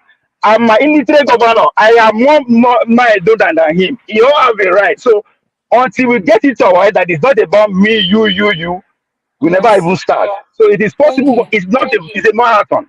Thank you. Thank you. Thank you. Dexter, you're next. After Dexter, we're going to go So to Godfather, forefather. everybody get Godfather. Me, I get, you get. It's just that the only thing here is that the Godfather of Monday, you know him and you know like him. That's why. The Godfather of the other people, you don't know them, so you are cool with it. So our sickness, our disease is that we are scared of what we can relate to, right? Okay. We want to aspire to be what we can never be. Thank you. Everybody get Godfather. Every one of us, unless you want to die. Even God said get Godfather. Thank you. Thank you. Dexter, you're next. After that, to Nigeria, we're going to come to you. Then Ed, you'll be next. Dexter, go ahead. Could you unmute? Thank you. Thank you. Everybody has a godfather, picking up from where Let the Illustrate Brit spoke on. I So think what what I happens can, to someone like me that is not in politics, that doesn't know politics? Who is my godfather? So how do you explain that? I'm sure you Your have a husband is your godfather. Godfather. Your husband is your Godfather. I kind of agree on, yeah, I would say many points he has made. I mean, if you use reverse psychology, maybe you can understand better what he's saying. However, I still go back to the basics. You know, the foundation of a building determines how far, how well that building, how long that building will last. You know, unfortunately, in Nigeria, we seem to want to have the very fine building, you know, say all the right things, but if we don't address the things in the foundation, we go nowhere. You know, even if, I mean, if people that come on these platforms decide, okay, let's write a constitution, let's start by empowering the masses, because one of the things, if you look at the Edo State elections, one of the reasons why they were able to buy votes is because the people are impoverished. So, example, I mean, let me just be blunt about it. One of the biggest beneficiaries of the Nigerian system is the church. Whether we like it or not, is the church. You have churches, people building 100,000 capacity churches everywhere, 50,000 capacity. They don't have a single factory. They don't employ anybody. They have no, I mean, just imagine all that they have been building. If they use it to build factories, farms, you know, Nigeria would have been a producing country with the kind of money that has been. What did they use the tithe and offerings to make? They use it to to put the people in bondage, and they live in. Dexter, can I ask you a question, please? Yeah, what's the question? When did the Industrial Revolution happen in America? I don't know. Or globally? Okay. I don't know when it happened, but what I'm trying to say here is it doesn't negate my point that In the 1800s. Okay, That's when it started. That's when it started in Britain, 1800s. Yes. Do you also know that there were But a lot of Africans that were also Okay, Ed, wait. Ed, can you wait, please? Let him land his points. When he finished landing his submission, if you have any question, I'll give you the minutes. The more you keep interrupting him, the more he's going to keep talking for longer while he's answering you. And Tunaija has been patiently waiting here, and he hasn't spoken. So let's try to be fair here, please, sir. Thank you. Thank you very much. And I continue my point. The church is part of the biggest beneficiaries of it, because truth about it, development in every society, it's empowering the people. And if you're not empowering people, that means the money is going into a particular place. And all you need to do is look in Nigeria. Where is the money going to in Nigeria? The politicians, the churches, the religious bodies. Those are the two power blocks in Nigeria, whether we like it or not. We might not want to admit the truth, but those are the two power blocks: the politicians and their cronies, their business cronies, and the religious bodies. And the truth is that the same church preaches hope to the people that are being impoverished. Imagine if people in Edo State, those women didn't need the 10,000 naira, their votes will not be bought. That's the simple truth. So imagine if independent people had invested so much in Edo State that the people were employed. Imagine if people I was telling somebody, if you want to transform Nigeria, just make sure all the youths, anybody between ages 21 to 45 is employed. These politicians won't find anybody to carry their actions out, because Monday to Friday, you are going to work. Saturday, Sunday, for your family. On election day, you just want to come and vote and go home. You won't have time for all this. But what happens in Nigeria, whether you like it or not, 90% of the young people are unemployed, have nothing to do. If you offer them 100,000, they will do what you want them to do. So, but my point in Nigeria is this: foundations of anything is what determines how far you will go. The Nigerian foundation is not good. We must admit it. So even this trying to build, what we're trying to build, it will still crumble. Even if we say, oh, let's worry come inside, the truth is that it will still crumble. You know why? Because we've not sat down and told ourselves the honest truths about Nigeria and the fractured state. Even Osibanjo said it when he was in power. Nigeria is fractured. There is a line of fracture. And what we are doing is we are just putting plaster every time across that fracture. And it is widening. The gap is widening. We thought it was Southern presidency that would bring stability in Nigeria. It is not going to bring any stability. It's not about Northern presidency, about Southern presidency. No. There is a fracture in Nigeria. And until the people decide, and you'll find out that even among us, you will see that fracture line, because there are some topics you want to talk about, and you find that people can't talk about it because there's a fracture that has gone through. And what is happening is that it's like, if you look at what is happening in Kenya today, you know that Kenya is actually, there's the earth is actually breaking away in a part of Kenya that will make Kenya from East Africa drift away into another continent.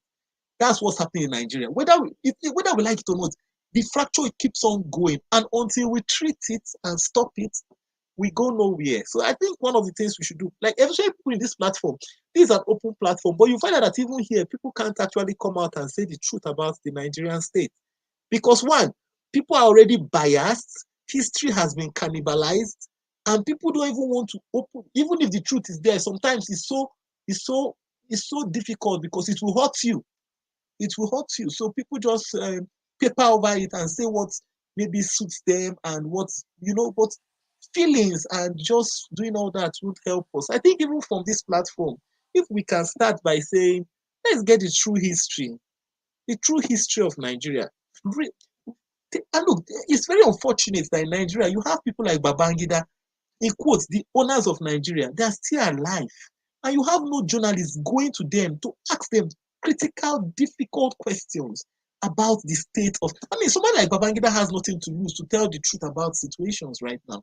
I think that is what we should be, because if we want to bequeath something good for the next generation, except many of us want our children to remain immigrants in the countries they are, because whether you like it or not, you might be in America. The fact that you get an American citizenship or maybe American passport, whatever, doesn't make you American. You are still Nigerian. So except maybe we want our grandchildren to look back and say, why didn't our fathers fix their nation? We will keep on papering over the cracks here. What we need to do is talk about the critical issues that has made Nigeria drift so far. If it's about this crop of politicians, there's no hope. There's really no hope. And one man cannot really save the situation, whether we like it or not. One man can't save the situation. So that's my own. Thank you. Thank you, Dexter. You said something that makes sense, and I just wanted to know, there is something Ovie said, the change, and Mr. Lokopi said the change starts from us. I feel like the citizens of Nigeria back home are not hungry for change. Here in the diaspora, my main priority is my life here. Yes, I go home. Yes, I stay out of touch with when it comes to Nigerian politics because it doesn't. That's just me. And I'm being realistic. You say the truth. So we need to be realistic. Until the people back home are hungry for change, we are going to, all we are saying here is just, I like Madam Luke say, let's enjoy the comedy. But one thing I want us to know is that people back home have to, they have to cry and wake up for the change, because in order for change to happen, you have to believe in what you're fighting for. And you have to know that what you're fighting for, you've had enough of it. So Forefather, over to you. I'm going to come to you, sir. Thank you for being patient. Forefather, go ahead. Thank you, Adama, for having me. Greetings to everyone on the panel, and greetings to the chat and to the viewers.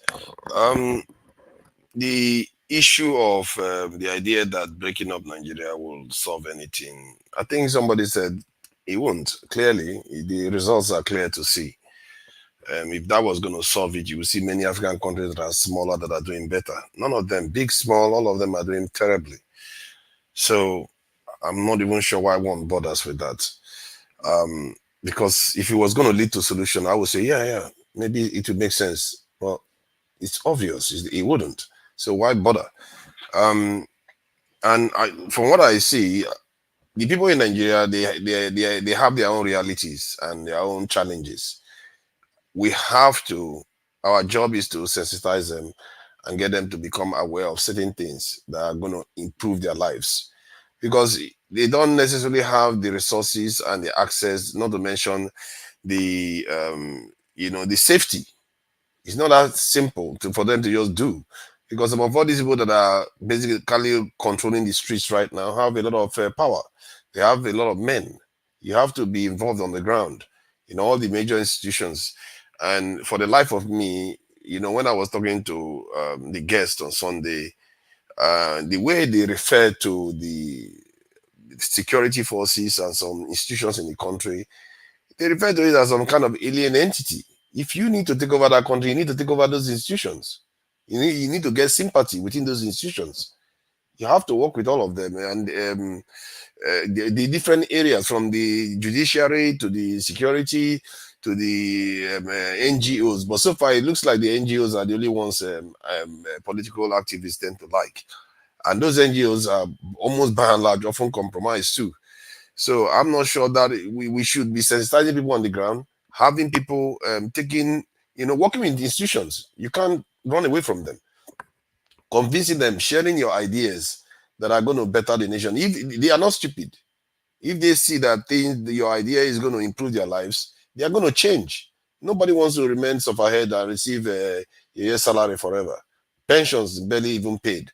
So those are, and I've seen it happen before. It happened with other nations too. And for Nigeria to change, the problem with Nigeria right now is that we think the problem we have is very, very hot. It's not hot yet. What will give us what we need is something, it's almost external. It's going to come from something happening externally to force us to face reality. What we are dealing with right now is the easy part. As a matter of fact, removing these leaders will be the easy part. The hard part will be holding on to that power so long enough to develop your country so that you never fall down the way we fell in the past or our forefathers lost in the colonization wars. For us to emerge from that, that is the real challenge. And many of us are not even thinking that far because we think these ones in front of us are the problem. Many of them that are in front of us, they're already exhausted. They want to go. If you heard what Prince Adewale said on Sunday, he said that they are old. They just don't want trouble while they are alive. They want to die. And if you want to change it, they are not in your way. They know they are exhausted. They can't do what needs to be done. What needs to be done is a very, very serious stuff. And for us to be able to do it, we probably need a kind of incentive or motivation to do it. And that motivation, I don't think individuals can motivate themselves to do it. They have to see the danger of not doing it. They don't have a choice. Most of these people that build their nations to where they are right now, they didn't have a choice. They had to, otherwise they die. Some of them. And when you go online and research it yourself, and find out any of these nations that are doing well, whether they had a choice. They had to fight for their survival. And when they survive, then they build something strong so that they never fall again. And every time they are watching their back, everybody's watching their back. They are signing agreement every time. They are always worried that they're going to fall. They are always, but are we worried? All we are worried about is ourselves. We are not even engaged yet in the real struggle for survival. I can understand that because you have to remove the ones in front of you. But from where I see it, the kind of stuff I look at, I feel like these guys in front of us are the easy part. The people that are currently rigging the elections and collecting the money, are they not one of us? They are one of us now doing it. When you start changing the minds of those people, they will stop doing it. They will start saying, you know what? This one is not going to be enough. I need you to show me you are going to deliver so and so and so. And they can't know that. You have to support them. And you also have to sometimes even protect them. Because when they start asking pertinent questions, some of the people will like, shut up, don't say anything. If you say anything again, something is going to happen to you. You have to give them reason to be able to question these leaders, even if they believe you. Sometimes, even when they believe you, they are scared. Because Nigeria, the moment you have a phone number, they know where you live. They have your fingerprint. It's very tough environment to oppose the establishment. Hold on, Forefather, you just said something that caught my attention. You said they know your fingerprints. How do they know your fingerprint? A country that doesn't have a way of identifying someone. How do they know your fingerprint? Please, that part, can you educate us more on that? Because when you want to register your phone, they have to take it each time. Every time. And it is now linked to your NIN. Without it, they will cut the line. Even international passport. During your international passport. Yeah, exactly. Some people don't have international passport, but many have phones. So you have to have phones. And when you have phones, you have to get those things. And even banks will take your fingerprint too. Everything there, your fingerprint is everywhere. And linked to your phone, your address, everything. So how do you oppose those people in such a system? You'll be scared. These people are going to come to my house. If I say one thing, they'll come at night. Who do I know? If they say they are police, what am I supposed to do? The kind of stuff those Nigerians think about, we don't necessarily put ourselves in their shoes. They are facing a lot of challenges, and some of them don't even bother. Until you start catering to all those fears and all those challenges and working with them on the ground, you are not going to displace these people that are causing all these problems. Thank you. Thank you, sir. Thank you, Ed. Ferrari, welcome to the show. Ed, could you please unmute? You're next, sir. Well, all right, thank you, Adama. And I apologize for just butting in when No, that's okay. That's okay. I was talking. I guess I was triggered by something he said. And it's when I say triggered, it's not like what he said was wrong, but I think it was it's a rather simplistic way of looking at the issues of Nigeria to just say, oh, it's churches, it's religion, or it's religion entirely. Like it just seems like a boogeyman. You know, as an economist, there are two concepts in economics that I want to use to buttress my point. The first one is called the concept of reverse causality or simultaneity. So in simple layman's way of talking, it's like, which one comes first, the egg or the chicken? So when you see people always going to church, the reason why they're going to church is because they're not productively employed. Now, that's not to say that there is no valid reason for going to church, right? But the reason why you see religion having such a stronghold on people is because they are not otherwise engaged. So it becomes, when we say, oh, the churches are the reason why there are no factories, the factories are the reason why there are people always going to church. Do you see why that argument is rather simplistic? That is not to say there are no problems, especially with the excesses of religion. I could say I'm a religious person, but I understand that there is a lot of excesses in Nigerian religion. But I'm just trying to say it's very simplistic when we just distill the matter to, oh, the churches are the problem. No, it's because people are not productively engaged. And besides, other civilizations are known to have where religion and industry co-evolved. And that's why I was asking the question about when did the Industrial Revolution happen? Because while that was happening, the Western civilizations were building big cathedrals.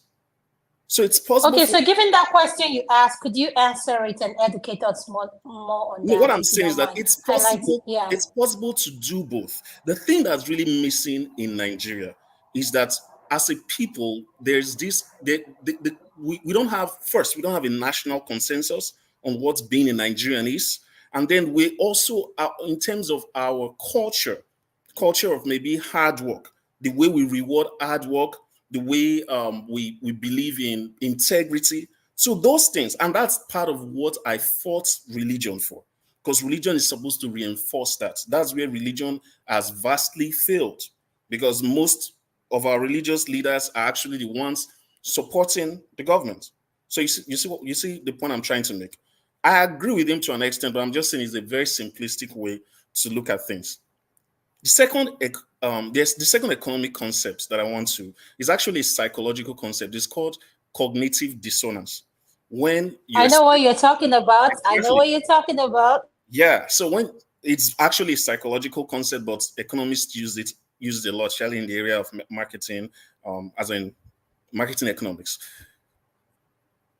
And that brings me to my brother here. It's my brother because we are from the same state. It's my brother because he's a Nigerian. Ovie. Ovie's points all this while has always been that this system, we need to confront this system. And you're free to unmute and disagree with me if I'm kind of, misrepresenting your ideologies. Who is this system? Who represents this system more than Bola Ahmed Tinubu? And what will be very supportive of that system more than rewarding them with another state, which we just did in Edo State? I'm from Edo State, by the way. And I would come on YouTube sometimes and I will see Ovie saying we should vote for this guy because he does not know how to speak English. I don't have any problem with him not knowing how to speak English. But my thing is, why would we vote for APC? Would voting for APC not be rewarding the system we want to fight? Because what this actually means is that Tinubu has an advantage in 2027, an advantage in the form of an extra state that is being controlled by the APC. So in that sense, I feel some sense of cognitive dissonance when I hear Ovie making his postulations, because you're saying we need to bring down this system, but then your actions are rewarding the system. So that's why I really came here. Can you explain what that would mean? Because also I realized that in the last election, you were not supportive of Ed, let him wait for my response before he explains so that I can take us together. I only came in because of what he said. Yes, please, don't have Ovie speak. We're going to have but before Ovie speaks, let me just quickly respond to Bumi. No, I will use my time to respond. You guys don't worry. Okay, Bumi said, go ahead. But Ed, he said, why is the church not also for? The truth is that the church, the vision of the church was given by the founder, Jesus Christ, and it was not to go found factories. Let's just be honest. That the church has a clear vision, which is evangelistic in nature. So this whole thing of founding factories, those are things for the private sector. So let's not conflate things because of the way Nigeria, maybe the religion in Nigeria is playing out, because the church now has so much money, you expect them to be building factories. That's not really what the church was founded for. I just want to make that clear. So Ovie, Ferreira, to you, and then Ovie. I would All like right, a thank you. response. Thank you, Thank you Mr. very Mr. much. Ed. Hold on, Mr. Ferrari. Hold on, please. Thank you, Mr. Ed. Madam Luke, do you need to say something before I go to Ferrari so that he can talk? Yes, please. And I think this will be my final submission. No problem, Because because at this after point, this, I I don't have even, to shut it down. Yes, go yeah, ahead. because at this point, I don't even know what we're talking about. And I put this to Mr. Electricity, I think a week ago. And I said, we need to come here and discuss if diasporans like myself need to even bother discussing Nigerian topics. We have long fled the coastline. We have long assumed the national identity of somebody else by getting a foreign passport. And I know for a fact that dead or alive, wild horses or telepathy cannot take me back to Nigeria. So when I come here to talk about Nigerian topics, it's just for, I try to stay away from Nigerian topics because like I said, I have given up all hope and I am not really interested. So you'll be wasting our time? Yes. No, because when I came in here, it was on the premise that we're discussing the Oba. That's the only thing that brought me here. I is part of Nigeria too now. No, I wasn't here to speak of Nigerian topics now. Because Nigeria has long been hijacked and I have made it up my mind that there is no hope. So I don't even discuss Tinubu's topics. Anything that has to do with Tinubu's government, I don't even discuss it. Because it's of no use to me. I don't see any hope coming out of here. The only thing that Mr. Lokopi, let her land, please. Let's not interrupt her so that she can was leave. when Mr. Thank Electricity you. said, does it mean the Oba is lying when he said Tinubu was ordained to be the president? That's the only thing that brought me here. My goal is never to see Nigeria work because I don't believe in a Nigeria. I do not. Doesn't make me not a Nigerian, but I have. Wait, sorry, wait, repeat it again. Your goal is what? Mr. Lokopi, No, the please. goal, I had the goal. You had the goal. What you had is what she said. No, maybe let me rephrase that. Not to see Nigeria work. It's my wish that Nigeria should work, but my goal is not to spend my time here, to invest time to find solutions to make it work. I am not interested. It doesn't benefit me in any way. My will has been written. It doesn't have anywhere to be buried in Nigeria. So it doesn't, I'm not interested. Because I believe that once you have abnegated your role and taken up a citizenship of another country, you need to face your life in that country and let those who are invested in that country fight for their country. I'm not going to leave my country here, even if I'm in Nigeria, born in Nigeria, to go fight for anything in Nigeria because I know I'll be a useless sacrifice. So I leave it at that. Thank you so much, Madam Luke. And don't forget to join us on Saturday for the women's segment at 6 p.m. To all our viewers listening, the women's segment is coming back this Saturday at 6 p.m. Oh my God, when I'll be at work, yes. when I'll find a place to hide. Don't worry, I have to bring you in now. Mr. Ferrari. Please put me behind. I'll listen for the rest. Okay, no problem. Mr. Ferrari, you're next. Go ahead, sir. Thank you, sir. Ovie, I would require that you take the pen and jot down a few points because you have to respond to the things I have to say. I came in because you have just loaded the panel and the viewers with a load of the same old. I don't want to call it garbage, but Nigeria is working exactly as it's designed to work. If you disagree with that, that's point number one. Let me know. Let me repeat. Nigeria is working as it's designed exactly to work. There are 3 Ds: deception, delusion, and damage. That's the design. That's the Nigerian design. For you to come here and push an argument that Tinubu prepared for 20 years, for 40 years to become what he became. And so to defeat him, we too have to prepare in the same light with him. Mr. Ovie, no matter how you prepare, if you work under the same system that brought Tinubu in and you beat him to the game, you will not be different from Tinubu. If Obi had won, you wouldn't be that much different from Tinubu. Tinubu is not Nigeria's problem. Tinubu is a symptom of Nigeria's problem. Tinubu can never be Nigeria's problem. Tinubu is a symptom. Those who do medicine will tell you what a symptom is when there's a malaise in the body of a patient.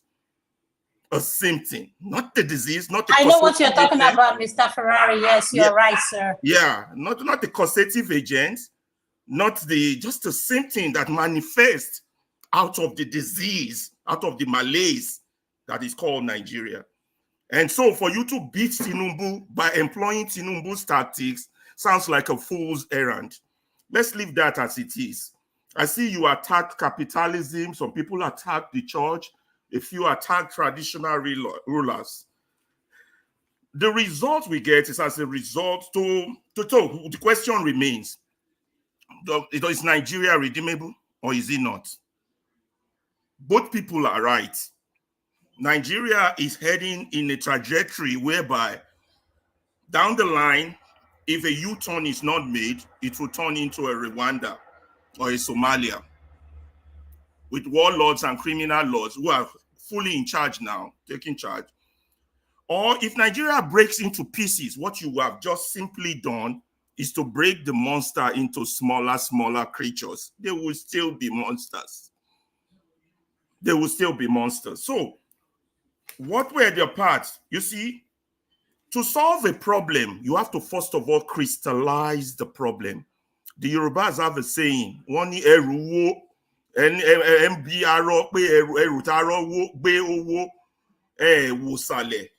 saying that the way the crippled man carried the load is bent, but you're not looking at his leg that is crippled.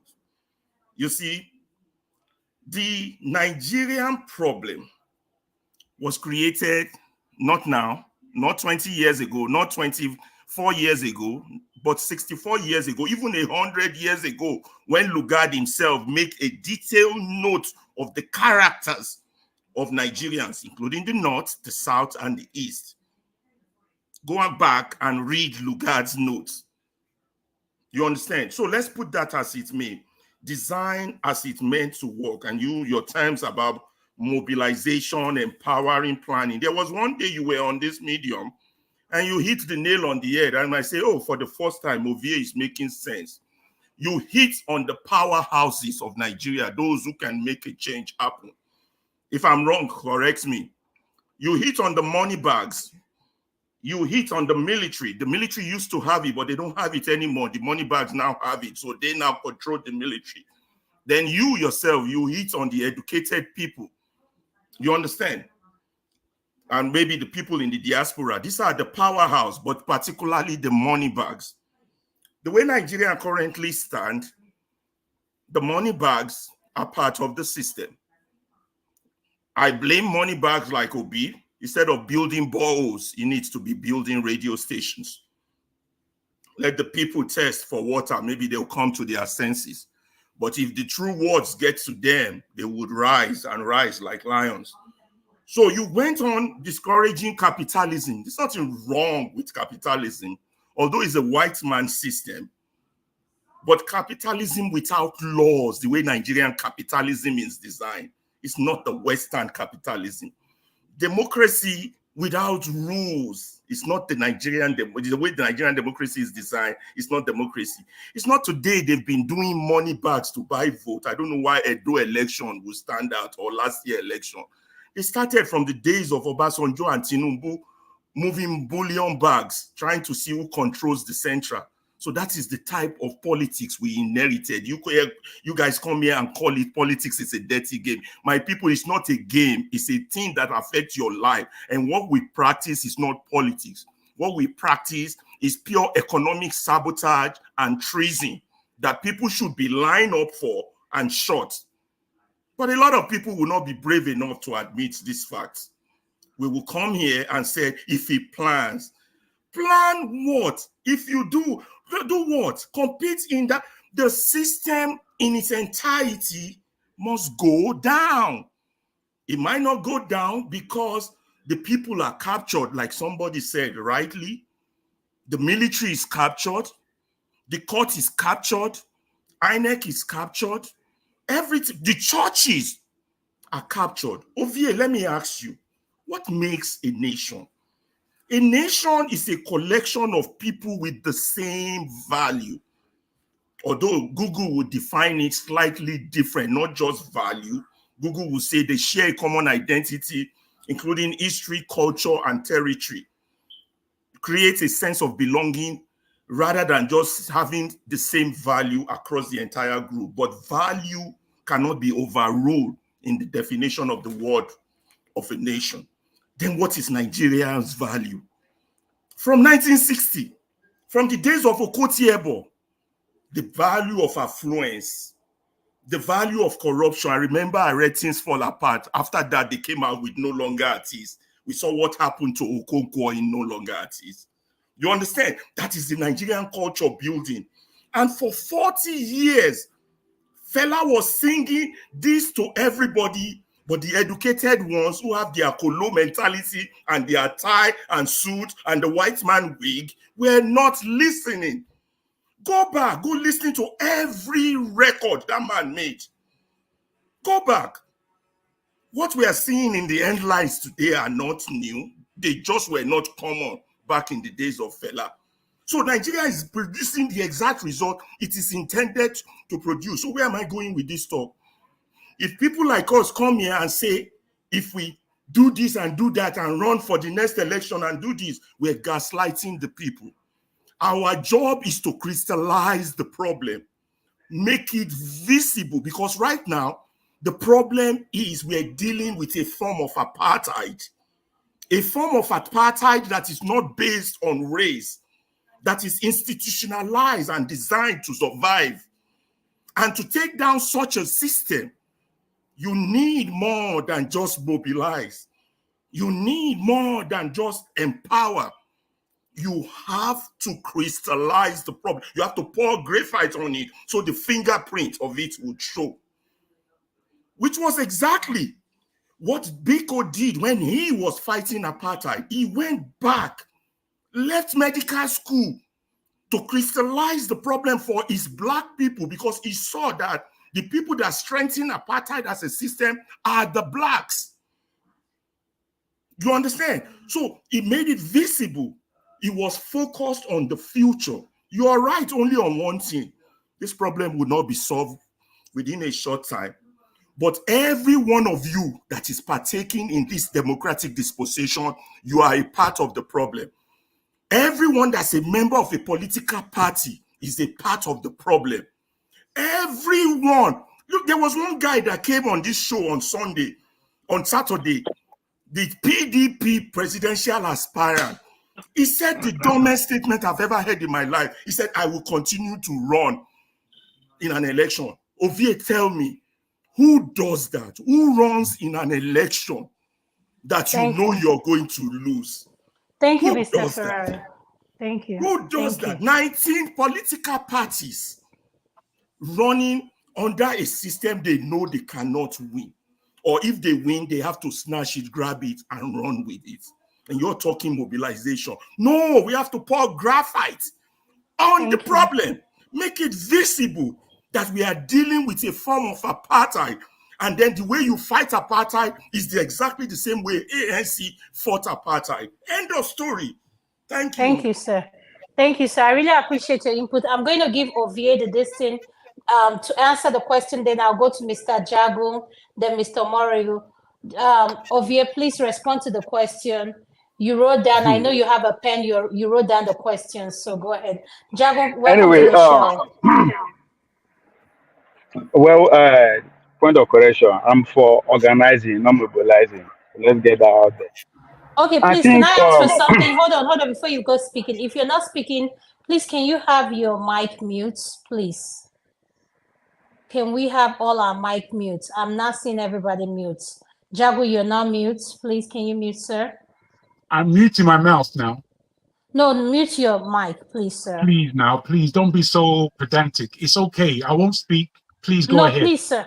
Okay, I'm going to give you the benefit of that. No problem. Ovie, go ahead.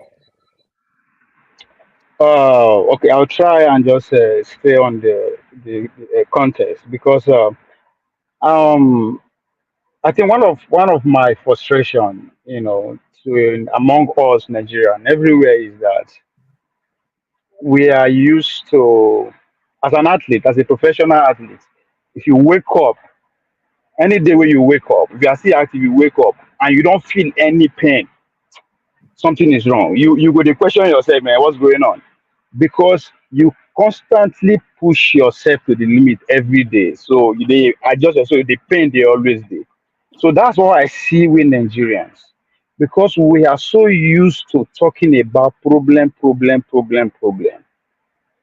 We have lost even when it's good for us to listen based on content, we lost it. Right?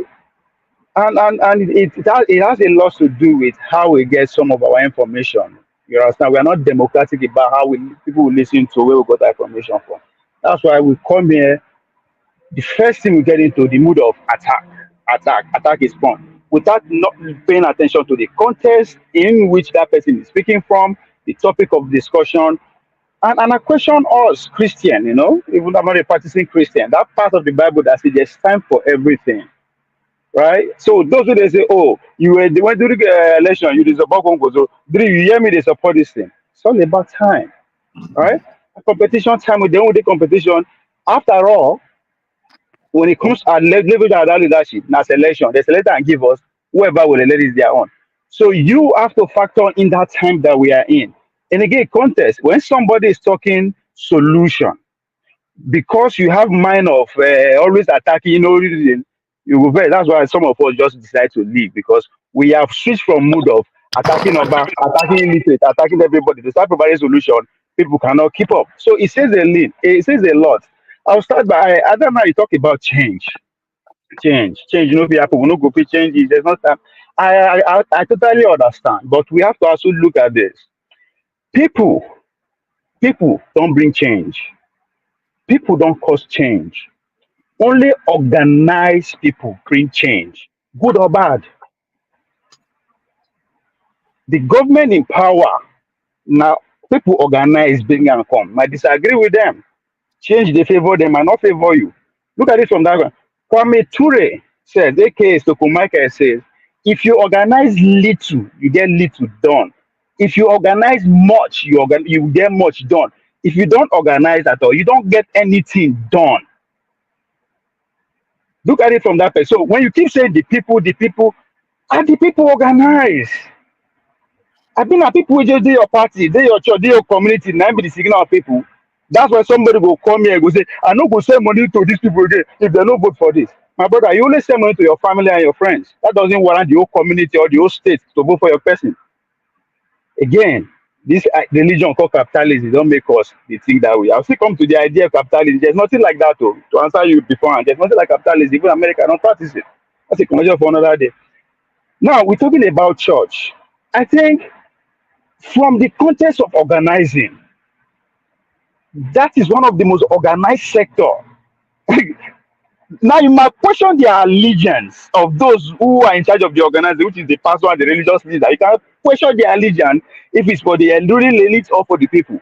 But one thing you cannot take from them is that there is a level and a well sophisticated form of organization within churches. You cannot take, so you can only learn from them. Or guess what? How do you take over that structure? That's how mafia, that's how everybody do it. How do you take over the structure? Now go back to when my economics brother was trying to make arguments for industrialization. So when doing industrialization, churches they go on. Again, time is very important. In the 1800s, when industrialization they go on, you have to ask, where is the concentration of power? Power was concentrated in the church. That is why Catholic Church is still one of the most sophisticated, one of the richest organizations in the world. At a point, they were running the whole world. So power was the end of church, the state, and the royal institution. That describes England. So that's where the power is. Then you now factor another time in when the American rose up and take power from them. When the America get their independence in 1776, remember now the British they ruled there, and that was the system they were using to govern the 13 colonies, right? State, religion, and royal institution. This, then if you not follow the real the history of Revolution of America, you now understand that this idea of democracy and freedom is also illusion from the people perspective, because those that fight for it, white American, if you go study the Declaration of Independence, you go study the argument between the Jefferson, the Hamilton, and the John Jay of those when they were arguing about the Constitution.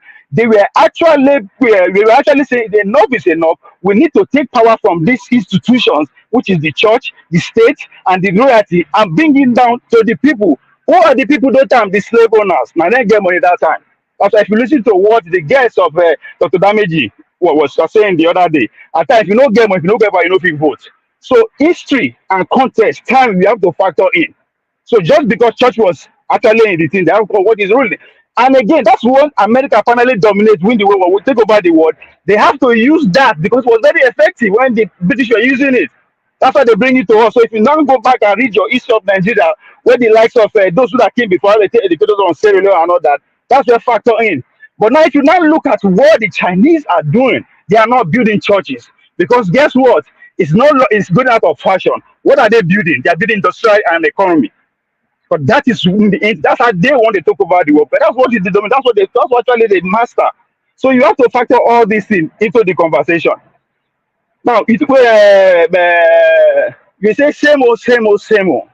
Means I'm consistent. Guess what? I wear it as a badge of honor.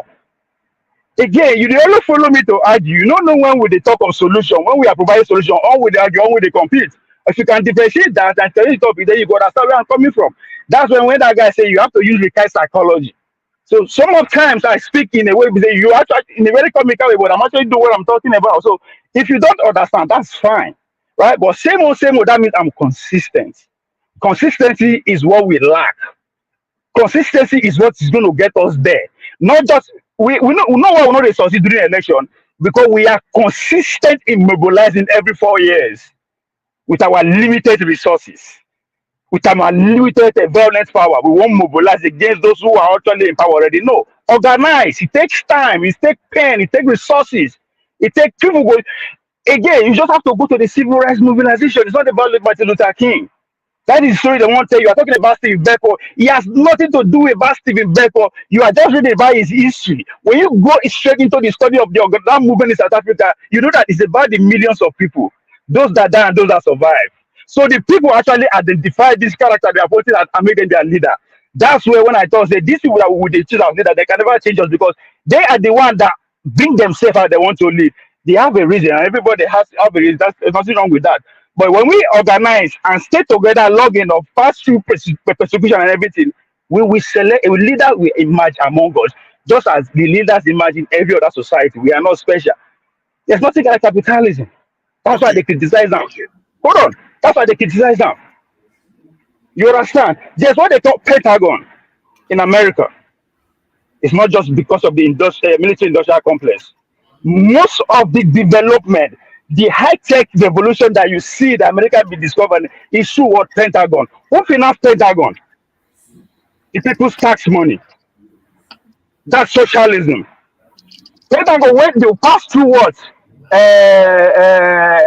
MIT, Harvard. That's where they put all this money. That's why anytime the military does that complex, Pentagon, big budget, nobody challenge them. Because without that place, you will not get most of this innovation. Go as Bigay, go as Iloma, go as every other person we talked about. So there's history and context to this. So when they are telling capitalism, na lie. If government not give them money or actually finance the research of all those things, because things that are not coming out in order to discover Jose, can you round up so I can have yeah. So what I'm trying to say is that it's still the people's money, people's tax money, and they will give it to those so-called industrialists, capitalists to actually further whatever they are doing. So that's socialism at its core. Okay. Thank you. I just have a question for you, and then Jagun can speak. It's a question. 1 minute, then I'll go to Jagun. 1 minute. Okay. Yeah. Okay. You gave a long speech, which was more confusing than gives clarity. I answer for people. It's not just about you. I answer for people. Not me. So again, context matter. I'm looking at the context now. You said that democracy is an illusion. If that is true, why are we complaining about Tinubu? So let's leave that aside. Are you the complainer? System of government doesn't matter whether it's capitalism, socialism, dictatorship, fascism. What matters is enforcement of the rule of law, which we don't have in Nigeria. I agree with you on organizing people, but I want to ask you, think about it. When an answer after Jagu makes his submission, whoever is next. You said organize people, right? Ovie, what are you organizing the people for? A change of government or a change of value? Don't forget, your value has formed your culture. Yeah. That's a so good what question. are you organizing for? So if you're mobilizing to organize, organizing to mobilize, what are you mobilizing for? To change government or to change your value? If your answer, let me not tell you what it is. Thank you. I remember that question. Mr. Jago, welcome to the show. You're next to speak, sir. Go ahead, sir. Adam, oh, sorry. Adana, I thank you. Yeah, go ahead, please. I've come in happily to see the show on. I've just come back from a round trip around London, which was a waste of time. But Hope you enjoyed yourself. Well, not really, but fair enough. You know, the cold weather is coming in, so the cold is coming in here. Yes, so yes. Thank you. Ovie, my brother, I do have to speak also with the confusion. He's just gone. With the confusion, it seems that comes from your understanding of what the way forward is. You see, where we are in Nigeria at this time, in order for us to get things right, is about perspective. And it's about targeting accurately what it is that would allow a country like Nigeria to be itself. Now, when we look at Nigeria and the many different ethnicities that we have there, I believe that it forms a great power base on all levels, especially culturally.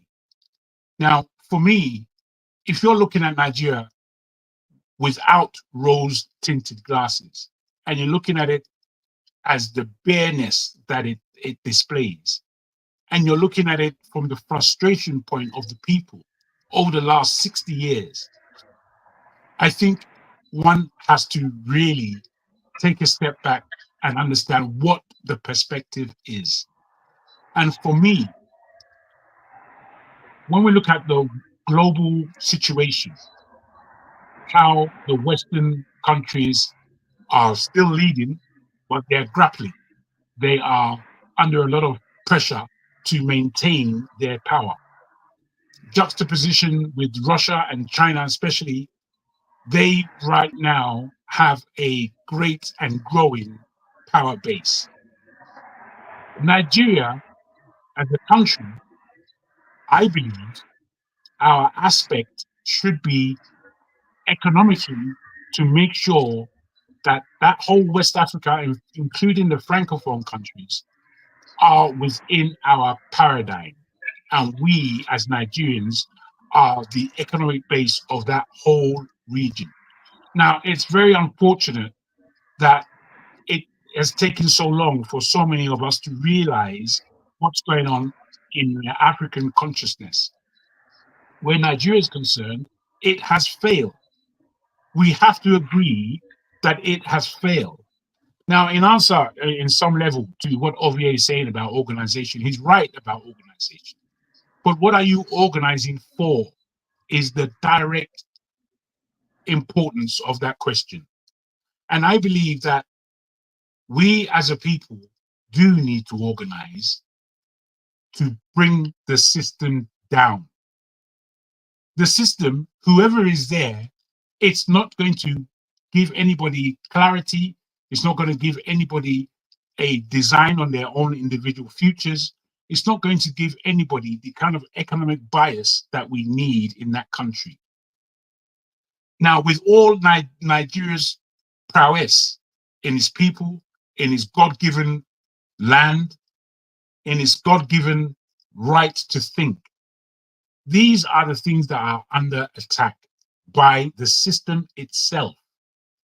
If we do not push to organize for a system change, then I'm afraid we're not doing anything.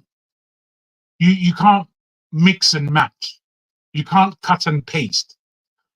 People with intellect have to think and think deeply about how the system has not worked for the people, one, and therefore how, in order to keep Nigeria one, we bring the system down as a collective.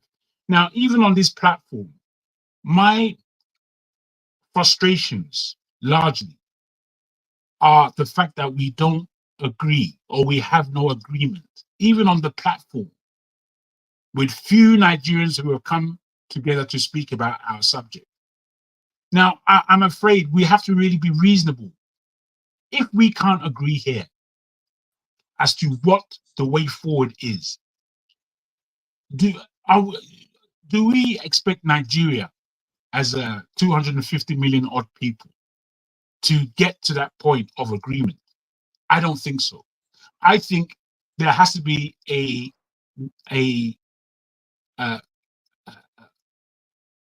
an organization that comes together in order to think past the rhetoric, to think past the offerings that we are having and have had from our past governments. So I like the word organization, but you don't organize to nowhere. If you are organizing, you have to know where it is the destination is. Where is our destination? And these, I'm afraid, are the things that we have to agree on. These are the things we have to grapple with. You see, I believe most people here are sensible. At the same time, I believe that a lot of people here want a quick fix scenario. And I understand that. The only thing is, the more we tear ourselves down, and the more we're not able to listen to what makes sense, I think it means the longer time it will take to get in where we need to go. I would end on this. I began by saying about the West and the fact that the West is growing weaker by the day.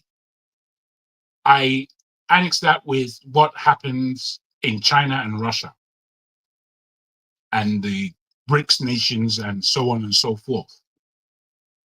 I put it to us that if we do not come together in the organization to bring the system down, then 2027 will just be another epoch of failure, Thank you. failure. So I'll see where the conversation goes. I hope there's some level of agreement that we can get amongst the seven of us here. Thank you. Thank you so much. Thank you so much, Mr. Jago, for that. I came in, I'm about to end the show because it's almost 5. I have to end the show because I'm going to give us each 5 minutes for our final submission. Ed, I'm going to start with you. You heard what Mr. Jago said. Respond to you. However you want to use your 5 minutes is up to you. We all have a 5-minute submission. So Ed, is up to you. Go ahead, sir. Oh, thank you so much. Thank you, Jagun and Alaba, for your very to the point submissions. I agree with the points that Alaba raised about not having a common consensus in terms of what the values that defines us as Nigerians would be.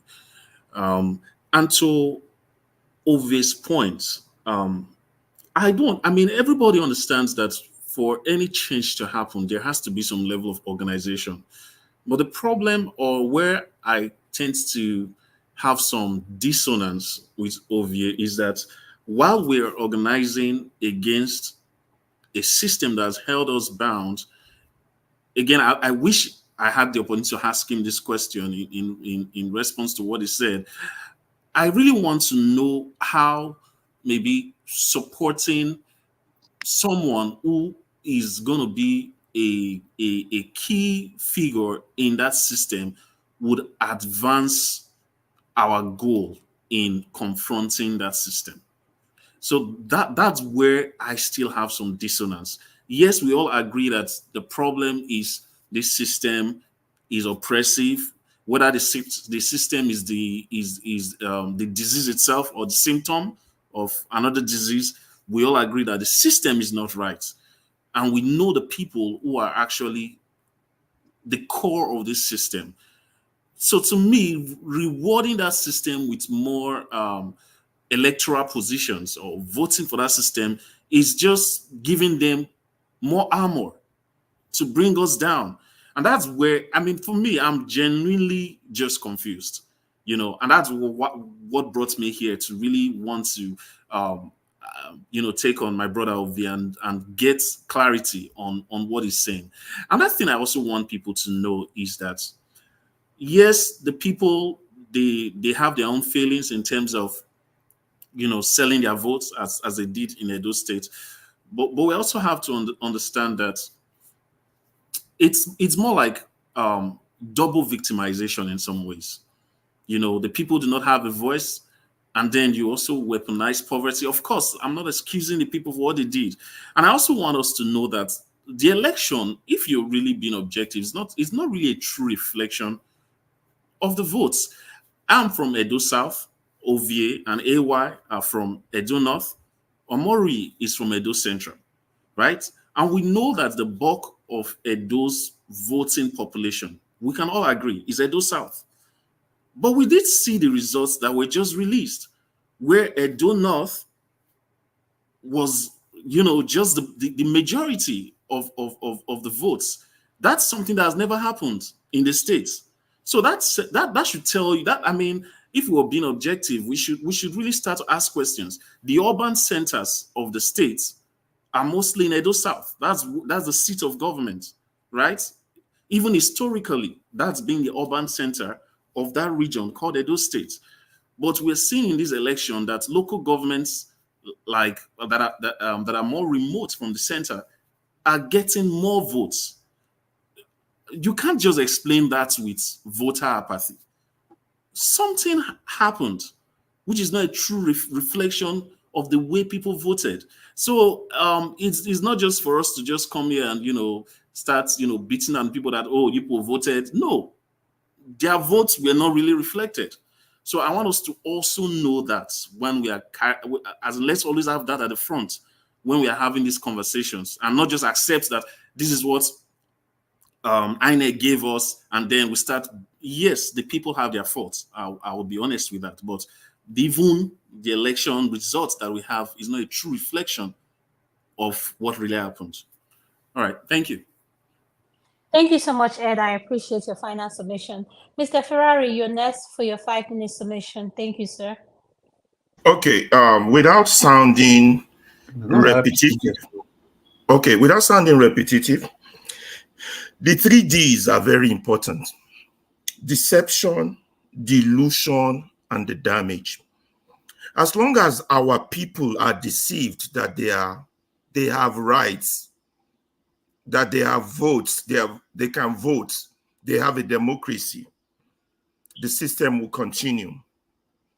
On the second subject, delusion, as long as our educated elite, those who should know better, those who should be the candle for the dark community, believe that this democracy or this political dispensation is worth participating in, or is worth mobilizing for whatever reason, or is worth partaking in, they are part of the problem. And as long as these 2 Ds, first 2 Ds hold, the damage will continue. So in order to stop the damage, Ovie was right, we need to organize, but we have to know exactly what we are organizing against. There's no point replacing a Tinubu with a Jonathan, or replacing a Jonathan with an Obasanjo, or replacing an Obasanjo with Abubakar, or replacing an Abubakar with an Abacha, or replacing an Abacha with a Babangida, or replacing Babangida with a Buhari, and then replace. We have one song they used to say, Ewo lewo, Jagari loto Babangida, Babangida lọ tán o, Buhari dé. Buhari lọ tán o, èwo lèwo. There's no point. So the 3D stands. So it's right, you got to organize, but you have to know what you're organizing for. And to organize, Ovie, you were right a long time you submitted. We do need the money bags. We do need the churches. We do need the mosque. But right now, they are not on our side. Their values is fucked up. They are on the side of the oppressor. So we need to target them first. So all of you, praise that man, very dark man. He's doing a great job. If all of us could be doing his job, put the churches on the stand, put the mosques on the stand, let their values be upon them, put the educated people on the stand. That way we start to contrast that value you hold of what they call it, gospel of prosperity is wrong. It's part of our problem. That value you hold of depending on an heaven while you live here on earth, that value of giving tithes, all these crazy values that substantiate our suffering. The suffering is serious, oh my people. We're looking at a system that literally turns us into slaves or thieves. I don't want to live with either one of those things because they end with VES, slaves or thieves. They end with VES. I don't want to be either. I want to be a man with dignity, a man with value. But if you are unfortunate to be born in that contraction, you have no other choice but to collect that money for that election. Blame them all you want. You have no other choice but to collect money as a prison warder and let Bobrisky go and stay in a VIP because you need that money to survive. You need that. You can put all the headlines you want. All the journalists can write all they want. You need that money to stay alive. They said, the Bible says, I don't like quoting the Bible because the Bible is part of our problem, but the Bible still says, righteousness exalts a nation. Not just righteousness, but man does not live by bread alone. We have turned our stones to bread in Nigeria. That value has to change. I don't have to be a pastor to preach that. I don't have to be. You have 30 seconds left. Thank you. Yeah, I don't have to be Dele Farotimi to preach that. Now, when that value change, you will be surprised how much you have empowered the people. That's organization. That should be the target of our organization. And now when we are fully organized, you can now mobilize because now you want to get to the critical mass. It is, like you said, it is only people who have the numbers that can change the society. You can now make demands. You want election reform. You want a new constitution. Why? Because you have the numbers of people who have values. Until then, we are just 1 year ball. We 1 year win. They blow for 1 year corner. And like fella said, I put my mouth for song. Thanks. Thank you, sir. Thank you. Mr. Moriri, your final submission. I'm going to give you 6 minutes because when you came in and you were going to be the next person to talk, so I gave you 1 minute more. Go ahead, your final submission, sir. Thank you. Thank you, ma. I appreciate it. You do not take it for granted. My greetings to Ferreira, Mr. Idi, and Jagun. Thank you. I think one thing I picked from today's discussion is not just about argument, but trying to suit our own selfish narrative based on personal aggrandizement. You've given me something today that is a sense of direction. You know, if you pick on any Nigerian, I've been to a lot of, I've been to the different forums where we discuss Nigerian issues. We all seem to agree on the multifarious and hydra-headed problem of Nigeria, no doubt. But when it comes to what's the way forward, what's the solution, you see people trying to change, trying to twin, trying to hook other people into their own selfish interests. They come with things like if you cannot beat them, I've had this long time ago. Even back when we were in school, in our school days as activists, they'll tell you if you cannot beat them, you join them. Policy is a dirty game.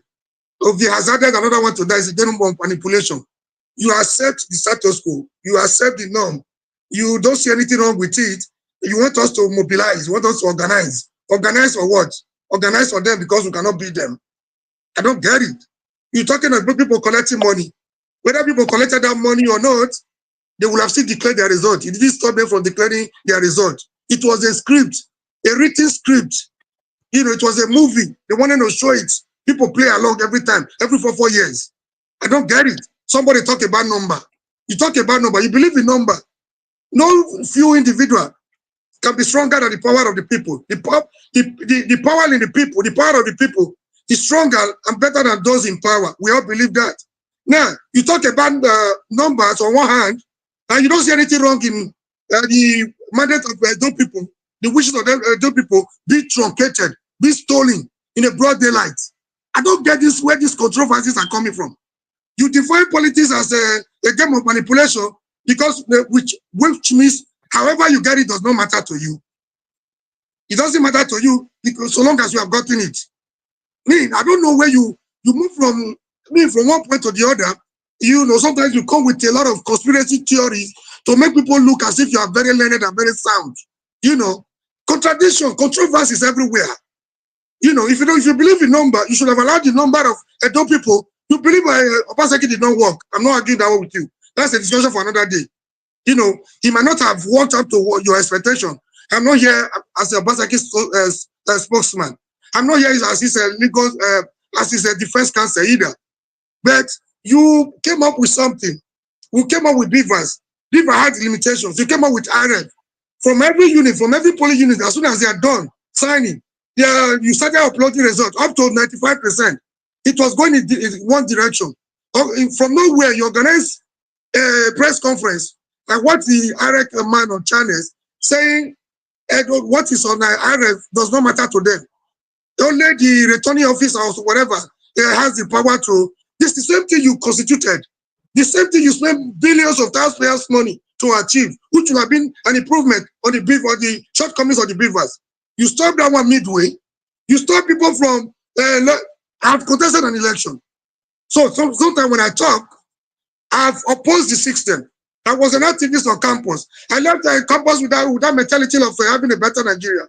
You know, people told us we could not participate in 1999. We have to be involved. We try to get involved. So when I discuss, I have a balance of almost everything I say.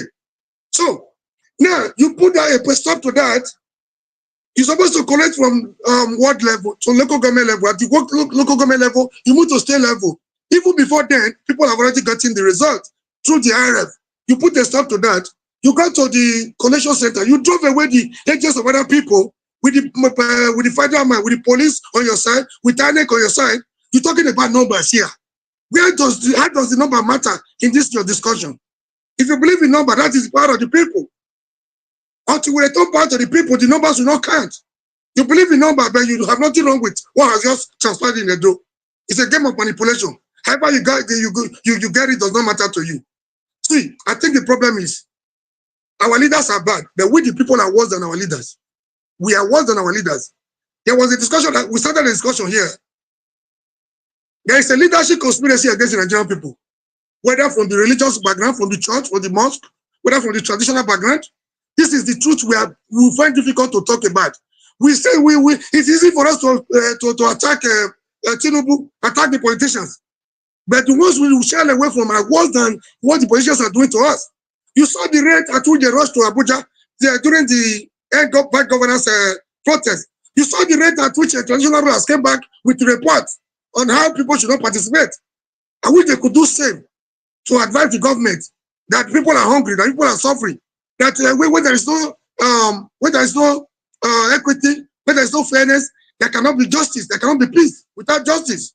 So we are not lucky as far as leadership is concerned.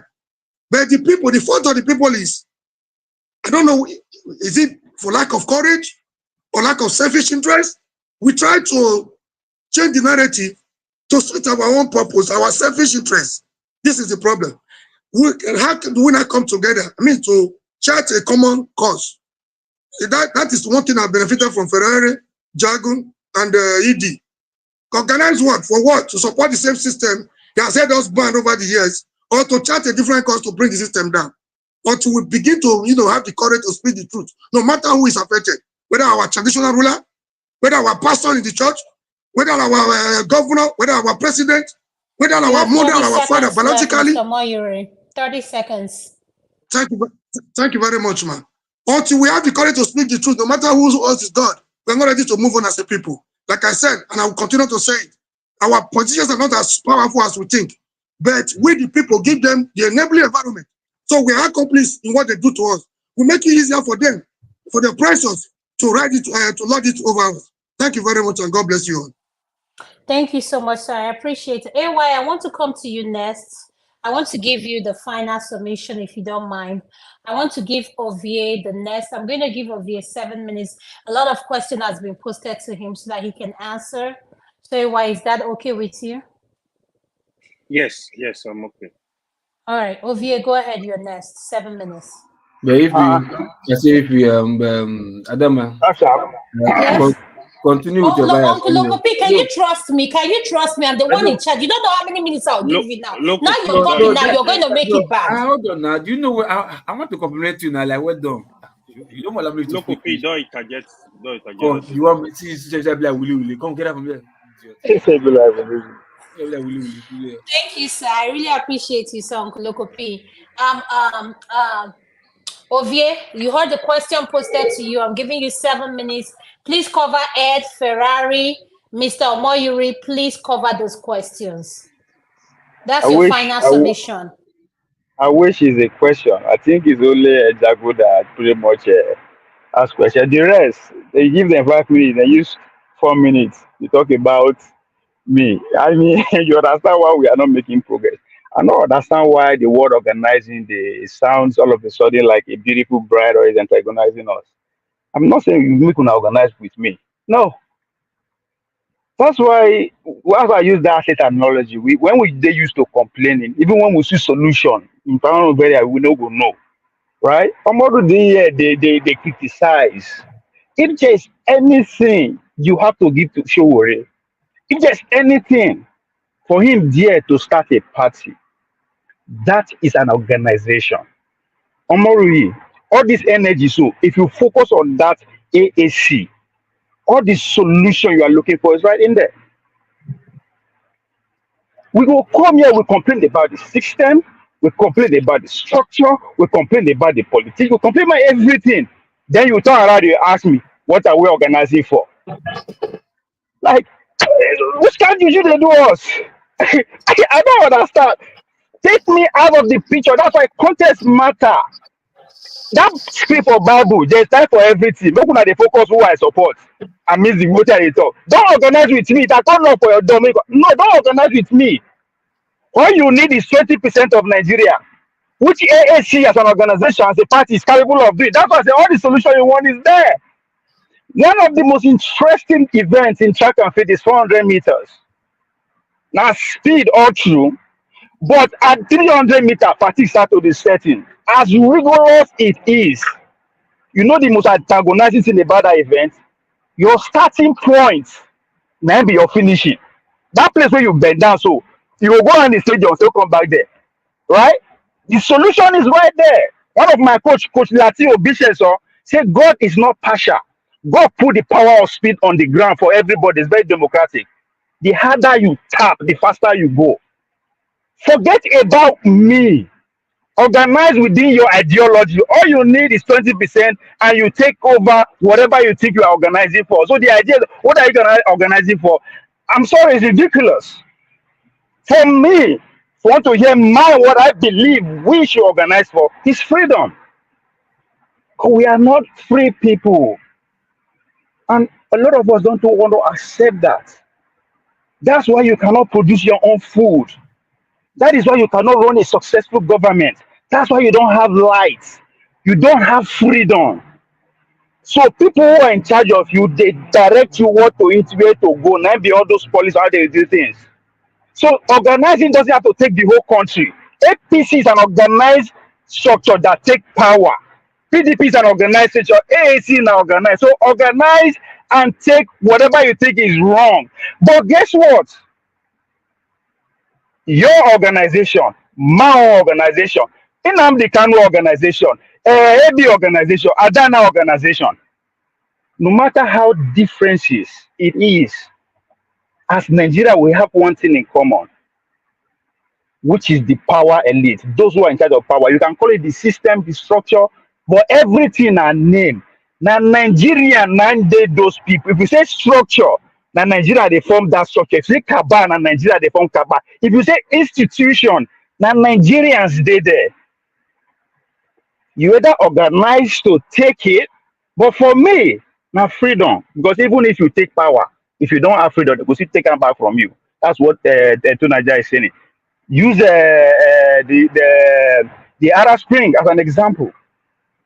They took over power.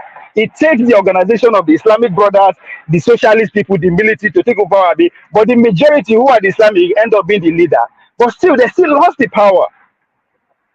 So when you are organizing, this is where the solution, other solution, other idea will come. You will begin to form military department, legal department, intellectual department, mumu department, electing department. That's what organization it takes. It's just so Omaru, please leave me, forget me who I support. You have an organization, somebody has already found it. That thing is going to grow beyond Shewore. How do you use that structure to take over power? Forget about me, forget where I belong. Don't organize with me. If you want to have a, we say culture. No, culture is not a way of life. Just like we did, so we have a culture. We talk the same way. We argue one kind of life. That's culture. But if you are not free, you can't form your own culture. So that's why when I was referring to AB, the church and the industrial perspective, it is when the Americans get freedom, they were able to destroy those institutions of royalty, religion, and state. Take power, be free first. Whatever you think that is hindering our freedom, start from home. Now, those people, we know them. Forget saying our structure. APT is a structure. Let's take it down. Let's organize and take it down if we think that is the problem. So please, the idea, now because of the focus on me, that's why you are missing it. Because the answer is in the question. What are we organizing for? Again, go back to what Loco was trying to say. Just answer me wrong. What am I? Forget about it. What am I organizing for? If you believe in organizing at all. So everything they will stop. And again, we too they complain. That's why you go give Amoru in 6 minutes. You go use typing to complain about me. I am not a public officer. I don't say make you vote for me. It's not about me. So those who say, "Oh, I support for Edo," again, go back to context. You go ask me, why am I supporting this person, this party, this cause? I have a reason. That's what you should ask. Again, you got to put out what was the Edo election about? The election was about the intellectual elite and the poor people to which illiterate represents. That was what that election was about for me. I'm an Edo person. 99% of my family live in Edo. So you know my reason, you don't have to agree with it. This is about we the illiterate people and the elite in Edo State. You understand? So organize whatever you think is your. If you want to organize to shut me down, go ahead. That's also part of it. It's a practice. Revolution has to start with evolution. Small. That's why again I question the obedience. The victory that they achieve by winning some this, they don't they lose them. You understand? Because there is no continuity. As you thought, they say so. They are losing it because you question that organizing. What is their goal? So as you move with that organization, that's what I say it's a marathon. As you go along, you win some victory, you take them along. Because ultimately, so Labawe so much believe in American democracy. The major difference between that and Nigeria is that there is no dual sovereignty. The state doesn't have their say. That is a victory we should aim for. Immediate victory. How do we get states to be autonomous from the federation? You can organize against that. Showore is organizing against the structure, whatever it means to him. Obi is organizing that the production, we have to go from consumption to production. But the question we are not asking him, That production factor, who is going to control the production factor? Is it the state or is him and his friends? So take me out of the picture and stop asking me question. Answer that you have the question. What are you organizing for? It's a cliche. It's right there. Organize for freedom. Organize for changing of this kind of system of democracy, which is me and you doesn't have a say who emerge as a president. Do you ever think about that? It's not just in Nigeria, but in America. The ordinary people don't have a say who becomes the candidate of a political party. You know why? That ideology of who should control the production factor, the state and the people is still largely within the end of the reach. As Ebi was trying to point out, right? The power went from the state, the religious institution to what? To slave owners in the name of capitalism. He's transferring now to what? What they call cloud release. Those where they get the big platform, the YouTube, the Google, the Elon Musk. Now that's where they control power now. That's the next group of people. So you have to identify who are the control of power within your state, your local government, and your country. In Edo State, those academic elites, those where they sabi for English, where they London, go everywhere, they adapt the power of the states. That is what we fought, we the illiterate fought for. Yes, they rigged the election for us. When I don't forget that story with the always tell, I don't know in Lagos last year. Today, this year, I don't know Lagos, I don't know Abuja. They rigged them, yes. I'm in support of the rigging it. Because guess what? They rigged it for Obaseki too. We guys are so delusional. Well, I mean, you guys, if you believe in that, because now they choose what to complain about or what to support. Does it really matter? Nobody cares. We know what we want. You understand? So there's a conspiracy to alienate we know we grow up for village. We're not having speak English. 40 That's what we seconds revolt left, against. sir. 40 Yeah, seconds. so that's what we will revolt. So before you say what are we organizing for? That's not my question to answer. I am organizing for freedom. I know I am not free. That's why I live in America. It is not joy that I have to cross the Atlantic Ocean to live the life I want. That's somebody who is not free. All of us will run from America is because we are cowards. We are not free. So for me, that is what I am organizing for in my own little way. And I organize to smoke it go nationally. I'm organizing for that too. If you see me declare for president, that will be my message. Igbo should be legalized. I am organizing for that. What are you organizing for? Oh, yeah, I can't with you. I can't. Thank you so much, sir. I appreciate you. Mr. Lokopi, are you there?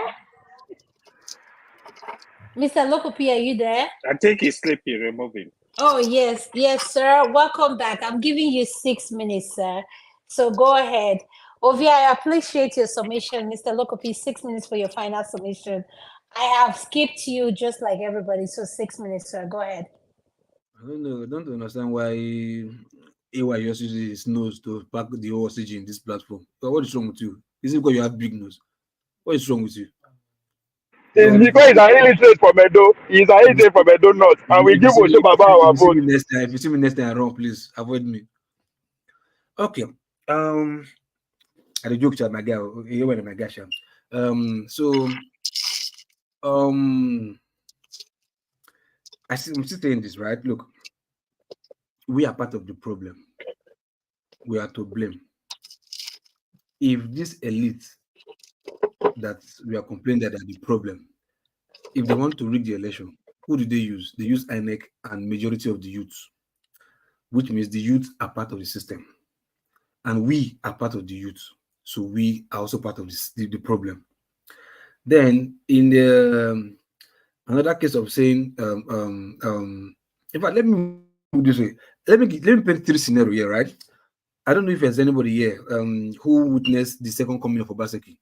When Obaseki moved to PDP, that election, which is the second Obaseki's second tenure, everybody came out to vote willingly, open with their full chest, because they were angry with Oshiomole for being a two-time SOB. You understand? You talk here against Obaseki, next week you talk here against what's called Zeyamu.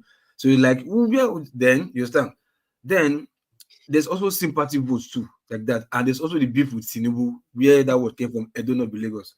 So everybody came up with their votes, stood there, counted the votes, and warned all the INEC officials, look, if you try rubbish, any police, if you try here, we enter una.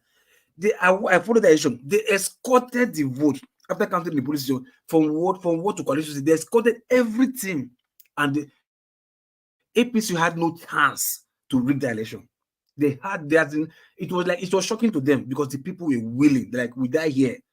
Same thing happened in I'm talking about Edo State right now. Same thing happened in last year's election when they voted for massive for the obedience came out. They did the same thing. APC and PDP could not have their way in Edo State in last year's election. You understand? But what happened this year? Voter party. The people were fed up. Like, man, what nonsense. Coupled with the fact of Jackpot syndrome complaining. You understand? Because after Tinubu election, this is the first election after Tinubu's election. So the Jackpot syndrome was also invoked. So people were so tired. Like I said, I knew many people, who sat in their houses drinking beer and whiskey. You understand? I said it just now, like, there was no Yahoo boy in Benin City that came out to vote. None. So if you are shocked to say Edo North election, Edo North is voting block is bigger than, or this outcome, the one in Edo North is bigger than when Edo South, you might not be far from the truth, because I know men who sat at home. They didn't go out to vote, maybe because of Obi's election, maybe because it broke many of them hearts. Not be what it was this guy what's it called Henry last time, because Obi lost. Henry was shedding tears. Henry that's not in Nigeria because of that many of the hope. You know my point? So the thing is, I always blame the people. Look, if you come out to vote, there's no way. It will be hard for the system to play their role. Even if they use youth to be part of the system to rig election, it will be hard. But by the time you don't come out, you say this and that, and you allow these lions and tigers to go there and vote, they will be the same people. They will also have their way. But you don't want to tell yourself or sensitize people, look, please come out and vote. Even if they rig the election. But trust me, if the people that I knew who sat at home, who don't come out to vote, if they came out to vote, probably the election would have gone on that direction. Probably, because I knew many that did not. Many traveled. Bro, it's not that people coming out to vote. Don't target anybody, man. Come on. What is your money? What did you say? What is your money? Please, it's not about people coming out to vote. Even if the whole Edo people have come out to vote, bro, they were ready. See, look at the different people. Buhari was with Mr. Moyuri, can you wait? Mr. Moyuri, can you wait? Please, wait. Let him finish his summation. Then you can interject. You can't do this. Buhari wasn't able to do this ethical, which Jagabati is doing right now. Let him speak. Please, Mr. Moyuri, can you respect me as the moderator, please? You will have time to respond. Let him. Yes, thank you, sir. Go ahead. Mr. Olokopi, 1 more minute to your time. Go ahead. Man, Jesus Christ. No, come on, man. Okay, in a nutshell. One more minute to your time. You have 1 more. Make I talk now. When you say it was a script, right? Trust me, even if they wrote the script, they made you that did not vote part of the script. You get my point? They made you part of the script. That yet these people will not vote. They are tired that will frustrate them. They will not come out to vote. Then they will not have our way. They made you part of the script for you, which is this voter party. You understand? You were part of the script for not even coming out to vote. And there's something. That's why I gave you scenario of Obaseki's second term election and last year's presidential election. When the people came out to vote, there was nothing. So wait, hold on. Don't you think APC would have loved to win the election? APC would have loved to win Edo State last year's election, or do you think or PDP don't want to win? They gave out money. They were paying 10,000, 20,000. I see them. But what happened? Labour Party stripped everything, gave them the vote because the people were willing. Sometimes you just think as if this is just people they call cabas or whatever, that they're so super powerful, they're supermen, that even when people come together, that look, I think there's one word in your language they don't say like togetherness is strength. You understand? People that said that they're not cowards, they're not fools. The people decide to not to vote because everybody they form big boy. Why? Because they can afford their fuel, Even if you call them Yahoo or whatever, they can afford their fuel, they can pay their bills, they can their house to do everything. So what do they really want the government to do for them? Nothing. I bet look at them house, they enjoy myself, Jerry. I give myself everything. They are forming big boys in the house. That's why I said, check. We saw the videos there. How many come out that Yahoo come and say they want to vote Yahoo boy? It's not possible because of what the system has done so far. So my blaming is this, regardless of the system, even if it's bad. Look, we have a lot role to play. If we don't let the system be bad, but if they see us that we are willing to vote, we are willing to change, the more we are changing, the more they will be changing. You understand? I will tell you, let me learn with this. Look, this issue of the way we are right now. Let me use this boy scenario, like very dark man. People don't like him or they don't like, but my question is like, even if he's doing bad or he's doing good, you see the little good that he's doing, somehow, some way is changing the system. If we all in our little way still do our own small good, this is not small shit is spoiling, Shabi. So small good, they make society better. You get my point? You do yours, he's doing his own small way, calling people out, telling them this and that. Look at this last one he just did about the EFCC and whatever. This is big case, you understand? That is his own small part. If we too are still doing our own small, collectively, something big will happen. But nobody's willing to do anything. We're always pointing finger. No, it did this. Come out first. That's why I'm using that Obaseki second election. Look at the way, even they came out, escorted the vote. APC not will do gain despite the money they pay. APC were paying 20K on feed on election ground. Nothing happened. The people collect the Mochopam, they vote Obaseki. Then it was because they wanted maybe sympathy vote or whatever, but they wanted Obaseki because Oshimole was too much. They like Edo State Lagos. They changed it. So if the people come out, if they want to do it, they will do it. See, orient the people first, please. Let's change the mentality of the people first. 30 seconds. Yeah, thank you. The majority of Nigerians, trust me, they benefit from this nonsense Nigerian system that we have right now. They benefit from it. That's why many people are not really willing to come over there. Look at all the content creators now, all the Yahoo boys, all the hookup girls. Now, if not for the system is bad, do you think all the hookup girls go fit with us? All the Yahoo boys, the system is bad. So that's why most of them are even happy the system is bad, so they'll continue to make the system. So please, this I don't always do that. No, come out. If you come out every time, that's why I'm begging everybody here. Please, let's work together. Let's start this diaspora voting too, so that the voting will still be changing what we have in Nigeria. Please, let's start this. Let's put work together and let's do diaspora voting, so that at least the vote here will still have a say. Have some little change in Nigeria's electoral process too. You understand? Always blame people. Let's try and do something. We'll do about ourselves. We'll not go die. Thank you, Mr. Lokopi. It's not changing in our time. So what if we can't see change in our time? What are we afraid of to sacrifice? That means if because we don't see the change in our time, we don't want to make a sacrifice. That means we are selfish too. That's why we don't want to do sacrifice, because we will not see the change. We will not be benefit in our time. Thank you. Mr. Murray, I'm going to give you 1 minute to respond to what Loka say. I'm going to Jago for his 5-minute summation. Go ahead, Mr. Murray, 1 minute. Thank you very much, madam. You've done, a lot for me. See, let me tell you, the last speakers, are you still there? Let me tell you, see, this is the delusion we have. Okay, this is what keeps us preparing for every 4 years. This is a mistake we have been making. Let me tell you, between what is happening right now and what happened during Buhari, a lot of people, we expected a lot from Buhari, security-wise, economic-wise, he failed woefully. But there was one thing he tried, he struggled to avoid. That toggle of dictatorship that was on him, he tried as much as possible to to change that narrative. So if you saw what he did in Ogun, when Amosu and his cousin had problem, if you saw what Buhari did in Imo State, when Rochas wanted to impose his son-in-law, if you saw what Buhari did in Edo, when Oshiomole wanted to who with the people into believing that Edo people are in his pocket, you would know that Buhari was more of a Democrat than your so-called Jagaban, the Nadeko criminal. So this is the difference. It's not about how many people came out to vote.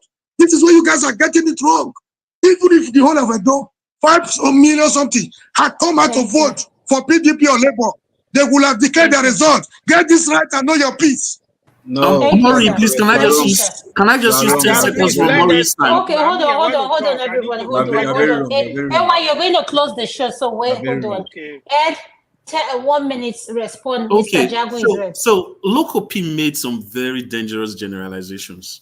The first thing he said was that most people from Edo South did not come out to vote. And then he drilled that to most No, Yahoo please put in it. He said all the side chick, all the Yahoo boy. Yeah, That's a segment I'll have in with him so that he can connect me to those people that he knows. Exactly. Because he has some inside ground information. He's a married man that knows side chick. So he needs to come to the women's you heard him segment. wrong. You heard him wrong. You heard him No, wrong. I did You not heard him wrong. now. I mean, actually, you don't hear when he talks side chick. Why they act like this now? I typed it on the chat. He said that most Yahoo boys, that's assuming that Yahoo boys are only in Benin, in the whole of Edo State. That's they're only in the Edo South. Wait. Then secondly, it's also assuming that only Yahoo boys define elections in Edo State. I have people in your circle of friends. You probably have Yahoo boys who did not vote. I have people in my university. I went to Uniben. I have people in my class. They all voted and they gave me reports. Don't make those generalizations. Before you go there, hold on. Can I land? Let him, Mr. Lokopi, let him finish now. When you are talking about your side chick, we did not interrupt you. Let him land. Don't make. No, hold on. Let me talk before. I don't know what you is that chick. Ah, me, I don't like them. Now, what's that they tell you? I don't like them at all. Adama, you're the moderator, right? Please, Lokopi, please wait. Before you go insult me, I can't go vex. Before you go no, don't vex yet. Okay, just stop. He's not answering. He's just countering what you said. He's just countering what you said. He said, if I know Yahoo boys, you see, hold on, look, I will warn you. If you are addressing, not say because I know them, then you know people that when you finish your Uniben, you understand? Like saying that's not a matter of contention. So like I said, before you go, me not go insult you. No. Okay, Mr. Lokopi, can we? Let's not take this personal, please. Let's not take it. No. Let's move on, please. Go ahead, Ed. No, they did not come out. Did you say it or not? You said it. Ebi, no, that's not what he said. Ebi, don't look that side. Don't look that side, Mr. Lokopi, please. Can you guys Adana, give him 30 seconds. I'll give you 30 seconds. Go ahead, explain. Because the assertion of side chick, they are all here. Look at them. Roaming around, they know themselves. Wait. See, Ebi. This is Loco was making a point. Listen to what he said. Whatever his point is, was that most people that he conversed with, that he communicated with, did not vote. The people that I conversed with, that I communicated with, they all voted. I know they voted. Yeah, but wait, Ebi. Thank you. Okay. Adama, 30 seconds. Ebi, 30 seconds. What you should know is that before he said that, he was making a comparison between Edo North vote and Edo South vote. So he must say that if they thought say Edo North vote pass Edo South vote, he no go surprised because a lot of people no come out to vote. PPG, Yahoo boys. It makes so many examples to actually want to make that point. But you cut that part out, you want to push the part and say, oh, Yahoo know the vote. Okay, can we stop? Okay, let's move on. Okay, Mr. Lokopi, he has taken the correction. Mr. Jago, please, your final submission. Order interruption. Okay, go ahead. Finish your point. Go ahead. Make your point. I'm giving Mr. Jago 7 minutes so that you know. Okay, I actually have a couple of questions here. The first thing is to assume that the so-called Yahoo boys, they are only in Edo South. Then secondly, that it is Yahoo boys that define elections in Edo State. Then the third one is that there was very clear evidence that there were places where there were more votes than accredited voters. And even in the midst of all of this, before elections took place, the president clearly stated that this election is going to be for APC. So yes, I heard that. I support what you said. Where this president took this thing so personal, and all Edo people came out, and what Mr. President wanted is not what's going to happen. Is there a Thank you, Ed. Thank you. They will respond. Mr. Jago, 7 minutes to you, sir. Go ahead, sir. I thank you. I thank the panel. I'm not really going to delve into the Edo election and basic Nigerian corruption because I don't know what we expect generally. I'm not quite sure what our expectations are of a corrupt system, apart from argument and complaint, basically. So I'm not going to entertain all of that nonsense. What I would ask, if anybody saw the UN meeting over the last 2-3 days that has taken I did. for you. I watched the speech from the South African president. His name escapes me right now. I watched the same thing from the Ghanaian president, Edo State or something. I then watched the submissions, great speech from Erdogan, the Turkish president, and I saw the speech from the Jordanian king. Finally, I saw the speech from Shetima. Now, to say I was disappointed is a shortfall. Shetima stood up in front of the world and used 45 minutes to an hour, and he said absolutely nothing. I bid you all go and watch. Then Ramaphosa of South Africa, he was quite alert, he was quite punchy, and he directed his speech about the UN and the imbalance of the UN and the fact that we need to have an African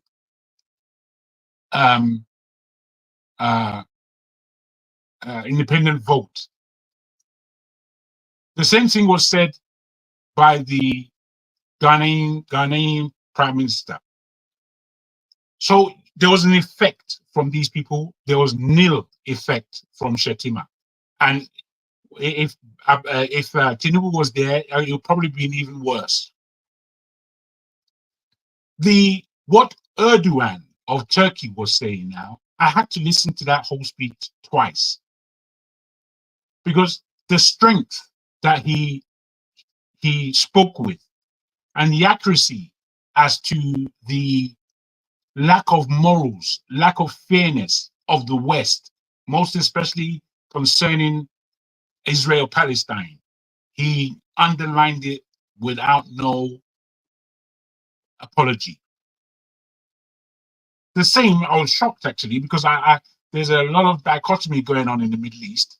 The same from the Jordanian king, who again spoke really against Israel in a very clinical fashion, in terms of, look, there's an imbalance here in the way we are seeing things, and the imbalance is the West, and the West imbalance is basically corruption.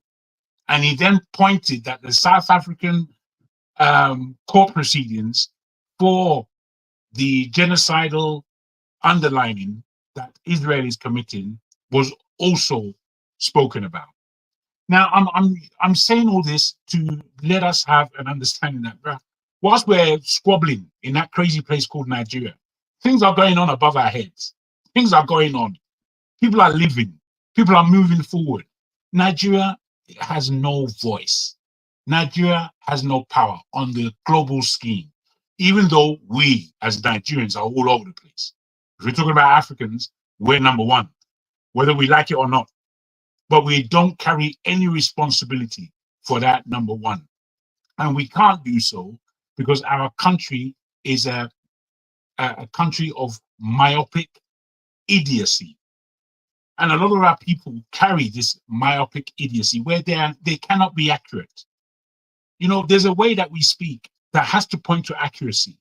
And then this platform, when I listen to it, the level of inaccuracy that people have in their spirit is mind-boggling to me.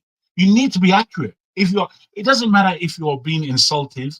It doesn't matter if you're speaking about a particular subject. You need to be accurate. You can't just say anything because your spirit is in pain or something. I hear it all the time on this channel. Now, that is one aspect of what's going on above our heads. Nigeria in itself, we are a lumbering giant, lumbering. I hope you hear what I'm saying when I say lumbering. It means that we move in such a way that really we're not going to get to our day. We're not going to get there. We may think of it, we are the king of giant of Africa and all that bullshit nonsense that we speak. Meanwhile, when we look at the country, it doesn't measure up to the giant of Africa.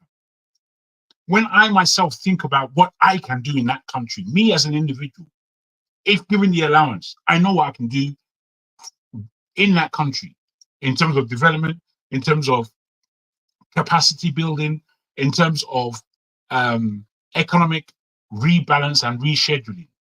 There are so many ways that Nigeria can make big money. And I'm not talking about our natural resources in terms of what's on the minerals. I'm talking about we, the people, how we can make enormous amounts of money.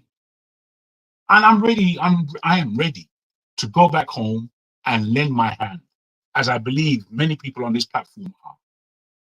Now, I'm saying all this to let us know that the squabbles that we maintain here on this platform, be they personal or otherwise, we just need really to look for what is accurate.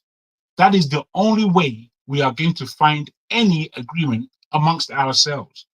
I don't have to like anybody on this platform. I really don't. And nobody on this platform has to like me. However, if the truth is coming out, let the truth land. For God's sake. These are my headaches on this channel. Let the truth be the one. Forget my personality and your personality and all the rest. Forget it. You know, I have many people that love me. I don't need anyone on this platform to love me. I really don't. You know, the reason I'm here is to see where my intelligence can balance with somebody else's intelligence and we can grow our intelligence. That's the reason I'm here. Sometimes I'm here listening and thinking about how can we go anywhere when this is us? This is Nigeria. Look at the higgledy-piggledy nature of the way we discuss things. Look at how, even in insult, we don't insult accurately. Me, if I'm insulting you, I can do it in such a way where I'm not even dealing with your personality. I'm dealing with what comes out of your mouth. I'm dealing with the rubbish that somebody is speaking. I'm dealing with the inaccuracy and the void of imagination that we have. All I'm saying is that there are things going on in this world that we cannot avoid to miss. We cannot help to miss it. We somehow have to join in. Yes, I sir. believe that given 5 years, Nigeria can turn itself around. That's my belief. My deep belief. I believe it can happen, and I would want to lend my hand to that happening. For who? For me, for my children, and the forebears that follow after us. Because I've led a life of wishing, hoping, talking, praying for Nigeria to be well. And in all of my life, I have not seen it. Having said all of this, Nigeria is something that can't die. I'm telling you this for nothing. Nigeria, somehow it can't die, even though everyone would like to kill it. I tell you this for this reason. Every time we go into an economic downfall, God alone knows how he's blessed us, but there will be a triumph or a push or a resurgence of our economy. Now, Yes, sir. Given this terrible government that we have at the moment, I don't know if you're aware of the economics of the last quarter and what's taking place in Nigeria economically. In the last quarter, Nigeria has turned over 14 trillion naira. Naira, yeah. I don't know what that is in sterling, but I looked at that figure and I thought, look at this, man. Even when we're not even trying, yet this is happening.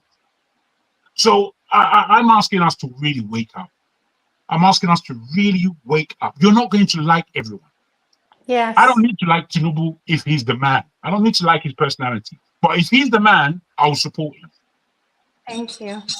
I'll just man. And I thank you, Adana, for the time you've taken to compare our discussion here. And I thank you properly in that I believe that whatever is between me and you, I let it be there. But I have nothing between you, Mr. Jago. It's just, it's Jago, I nothing love personal. No, man. very You good. are the man, man. Yeah, thank you. Very good. Thank you. Well, what Thank I will you. say is I appreciate the fact that Thank you are comparing without premonition or without looking to carry anything forward. I really, Yes. really mean that. Thank you. So Thank that you. is my last statement. Thank you. Thank you. Yeah, well, I'm going to have you give 8 minutes, and after your summation, I'll give Mr. Ferrari, Mr. Moy, and Mr. Lokopi as the elder in the platform to close us out. Adama, please, can AY, you go tell ahead, them 8 nobody minutes. should interject me? Can you just tell them? Because I have a But you like ready. I don't. interjecting people, so I will tell them, please don't interject AY. Please, let him Okay, talk. thank you. Okay. Jago. Jago, I love you, man. You know, but I love Before you. you Don't start, worry, tell him not to misfire. So AY, they say don't misfire because you're not the only Edo person here. So don't misfire. I'm not even Edo. Let me say this, right? I want to start from the punchline of Ovie. Ovie said, "Una they pick what to complain about." That's a very powerful statement. You see, when people come here, when somebody is truthful, when somebody wants the goodness of the country, when somebody wants the goodness of any state, I know. I really know. When you come here, you try to beat around the bush, you run me around, I know. Somebody like Ferreira, no matter the difference we have, I know what he stands for. We can argue about some stuff. Somebody like Jaguar, I know what he stands for. When he tried to, we can argue about keep our differences. Just like he said, you don't need to really like the leader for you to give support. Because, for example, in Nigeria issues today, I don't really think I have anything to gain from Nigeria apart from just fighting for the life of the people to be good. I don't think, to be honest with you, the highest maybe travel to Nigeria and want by security. That's a good thing. That's why I'm fighting for the country to be good. The reason I'm saying that, right? Ed was here. I would have really loved Ed to be here. He said he's from Edo. I wanted to ask him what is the performance of the governor for 8 years. Somebody like Mr. Moruye, he's gonna come here. I'm actually disappointed when he's speaking because he's somebody that associate with Showore. I thought it was a progressive, really. It was on the right path. But no, I'm wrong. Because when you come here, you are supporting a governor that ruled for 8 years without any meaningful development. The only thing they tell you, oh, he laid foundation. Foundation of what? You have a governor for 8 years. He cannot point to you. I started this capital project and completed it, and you are all like defending the person. You want to deceive us and tell us, oh, you are progressive. The other people, bro, we need to calm down. What you need to do is to come here and explain this governor has done a lot for the people. Look at what he did, look at what he did, look at what he did.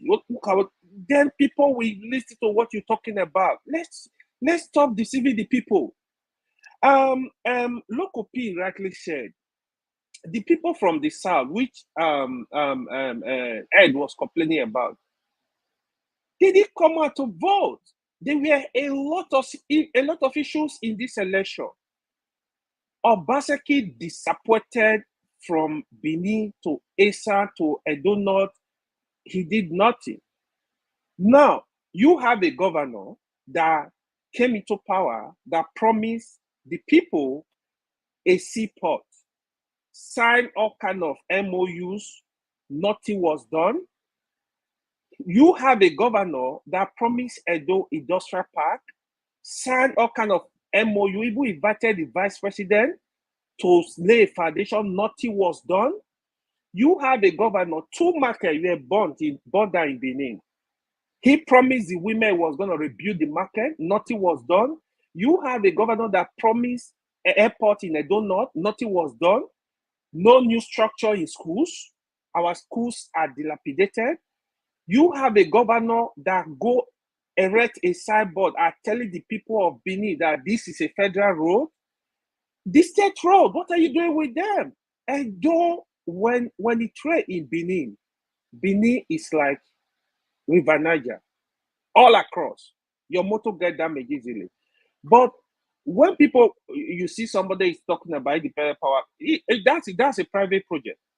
So you have a governor that is fighting everybody from Benin to Edo Central to Edo North. All the politicians, we're all working together to make sure you have to go. The people were hungry all across the state. I'm not denying the governor is not innocent at all. You have a governor that denied 14 members of House of Assembly the right to represent their constituency. You have a governor that denied to swear in lawyers. You have a governor because his deputy was contesting against his preferred candidate. He instituted impeachment. He impeached the deputy governor. Even till today, when the court recited the deputy governor, he refused to allow him to have access to do his job. In fact, the sin of this man, you have a governor that is fighting Oba for artifact, at war with Oba for the past couple of years. And when people come here and support, you have a governor that rigged the state election in all the local government, and is the one that is complaining today. See here, the PDP candidate, I have said it on this platform, I consider him as the best candidate in terms of his qualification, his experience. But unfortunately, the sin of the governor, we're just running after him. Unfortunately, hopefully he's going to try again. I really like him. But when people come here to defend Obaseki, it is sad. How are you different? How are you different from people supporting Tinubu today? We have serious issue. Let's stop selecting. Let's just stop selecting who to pick. PDP, APC, as long as I'm concerned, this party, the people involved, they are just evil. They don't want, just like somebody rightly said, they don't want the good in the country. What we get them out, the people need to come together and fight these people and get them out of power. There is nothing more. The PDP and APC, they are not different. They are one and one. They are not different. The only thing is, this one will grab power, the other member of the other party will move to this area. That's what happened. That's what happened. The Labour Party that we were even hoping on, look at what is going on with the leadership of Labour Party. They are not different too. They've collected money. So what I see, I'm really fed up about the whole thing now. If we can see people like Showore and say, okay, Showore, come. Because it sounds like the only different person among all these political leaders currently, because it doesn't belong to the system. So if Nigerians can put their hands and work with Showore and see how we can move this country forward, I think it will be the right thing to do. Because if you are supporting PDP, you are supporting APC, you are not just different. You are not different. You are always selecting who to follow, who to choose. Thank you. That is what happened. Thank you. Okay, for those people in the comment section asking for the link, we're about to end the show. That's why I can't send the link. So the only people here are the ones going to speak. I do apologize. Mr. Moriori, I'm going to go to Mr. Ferrari, Mr. Lokopi, and that's it, so I can end the segment. Go ahead, Mr. Moriori. And after that, I'll go to Mr. Ferrari. Thank you so much. And AY, before you speak, AY, you speak so much about Edo politics. Then when I ask you, are you from Edo, you say no. So I don't know why you so emphasize on Edo, but I'll let it go. I don't care where you're from. Go ahead, Mr. Moyuri. Thank you very much. Thank you, moderator. Sorry, Adama, the people asking for link, maybe they may not want to join, maybe just to watch, but they want to get the background. Yeah, they're watching. They can watch. They can watch. No. Unless there's somebody who wants to take over moderation, or Adana has spoken now. She wants to go. Thank you, madam. I Adama, think you we are need more muted. women. Adama, you are muted. Go ahead, Mr. Moyeri. No, they can watch. They can see us live. Yes, go ahead, Mr. Moyeri. Thank you, madam. Thank you. I think we need more women to turn things around in our country. You are the Margaret Thatcher of this platform. Having said that, which time will permit me to correct my brother AY. You cannot be more Catholic than the Pope, and you cannot cry more than the bereaved. We are the people of Edo. Edo, we were grassroots mobilizers, grassroots politicians. We have our everything, body, soul, and spirit in Edo. So you coming to tell us what is happening in Edo? I think moderator has already taken care of that one. I hope time will permit me to take you on the issues you raised. Airport, he promised airport in the north. He promised support in the south. Fighting politicians, 14 member elects that were never sworn in. Deputy governor, greedy, that greedy. If I call him greedy idiot, I don't think that would be enough. That greedy, I wish time would permit me to tell you what Obaseki took. If I were Obaseki, I would do more in these areas than he did to them. He was just 30, he was too gentle for them. And the other way you talk about Oba and the artifact, that would not permit me to highlight them one after the other so that you learn. I wish we could have a platform where we could have one-on-one. I will tell you what Obaseki has to do. Yes, we have a debate, Mr. Moyer. There's a debate coming up tomorrow. So those people that have the comments, yes, tomorrow come in with your facts and everything. Yeah, let me land my Yes. point, man. Let me land my point. You got me very wrong. I'm neither for APC nor for PDP. I always say this. I don't think you got me wrong. I will neither defend Obaseki nor defend APC or PDP. If there's any party I hate in Nigeria, I think it's even PDP. So anyway, I'm talking to you because of this. I started by telling you I wasn't a spokesman for Obaseki, but you guys trying to hide under Obaseki's lack of performance. They try to bring Oba into politics, try to bring politicians, he fought the politicians, he did this and that, because to me, to justify the evil, to justify the rape of democracy, to justify the aberration you call election in Nigeria. That is my point. I'm not here to defend Obaseki or PDP. So my point is, you cannot hide under the Oba. So we know what is going on there. I've been warning you that I don't want us to come out to the public market square to naked ourselves. Because if I go into that area, I don't think you will have the courage to appear on the platform on the same platform with me. I don't want to go against my tradition. I like my traditional institution. But when tradition is not okay, religion is not okay, politics is not okay, we must have the courage to say it the way it is. So stop bringing your Oba into your dirty politics. I don't feel comfortable with it, number one. So I don't want to open that chapter because that will be another thing, another ball game, another scandal, cup of warm altogether. So my point is, it's not about Obaseki. Why truncating the process? Why shifting the goalposts at the middle of the game? This is the point you're not getting. You talk like a politician. I'm not like you. I don't come here to defend APC, PDP, or even Labour. You know, I want a better Nigeria. I want a better society for the people. So I'm not for Obaseki. I'm not defending Obaseki. But you telling me airport, you cannot build airport in 3 days. What we are celebrating in Abia by Oti started about 20 years ago. He has laid certain foundation. That's what I said. That does not mean he has done everything. That does not mean Obaseki is perfect. That does not mean I'm here to defend Obaseki. You know, a lot of Edo people expected more for him. You know, he has disappointed Edo people. Do you not hide? Although Obaseki wasn't on the ballot, do you not hide under this your excuses to truncate the people's mandate, to rob the people in a broad daylight and tell me it's justifiable? I disagree with you. Thank you, madam. Thank you, sir. I appreciate you. Mr. Ferrari, you're next. Go ahead, your submission. Well, this is going to be my shortest submission ever. I believe that Nigeria is heading in the wrong direction. Nobody's coming home to save us. Nobody's going to save us. We have to do it ourselves. I believe that we have to change our people's value first before we can mobilize them. If that value doesn't change, there's nowhere we are going. And that's I think We should not participate in any partisan politics at this moment of the country.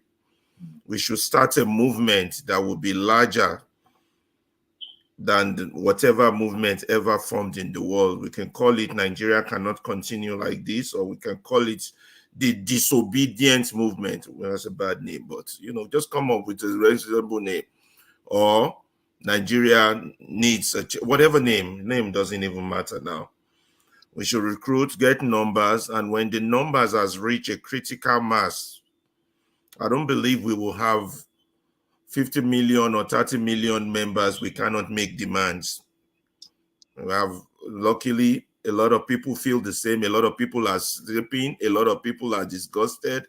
A lot of people have tuned off. If we can wake them up to just see we're not playing politics, we would abandon politics next few years just to get this together. And when we have reached that number, we'll make a demand. If they think it's a joke, we put our members on the street, they will fear. They know, wow, these people got a member. They've got members. You can't have 30 million Nigerians walking the street. The religious organization, you go recruit them. It's in their interest to preach the true gospel, the true religion, which is religion of good behavior. They don't recruit you, let them see that change is coming. If those big mega churches like the Adeboyes, the Oleakilomes, the Oyedepos, if they truly serve God, Nigeria will change tomorrow. I repeat it. If those people truly serve God, Nigeria will change tomorrow. Why? Because when they hold the convention, they have 20 million. When you put 20 million people on the streets, the government listen. If the government is deaf, the world listen. You're going far, Mr. Ferrari. Go to Jerry's this thing. Come on his live stream. You have 100,000 people on a chat, on a live, on a YouTube live going like this. People just saying, amen, amen, amen, amen, amen. So that's just to tell you how we are so blindsided by religion and all this nonsense. If they were not, serving the God of money, they're serving the true God, that country will change tomorrow. It won't need anything. It will just call members out on the streets and say, we want to hold a prayer session in the middle of the street. It's not a march, it's not a protest. Government go fear. If you say make them fire Mahmoud, they go fire Mahmoud. If they dissolve INEC, then go dissolve INEC. That country will change. But we don't have all that because they are on the other side. So we need a change of value. We have to focus on that. And that's all I have to say. But we can't give up. Nobody's coming to do this job for us. We have to do it. Nice one. Thank you so much. Go ahead, Mr. Jago. Go ahead, your final submission. Go ahead. Thank you. I just wanted to add to what Ferreira has just said. Now, you see, there is value. The value may need reorientation, but there is value. Now, the value that I think you are speaking of would happen through and after a serious but peaceful revolution. Value for me and you, for those on the panel, may be at a level that is higher, if you like, than the values that Nigeria keep. That's what I don't mean to interrupt. That's what I'm afraid of. If the value comes through a revolution, it might not be peaceful, and there will be too much the risk of bloodshed. life. These things are the risk of life, and we cannot afford to be risk averse. We have to enter into the risk and take our choices. Now, you've made many utterances that I agree with in terms of us really coming up with a strategy, a movement that now speaks to the people. It is the joining, those who would now join those people, that movement that would reinterrogate their value system. These things have to be put down. You see, Nigeria has been bogged down with miseducation, undereducation, underachievement, all kinds of levels. And with that, people are oppressed, and oppression means that things become cheap. Things that are of nous, things that are of providence, become cheap and cheapened. And that's where we are. So it is for those who are brave to begin. Because all this talk, right, we can talk on this platform till today, till next year. The next year will be 2020. See how quickly this year went. It just went like that. We're going to be in 2027 in no time. And if we don't use those 3 years to make movements, then we're just speaking into the wind. Sorry about that. Thank you. Thank you so much. Mr. Lokopi, AY, you close. Mr. Lokopi, are you there? AY, go ahead to your final submission so I can end the stream. Yeah. Oh, Mr. Lokopi is back. Go ahead, who close last. Go ahead, I don't AY. know what is wrong with you. Lokopi, once I want to speak, he will just come and jump in. Don't unmute yourself. So, Ada, today, I mean, I've been listening, to be honest. You did a very good job today. I mean, I want to give you some flowers today. And the other good thing, I heard Jagu, make you real peace with you. That's my Jagu, man. So, you, Jagu, Ferreira, you see, you have a lot of ideas. But sometimes I feel you also distract yourself. When you come with attack with people stop listening. I want you to kind of tune it down, Always come. I'm fully in support of your argument most times. When you try to fight people, nobody is gonna listen. It becomes like you distracting yourself. With these ladies too, please let's take it easy on them. Tope, Ada, all other ladies, so we don't scare them away. We are this platform is like 90% men, right? Yeah, I'm happy with the discussion so far, but to be honest.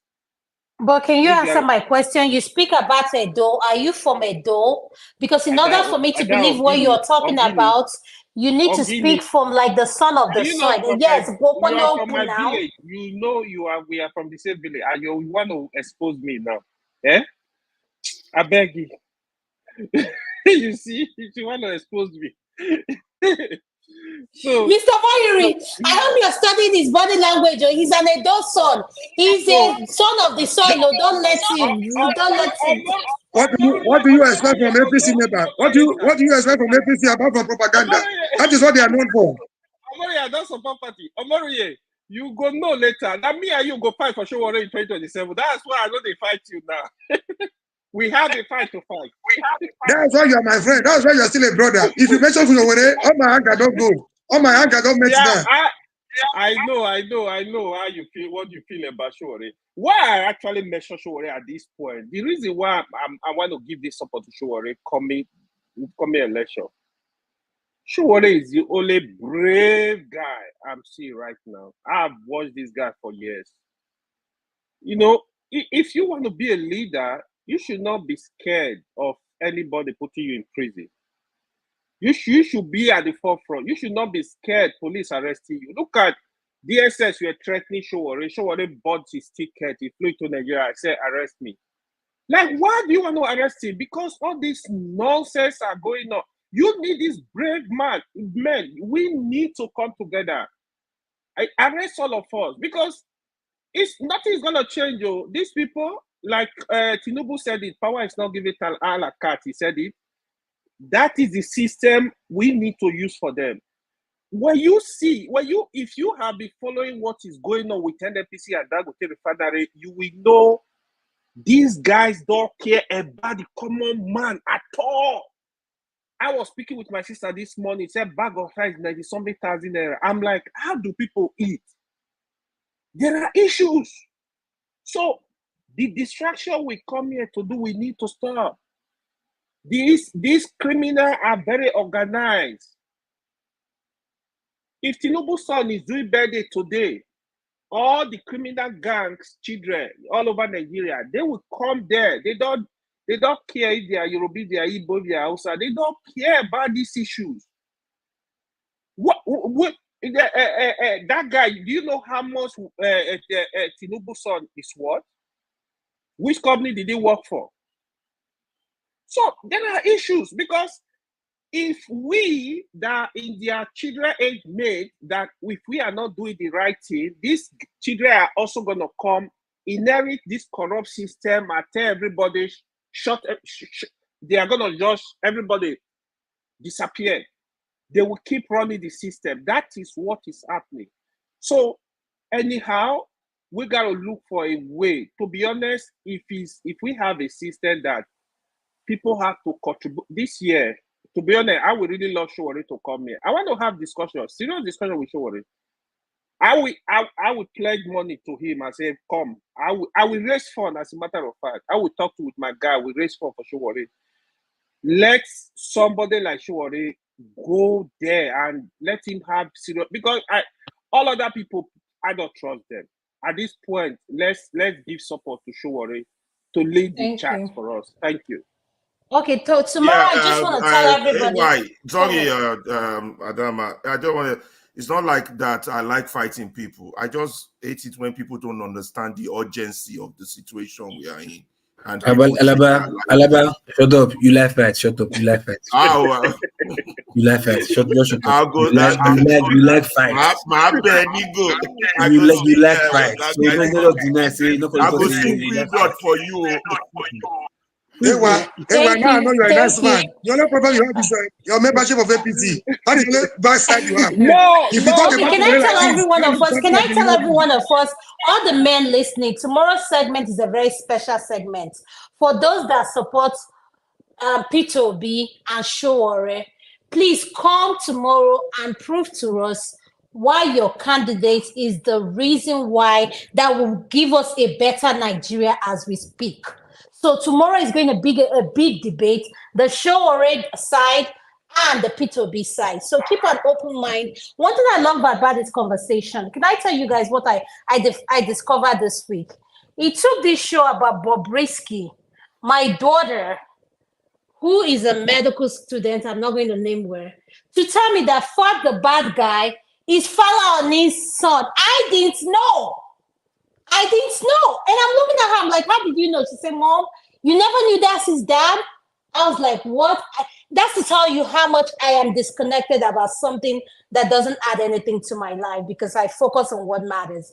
But anyway, I come to this platform to learn. We all are a work in progress. No matter our disagreements, we disagree to agree. Let's respect each other's opinion. Ekene, you'll be the last person. Mr. Lokopi, you're next. Thank you, everyone, for coming to this segment, and get ready for tomorrow. Thank you. Mr. Lokopi. Yeah. Okay, so, well, it's good to know, like, everybody, wants a better Nigeria, come with diverse opinion, arguments, but we should try to learn something, right? Somebody's opinion do not necessarily mean they're imposing their opinion on you. Is sometimes maybe you just have to like sit back and look to maybe opposite opinion to say, okay, where does this make sense, in line with your own. Sometimes it's not really good for most of us here to dismiss other people's opinion or information, because you don't know it all, we don't know it all. We're only coming here together to make sure our motherland or fatherland is a better place, you understand? So most of us here speaking in the last election, yes, we may have some concrete information, but we are not there on the field to do on the ground assessment to make sure that we went here. The only thing I can tell about the election is simple. The turnout that happened in 2020 election is more than the turnout that happened in this election. So, and the governments of the day, whether PDP or APC or Tinubu, whatever, took advantage of it and they went with it or ran with it or whatever. So I'm encouraging every one of us, please, we can do it. Nigeria is not rocket science. It's not big of a country that we cannot change. You get my point? So we should all come together, encourage one of us to vote. You understand? The only thing we know for now, politically, the only thing we know for now is through voting. The other part talking about revolution, we know most of it here, truly. Nobody will stand in the front to collect the first bullet in case there's bullet and guns in this revolution. Many of us will not put our chest first because our loved ones will tell us, please don't go. You understand? We Nigerians, we blacks, we are emotional people. We can't get it. We're not like whites that they can ready to die for anything. We are emotional people. We want to live and enjoy well. You understand? So please, I'm encouraging everybody, both people listening in the house, at home, come out, vote. We've seen this work before in the Edo 2020 election. It worked. You understand? Even in the last year election, it might not be collectively in the whole country, but in some states like Edo State and Lagos State, the people said APC PDP get out. We've put our foot on the ground and they won the election. You understand? If those two states alone we just make maybe Labour Party win, at least we'll be singing a different music today. You understand? So, like I said, voting is always the way, no matter the scripts that the elite want to play. Trust me, if the numbers are really there, the people are really there, ready to defend their vote, especially ready to defend their vote, escort your vote to the polling center with your record on your hand first. Nothing will happen. Trust me. No matter what. Look, man. See, what you don't understand there, these people know that politics is a game of numbers. They know. That's why they try to divide you so that they can always manipulate. They know what they are doing. It's just, you see, if you play chess game, right? If you are good at playing chess game, what I'm saying to you will not be like magic to you. Try and play puzzle and play chess game. It will help your thinking sometimes. Trust me, it's a game they are playing. This game is not rocket science. We can beat them in this game. Hands down. We don't need even police. We don't even need violence. We can beat them in this game. Everybody come on and vote. Let's see how you wanted to change your vote for what I now. I don't understand who you want govern. Not be who you want govern. Now who you want govern, Abi? You understand? So look, there's sometimes the people will see the vote and like even the army and the police, we have no choice because you're like Nigerian police now, right? There's a way they would want to do oppress you one can. Okay, was it not Edo State last month? Yeah, or even this month? I don't know if you see it anywhere when some policemen wanted to hijack one guy with heroes. I saw it. You saw everybody came out to like, what do you do? Just like the people just silently left the guy. They slightly left the guy the form. Okay, then the stupid Adejobi Muyiwa said they are going after murder suspects. How can you say murder suspects? And you call the murder suspect just because of shut up people? They did not touch you, they didn't fight you, they didn't harass you. Just because of what you do, you let him go. You say it's a murder suspect, you catch him on that day. Does that make sense to you? That's to tell you the power of togetherness. It's simple rocket science, but people just docility just because we've been in this kind of docile lifestyle for over and over. It's not become part of us. We not think is the way forward. Trust me, change the mentality, statistics. It's not hard. It's not rocket science. It's just chess game. Play chess a lot. You learn these things. It's not beat them to their game. I don't understand. Thank you, Mr. Lokopi. I really support what you said. When Prince came last week on 90 Minutes, I logged on specifically to ask him what the current administration has for we in the diasporas, how we can vote, and how I believe our vote can make an impact. And he looked me straight up in the face. He told me there's no plan for us. He was honest. He said there's no plan for us in the diaspora. And I asked him why. He said, we are very opinionated, we have the money, and we know what we want. He said it straight up. So if you don't believe me, there's a record. One thing I like about our segment, everything we do is recorded. Go and watch it so that you can learn from yourself. Ekene, you're next. Ed, I'm glad you came back on. Don't look at me. I didn't just, Ed, don't even go there. I didn't just, don't look at me. I didn't, go ahead. Yeah, thank you. I didn't actually, I think we've exhausted everything. The Edo State election has come and gone. If you are of the belief that it is okay to rig an incompetent person as a governor, please, I don't want you to come back here on this platform and start criticizing rigging again.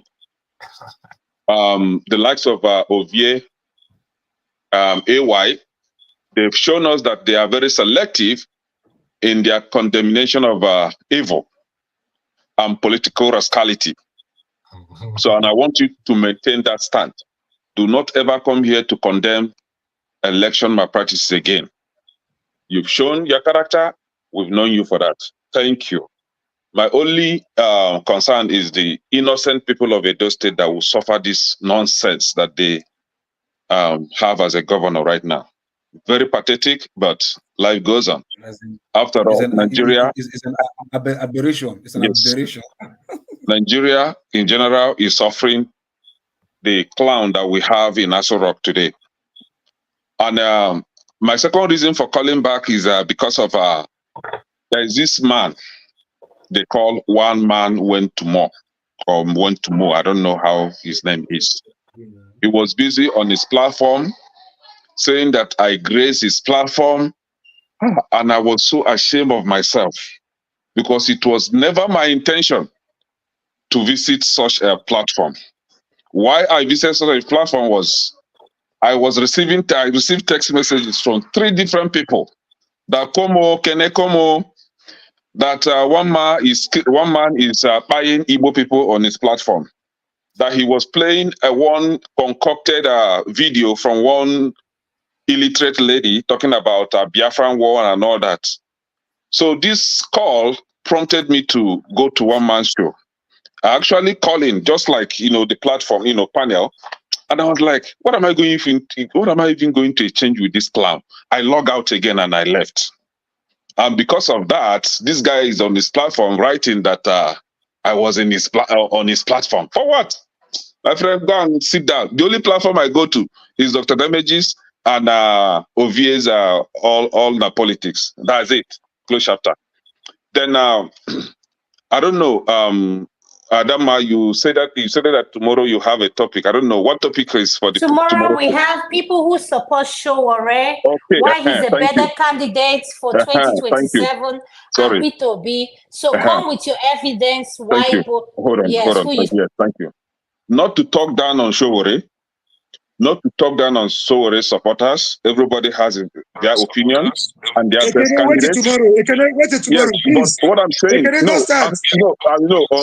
Omori, what I'm trying to say is, it's an insult to compare it, to kind of put Showore and P2B on the same category and try to. Ekene, can you wait till tomorrow? Ekene, can you wait till tomorrow You won't even hear Showore and Popoto. Yeah, please. This is somebody that Yes, has 14,000 wait votes. now. Let's 14,000 wait till votes tomorrow. versus almost 8 million votes. Haba. Yes, Haba. let's wait. Ed is here. Haba. Let Ed Haba. speak. Ed, go ahead. Ed, I just want to apologize. I was going to close You don't the have segment. to. You don't have to. You don't put them on the same category. Thank you. The baby now. Haba. Okay, tomorrow you explain to us. Ekene, tomorrow, come with your facts Please, tomorrow. tomorrow. Okay. And again, I also apologize. I was not trying to snake diss you by saying Adama is not fair. I just wanted to come in by all means. No, Okay. That being said, let me start by apologizing to local peace. I think. So you read your way in. You read your way in. Yeah. No. I had to go through my history to look for the link. So I was that. You know, a lot of people don't know that when they go through their history, they can log back in. Yeah. So I don't want to share that information. And some of the computer gurus, they know themselves here. They know how they come back in. They know they are smiling. Look at the one smiling there. He's talking. Look at him. You get propaganda. You get propaganda. I have another secret. Even nobody can log in. I can log in, no matter what. Okay, go ahead, Ed. Welcome back. I just wanted you to know that it wasn't personal. I just wanted you to wait till tomorrow. I apologize. I didn't try. I wasn't trying to impugn you or make you say that your circle of friends were of particular character. I'm sorry if that's the way it came across. My point really was that you're talking from your own perspective, that I also have a different perspective. And the point really is that in that election, for me, I went back to Nigeria in 2022. I went to Benin. Let me just be honest, it wasn't as beautiful as it was during Oshiomole's time. But that being said, I still believe that, I don't want to seem like I'm defending the governor. There were some things, there were some groundworks that guy did that, if those things materialize, they will be better. They will be good for Edo State. But the truth is, Edo State happens to be like a state that's is an intersection state. So when people come into that state, the first thing they want to see is the state of the roads. And during Obaseki's time, it wasn't the most aesthetically pleasing. So I can understand that point. But I'm not going to say that it was totally bad, but I'm not also not going to support him. For me, what are those stuff? Can you educate the us? greater? No, let me. What are those stuff? The greater imperative in this election was: are we going to, incentivize this current federal government? Like it was like rewarding Tinubu by giving him Edo State. That's one.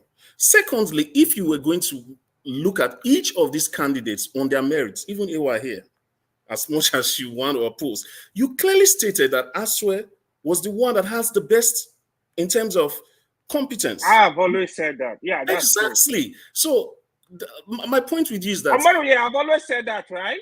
Me and Omori will be on platform like 3 times. So when we come here and say the outcome of this election is not reflective of the people, I don't like the fact that you just jump quickly to say, oh, because we are supporting Obaseki. I don't care about Obaseki. I never said it. I never said you were supporting Obaseki. But you said that. No. I said if we are here, we ask you the performance of Obaseki. But then you're insinuating that I'm making my judgment based on Obaseki's performance. That judgment will go. Come on, man. No, it does not follow. There are 3 candidates. Okay, let me land. Let me make my point. Let me make my point. I'll take your question. Right? Let me just say this. In politics, the party in power, they are always judged by the next performance of the incumbent, their successor, their performance. Yeah, they are always just okay. But that same argument can be made on the performance of Oshiomhole. That was hard. Okay, can I also say this? That same argument can be made in terms of federal incumbency. You understand? So people don't just no. Can you let him land his point, please? Please let him land. We know the history of Edo State with the person who is at the helms of affairs in Nigeria. Why was it not a fight against Oshiomole in 2020? Why did Obaseki make it a fight against Tinubu? So you see, there is history behind this thing. And giving Edo State to Pebble, no, we all know why the slogan of Edo is not Lagos. See, in 2020, Edo people fought for Obaseki because it was more like they see Oshiomole and APC kind of like taking advantage of him. That was the message. But after the vote for Obaseki in 2020, he refused to do the right thing by the people. It's more than that. It's more than that. Even the reason why we succeeded in 2020 wasn't because of our vote, because Buhari wasn't willing to do what Jagaban just did. This is the point you guys are missing. It wasn't because of our effort. Omori, at least I would believe you are a student. Hold on. I believe you are a student of politics. Seriously. There is this saying, all politics is local. Have you heard that? That is true. And Ed, go in Edo State. This one wasn't local. This one was national. This is the point you guys are missing. That's the point that I'm trying to make. People defeated all the politicians on one side. It was supposed to be a referendum between the few politicians, the few Kaba, and Edo people. They truncated that mandate. This is the point, missing point.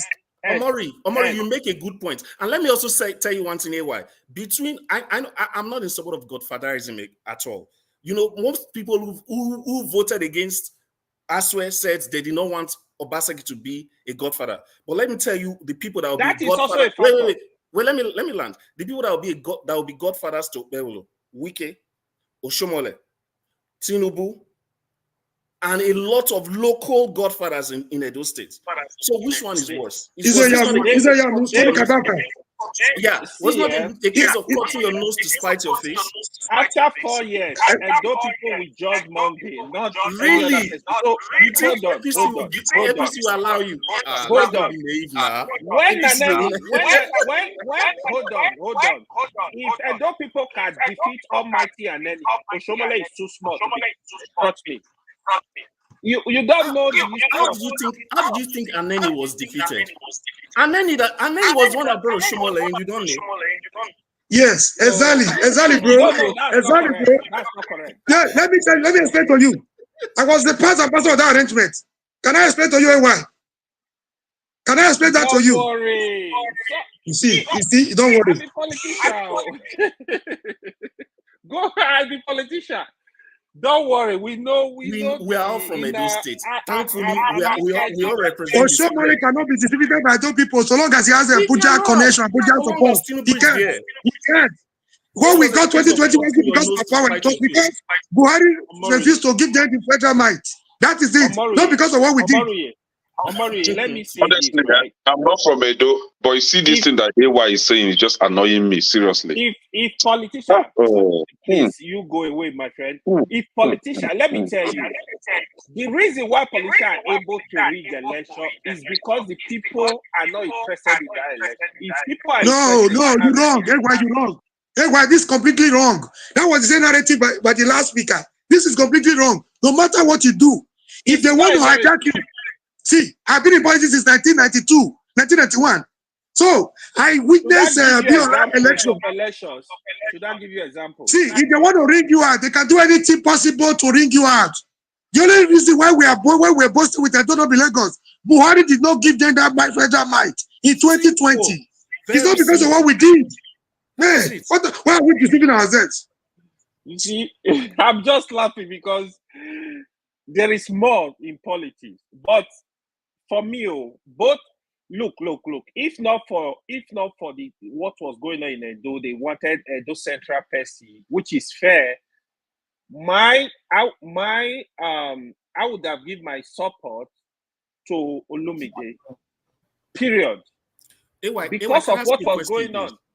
And man needed to be. Go ahead. Who was the worst candidate among the three in this election? Be honest. Wait, among the three candidates? Yeah, among the three major candidates. Well, the problem with Monday was unable to really go to the media and kind of like articulate his idea, what he want to do.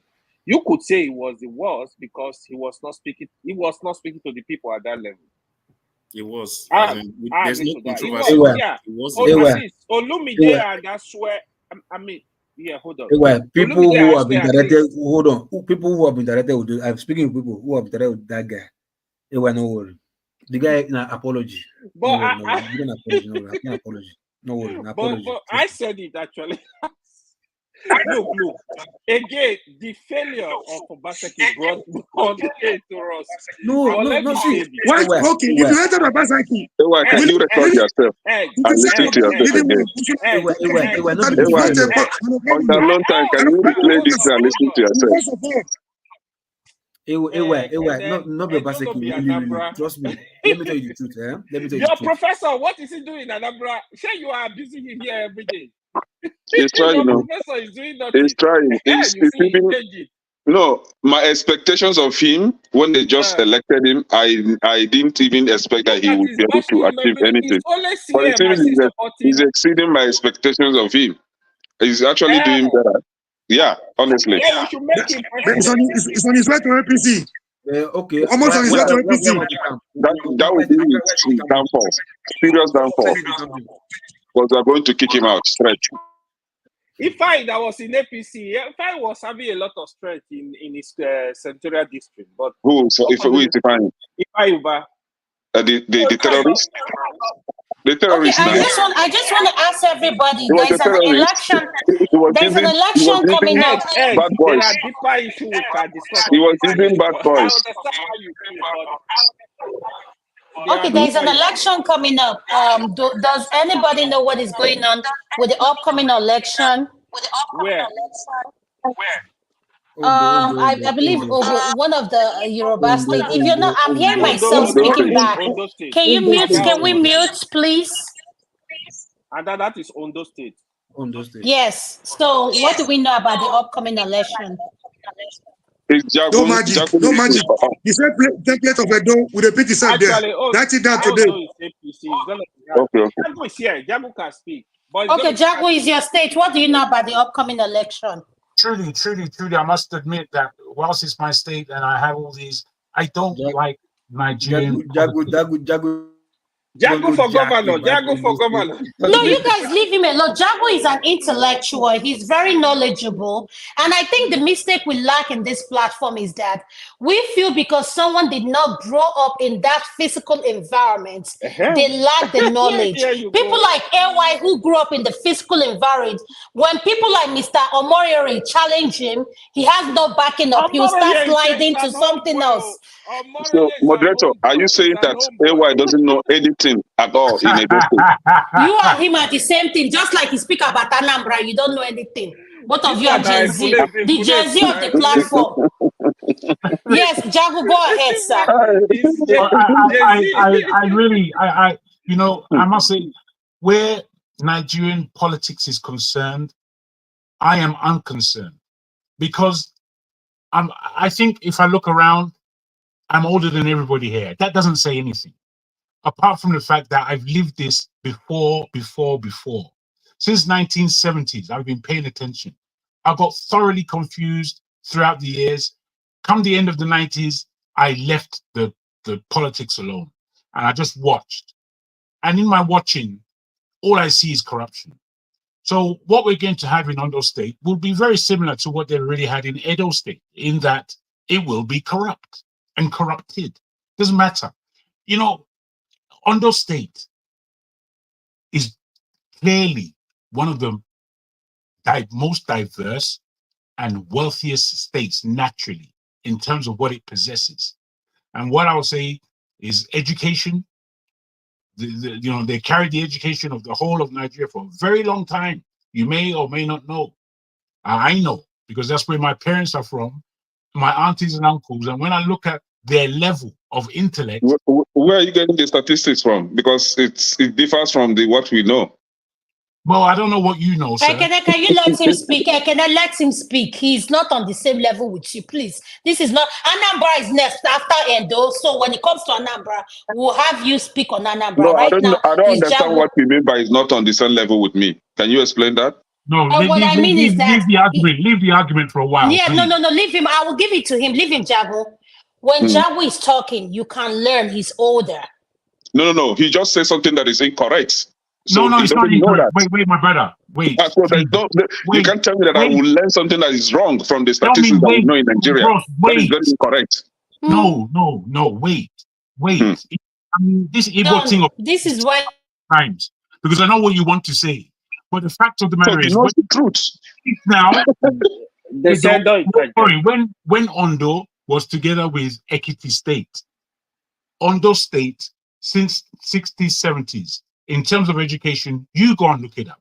No, we're not talking about 60s, 70s. We're talking about now. But that's what I'm talking about. You said we. That's what I'm talking about. Don't disturb me. But that's what he's talking about. That's the area he grew up in, and he has to talk about from when he grew up in. You're not listening. You just want to embrace the whole Igbo. We are the best. Forget all that nonsense. I did not say that. Please, I did not say that, but you already know. Please, you already know. Yes, I didn't say that, but you already know. Can we listen? I'm up to date. I'm up to date, but I don't need to boast. I'm not boasting. Yes, go ahead. You are boasting. You want to boast. We are the best. I just wanted to correct you. Be quiet. You are just agreeing because you know the truth. I have a degree of respect for you. Please allow me to speak. Please let him speak, Ekene. Please Obviously, go ahead. we're not on the same level. I can accept that. So you need to learn some more. Okay, thank you. Go ahead, speak. I'm listening. You said the degree of this thing. So why is it that people are saying in Ondo State, apart from we have there are many people who are undereducated in the very poor. The state is so poor, it's a crime. However, that's the same for any other state in Nigeria. All I'm trying to say is that under the ground of Ondo State, there is too much. too much. The land of Ondo State, there is too much in terms of we are the ones who still hold a great degree of our forestry between Ondo, Edo, and Delta.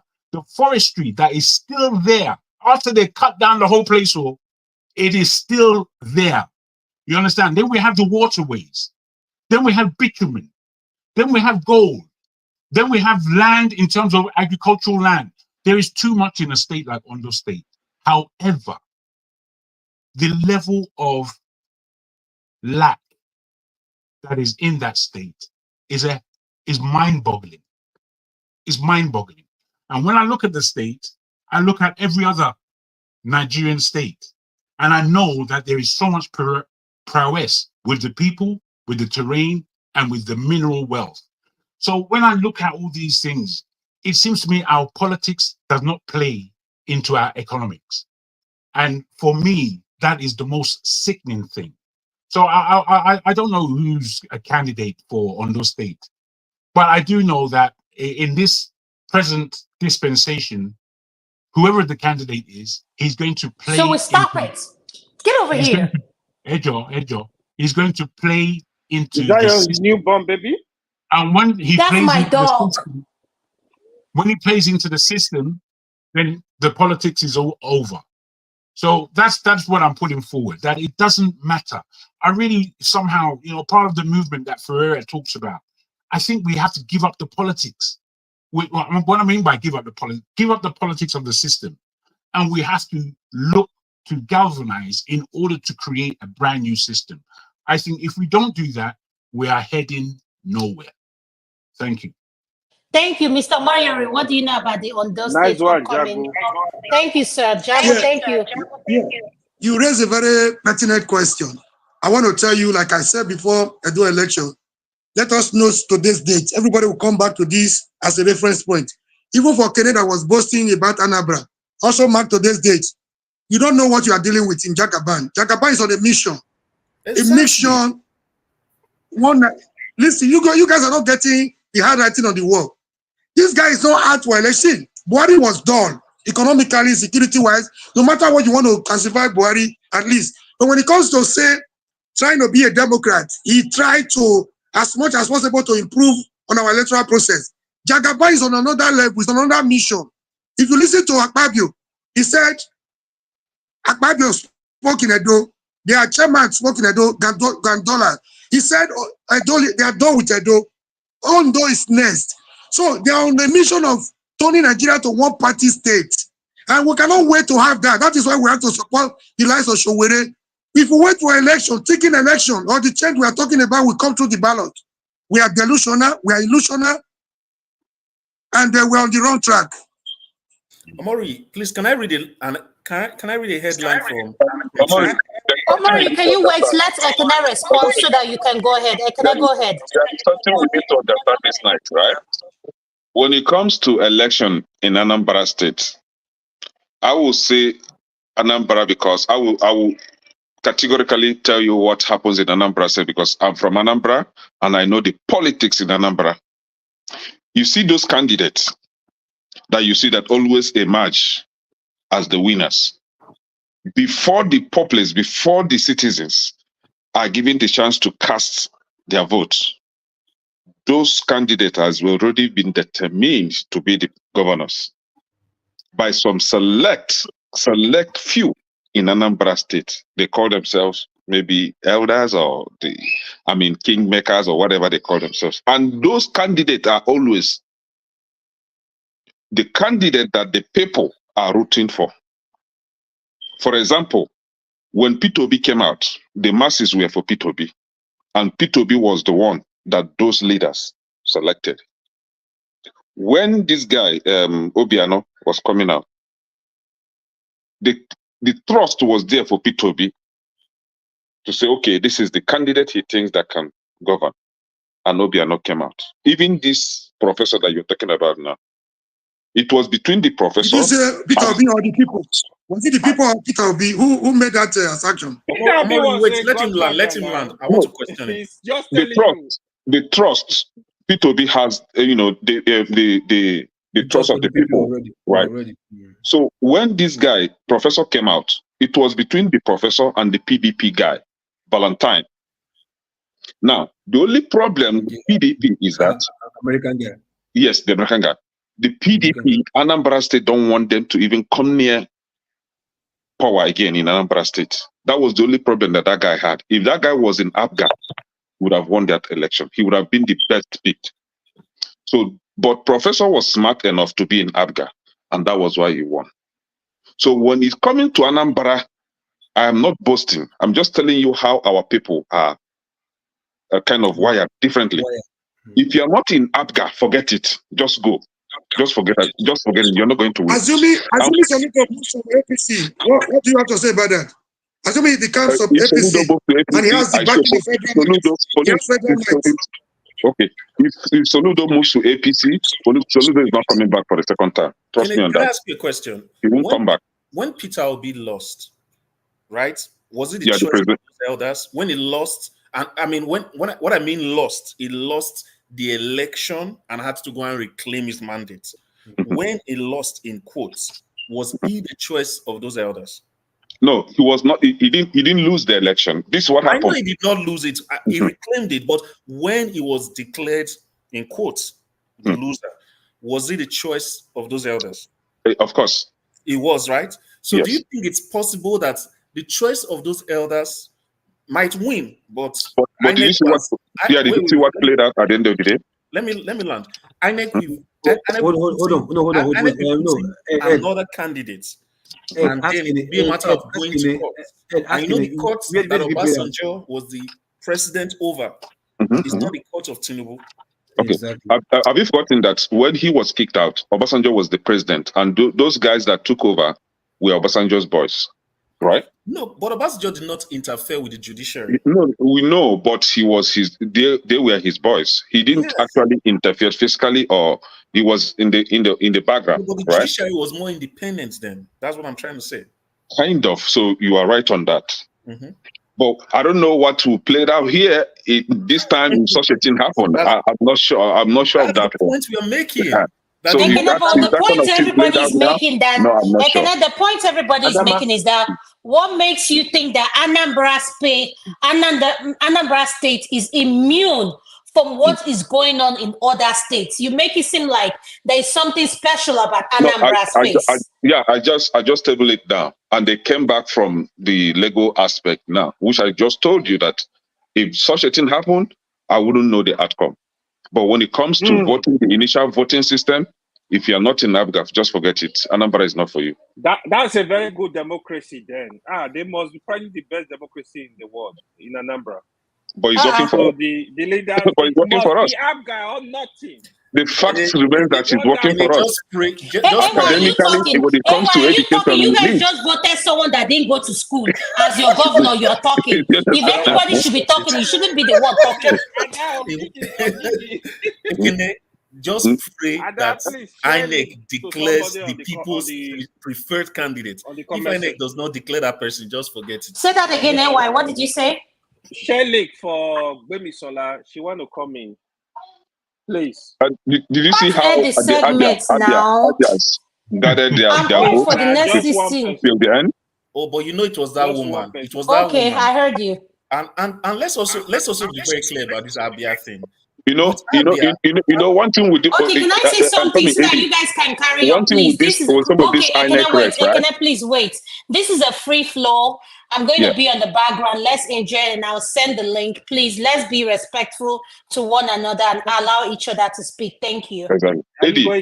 Eddie, one thing with some of this no, I'm going to spend time with my dog. When they collect the money from the back door, and they know that you guys are not going to do anything to them, that is when they will rig that election. But if they know that if they collect that money, including him, his family, nobody is safe. They don't they collect will not money. there. The INEC is APC. They don't need to hold on collect now. money. No, but the state resident electoral officer is from. He will be from Anambra, right? No, he has family in Anambra. He lives in Anambra. Usually not from Anambra. Usually not from the state. Well, I thought maybe. I think they are. It was Wike's cousin that from was another state. Normally from another state. It's someone from another state. That is the problem. That is where the problem. There's something you guys are not problem getting. Can you let me point this one out to everybody? We have to be careful with this guy in charge. The man in charge is not just a regular politician. He's a mafia. You know what he wants to do? 2027 is a done deal.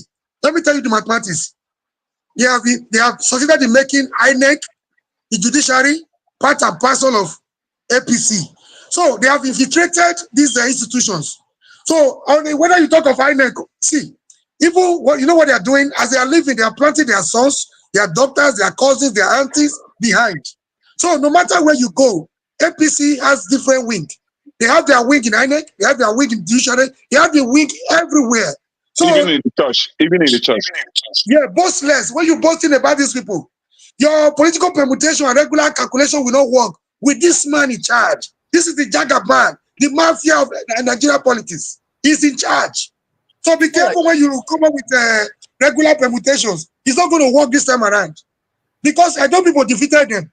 So they can do anything. They have different states. Here we are trying to brainstorm on how to defeat them. And people like Ovie and AY, they've already accepted defeat. They've chicken out, and they are talking like breaking record. You're right on this point. You're very right. You're right. They have made up their mind that if you cannot beat them, you join them. Don't forget, in the last dispensation, Ovie was supporting a Kwakwanso. Now he has come to APC. He's digging a different tune. Evil Ed is not choosing what to complain about. That's the problem. You say what? I said you choose what to complain about. No. I think Edo election, to be honest, if you look at Edo election, there were issues. You need to table them. If you are not a politician, you are not going to. There is no excuse, man. You will not say because of Obaseki, and then you now enjoy your it's not my problem now. Okay, hold on. Why do you think Kamala Harris is collecting trashing Trump? Because by the work, right, the economy is good. That's why Trump is strong. No, it's not true. Which economy is good? Another discussion. Have a good night. Where are you living? You are very far from reality.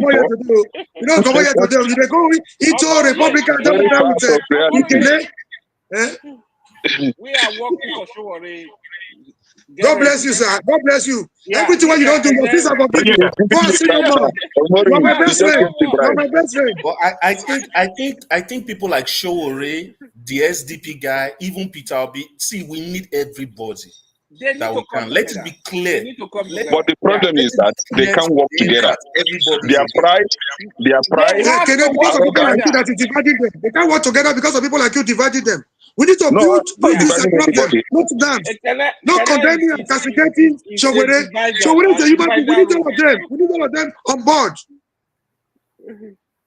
Yeah, we need to be on the opposition. All of them need to come together. The progressive, in short, they have to have a discussion. They don't want in to Edo have. State, They need to sit down. One unpopular opinion, which I think was very good. I don't know who gave that opinion. I think it was on the Twitter space that even in Edo States, the PDP and LP, they should just forget all this their unnecessary sanctimoniousness. They should have come together. Yeah. Because what is at stake is too much. Ed, you are even talking. Sometimes you need to work with the devil. Sorry, Kenneth. A bigger demon. Sorry, Kenneth. Even the PDP as a party was divided into many parts. True. All the PDP bigwigs, they left PDP and joined APC just to get rid of because just it's the same thing as what you're doing right now. Okay, no. Hold on. Let's discuss. Have real discussion. The legacy PDP, the real PDP in Edo is naturally a PDP state. All of them left Obaseki. In the last election, Oshiomole, what happened in the federal election? This is the first time PDP in Edo State, they don't have a senator because of Obaseki. No, if I challenge you now, you say I'm forgetting Obaseki. It wasn't because of Obaseki. When you're done, you ask me, I will let you know what happened. I will let you know exactly what happened on the ground. Okay, now, as of rep, Ed, it seems you don't know you have this number. Out of 9 positions, as of rep seat, APC have 7, PDP have 1, Labour Party have 1. So from Ricky, right? No, not Triggy. It was the failure of the governor. Oga, not the failure of the governor. Let me tell you what happened. Let me tell you what happened. Because of, see, anyway, there's one question now. There's something I want to get from you today. I want to get one thing from you today. No, I want to get one thing from you today, please.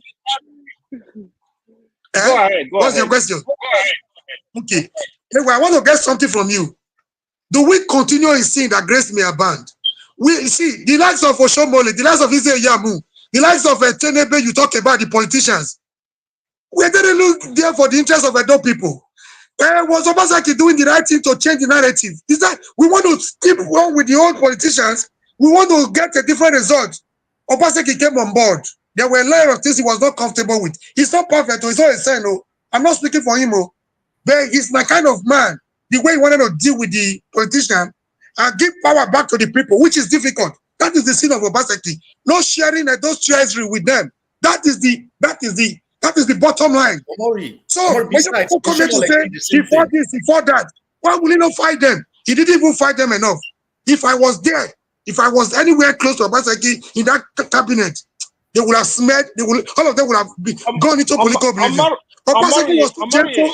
Omori, let me say this. Ed, now listen, right? When during first tenure of Oshiomhole was the one that Almighty and any fought Igbenegio because he was working for the people. The people were with him. Do you know how many times people tried to remove Oshiomhole? If Oshiomhole if he moves to Ring Road, all the market women, the crowd you will see, But AY, what did Oshiomhole really do? Let's really get to it. No, let's really get to it. What did Oshiomhole He didn't do much. Let me tell you. That is what Obaseki lacked. That ruggedity, that courage. Don't forget his background. That ruggedity, ability to lie, propaganda. That is what Obaseki does not have. Oshiomhole just changed routes of buildings and third yeah, to brainwash the people, to cajole the people into food paradise. He didn't perform. Hold on. Let me explain to you. I love that question. When Oshiomhole resumed, right? That is the first time. That was the first time in the history of Edo State that I'm seeing caterpillars everywhere walking. Now, when I was a student at the University of Benin, where you attended Unibe, you know what is called Tom line, right? Of course. You know what is called I know. He didn't walk in my area. Oshiomhole never walked in my area. Let me speak. Continue. So there was, I don't know if those area, the Tom line was like a river. When there is rain, you know the difficulty to get from main gate to Ring Road. You know what happened. Hold on, let me finish first. Continue. Oshiomhole did a lot of work in that area to help the people. Hold on, let me finish. Just let me finish. You can't continue. 5 Joshua, the same thing. There was a big erosion. There is one Catholic church along Agbo Road. Ed, you will know. Yeah, I know. St. Teresa, I think. The gully erosion that was there, you know it. Go and check that place. See the work Oshiomhole put in there. We are not talking of how many lane airport road that constructed. Wait, down to Ring Road, Akpakpaba Road, street light. I'm not talking of the schools now. Let's leave the schools out of it. There is no local government in Edo State. Oshiomhole did not construct schools. None. He did not construct any school. He only renovated schools. Renovation is even good now. Renovate. Let's have classes. Okay. I just wanted you to just. Do you know? He constructed some new schools. Not he renovated some. Let me finish. Continue. Oshiomhole built in central hospital standard. Obaseki gave that hospital to private company to manage. Those people cannot attend it. Oshiomhole built a university that is almost of world-class standard. Go to Edo State University in his village. If you be to that school, you will know what I'm talking about. I'm not talking of the road he constructed in Edo North. There is a place called I don't know if you ever been to that area. I know I've been to where they do Okpekpe race. where they do Okpekpe race, you Also, heard of that. is it also that area? Yeah, that's obvious place now. That's obvious area now. No, also it's for not Ibilo area. No, not there. This one is not Ibie. After Fuga, there is one village there, not Ibie, where that's where they do also race, Okpekpe race. They call it Okpekpe race, where they do that marathon every time. That road you see, if you know what was there, if you see anybody that is from there, he will tell you the work Oshiomhole put in. That is why you see Oshiomhole, forget Rigi, that is why you see Oshiomhole is able to still control the vote in Edo North today. If Oshiomhole contests for election tomorrow, he will win. He will win, he will not campaign. So we need to listen. To be honest, Oshiomhole as a person, I'm not saying he's a saint, just like Omori said. He really worked for Edo State. He tried. He did some good job. You see, no cap.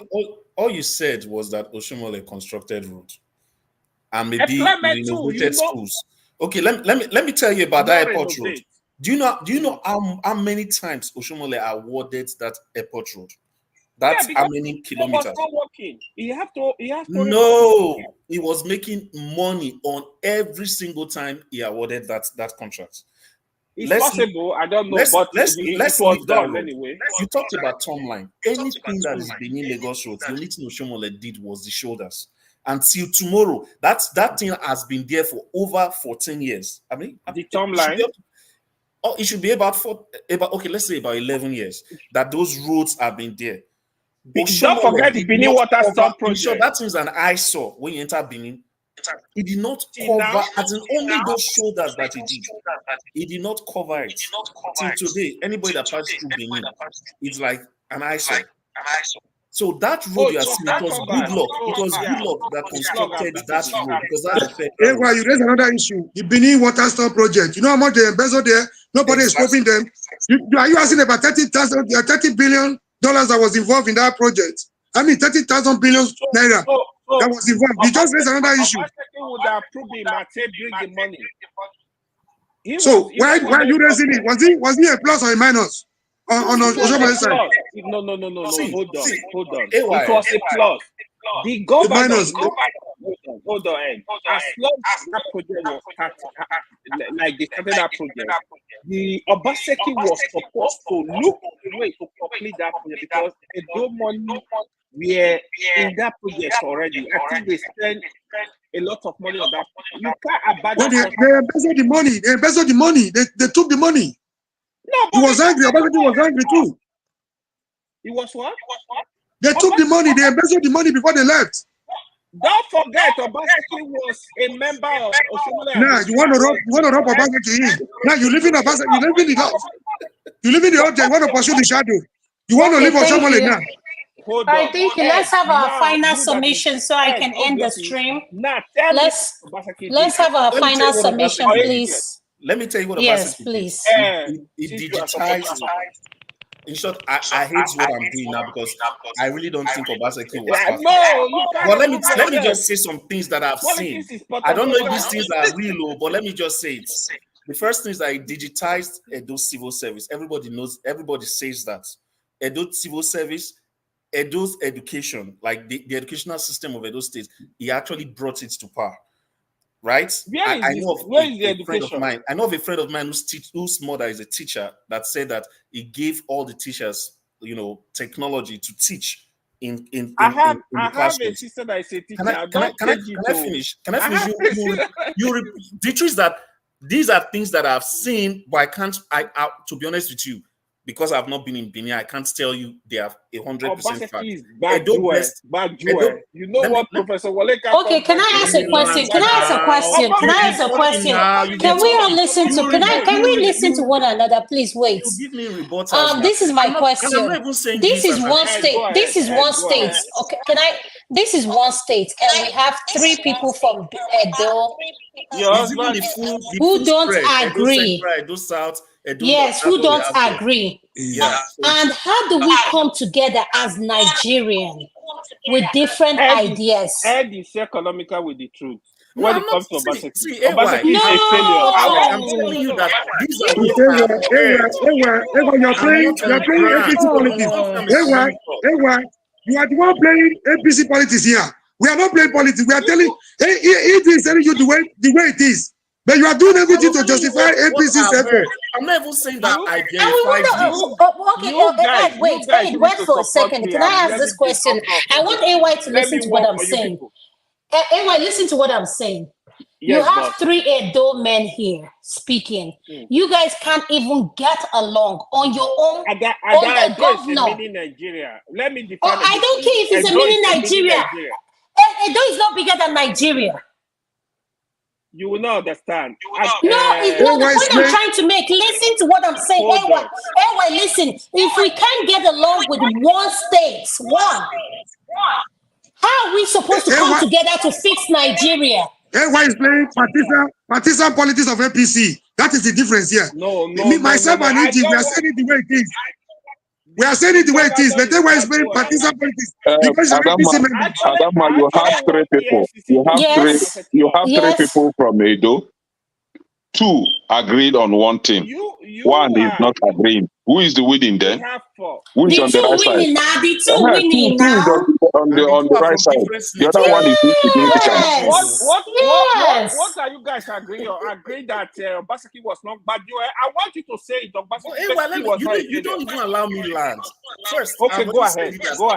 Let's hear you. These are the things I've heard from people who are in. Don't say that, Don't report. Don't be a. No. Because I'm not there. You can't do that. I have to be honest now. I have to be honest. Omaruye, are you there? Are you there? Are you in there? You are not there either. So all the things you said, how do you I was confirm there. it? I was the governor. And I was there. Okay, let me say. Let me also tell you. No. AY. There was a video I got yesterday. Can you let him finish? Let him know so we can come up with a rebuttal. Talking. The people that make Indomie, right?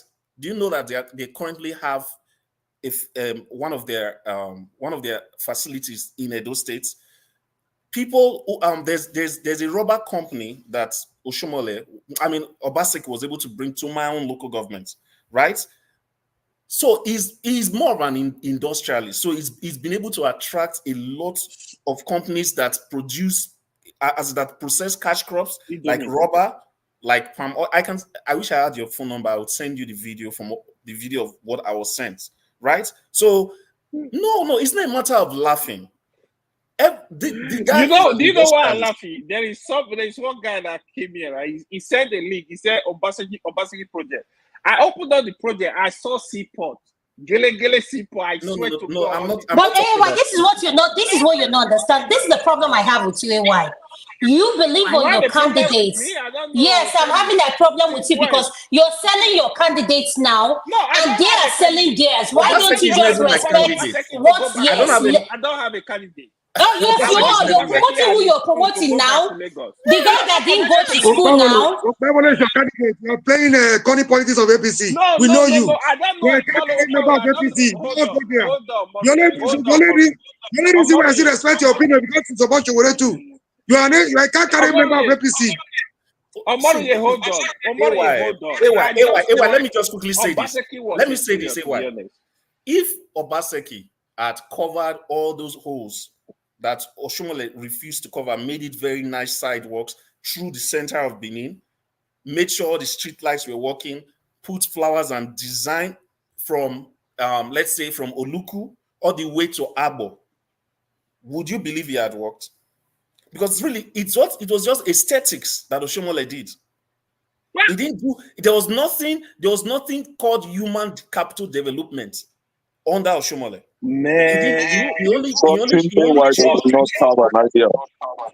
He only changed use of buildings and did not invest in the students. No, tell us what Obaseki did. Now you are back to Oshiomole. Tell us what Obaseki did. Please, let me quickly tell you one story first. Really, you are comparing Obaseki and Oshiomole government? All right, so let's round it up because I'm about to end it. I'm about to end the segment. So let's calm down. I am. Based on what I've heard. Obaseki did far better than Oshiomole. But I'm not defending Obaseki though. Even the little achievement of Oshiomole. Even the little achievement of Oshiomhole told us Obaseki was the brain behind his little achievement. Yeah, so why are you what did concentrating he the man? do? What did he do? Tell us what Obaseki did. Okay, AY, hold on, Mr. Moriari. I'm going to give you 2 minutes, your final submission. Let's make it so I can end the stream, please. Please, because this Okay. I give up. I give up. Go ahead, Mr. Moriari, 2 minutes. Yeah, can they give me my time? Yes, go ahead. Please don't interrupt him. Balance from Obaseki. The way I'm seeing this matter. Yeah, number one. Obaseki is the real bad joy. Can you let me have my 2 minutes, please? See, the difference is that you are playing a partisan politics. We are not. We tell you the way it is. Obaseki, people expected a lot from Obaseki. Has he done enough? The answer is no. Did he try his best? Yes, he's on his way out. If you say Obaseki did not work, we should be talking of a better alternative, not an Okpebolo that does not know the difference between Mutiu and a Mutiu. Listen. Not an Okpebolo that does not even know that we're in 2024. Not an Okpebolo that does not know how to guarantee 24 power supply by bringing poles and transformers. Not an Okpebolo. The difference between, can you let me land my 2 points? 2 minutes. You're taking my 2 minutes. Let me land. Don't interrupt him. Let him have his summation. We're closing, please. Not an Okpebolo that does not know the difference between power generation, distribution, and the national grid. Not an Okpebolo that does not know the difference between security and insecurity. So, if you say Obaseki did not work, I agree with you. It's your opinion. Opinion is free, but fast and circumstance. You should have given us a better alternative. Not an Okpebolo for Edo State. A state like Edo. Wait. Let me land my point. Let me land my point. So, you are here defending Oshiomhole that built an hospital. When he was leaving office, he borrowed equipment from Lagos to give us the impression that the hospital was a world standard. The following day, they removed the equipment back to Lagos. You are here defending Oshiomhole that built schools with a red roof, but there was no content in the classroom. You are blaming Obaseki that came to put content in those children in the classroom. You are blaming Obaseki. Take it easy now. We are not fighting. Take it easy. No, that is my voice. I'm sorry about that. I apologize about that. Go ahead. You know, Go I ahead. thought like Wike, but I'm not related to Wike. So you are here blaming on Obaseki that has the best civil service in Nigeria as it stands today. Wow. You are here blaming on Obaseki, who has been able to put, you can say somewhere in Benin now, I have a free access to internet. You are blaming on Obaseki that believes that the future, human capital development, is the gain of the future, is the future of Edo State. You are here blaming on Obaseki that has been able to come up with a Edo hub to train those that are not able to go to school with talent. You are here blaming Obaseki that has been able to bring the youth that wanted to take power from the old politician and give it back to the people. This is the sin of Obaseki. You are here. You are blaming Obaseki that wanted to defend those money, protect those money from the old politicians. That is the sin of Obaseki. Okay, if you keep interrupting him, I'll keep giving him more minutes. So let him land. Let me land my point. Let me land my point. In less than 1 minute, I'll be done. I don't know seaport airport you talk about, and the Gelegele seaport you talk about. It's not something you do overnight. Not even within 4 years. Not even within 8 years. There are basic foundations you have to lay. You have to deal with federal bureaucratic bottlenecks to get the license. They will not allow you. You see, there is nothing wrong with the port in rivers, but because of selfish interest in Lagos port, they don't mind the congestion there. So he has to deal with a lot of things. What you celebrate in Abia, the electricity is celebrated in Abia, was a project of about 20 years ago.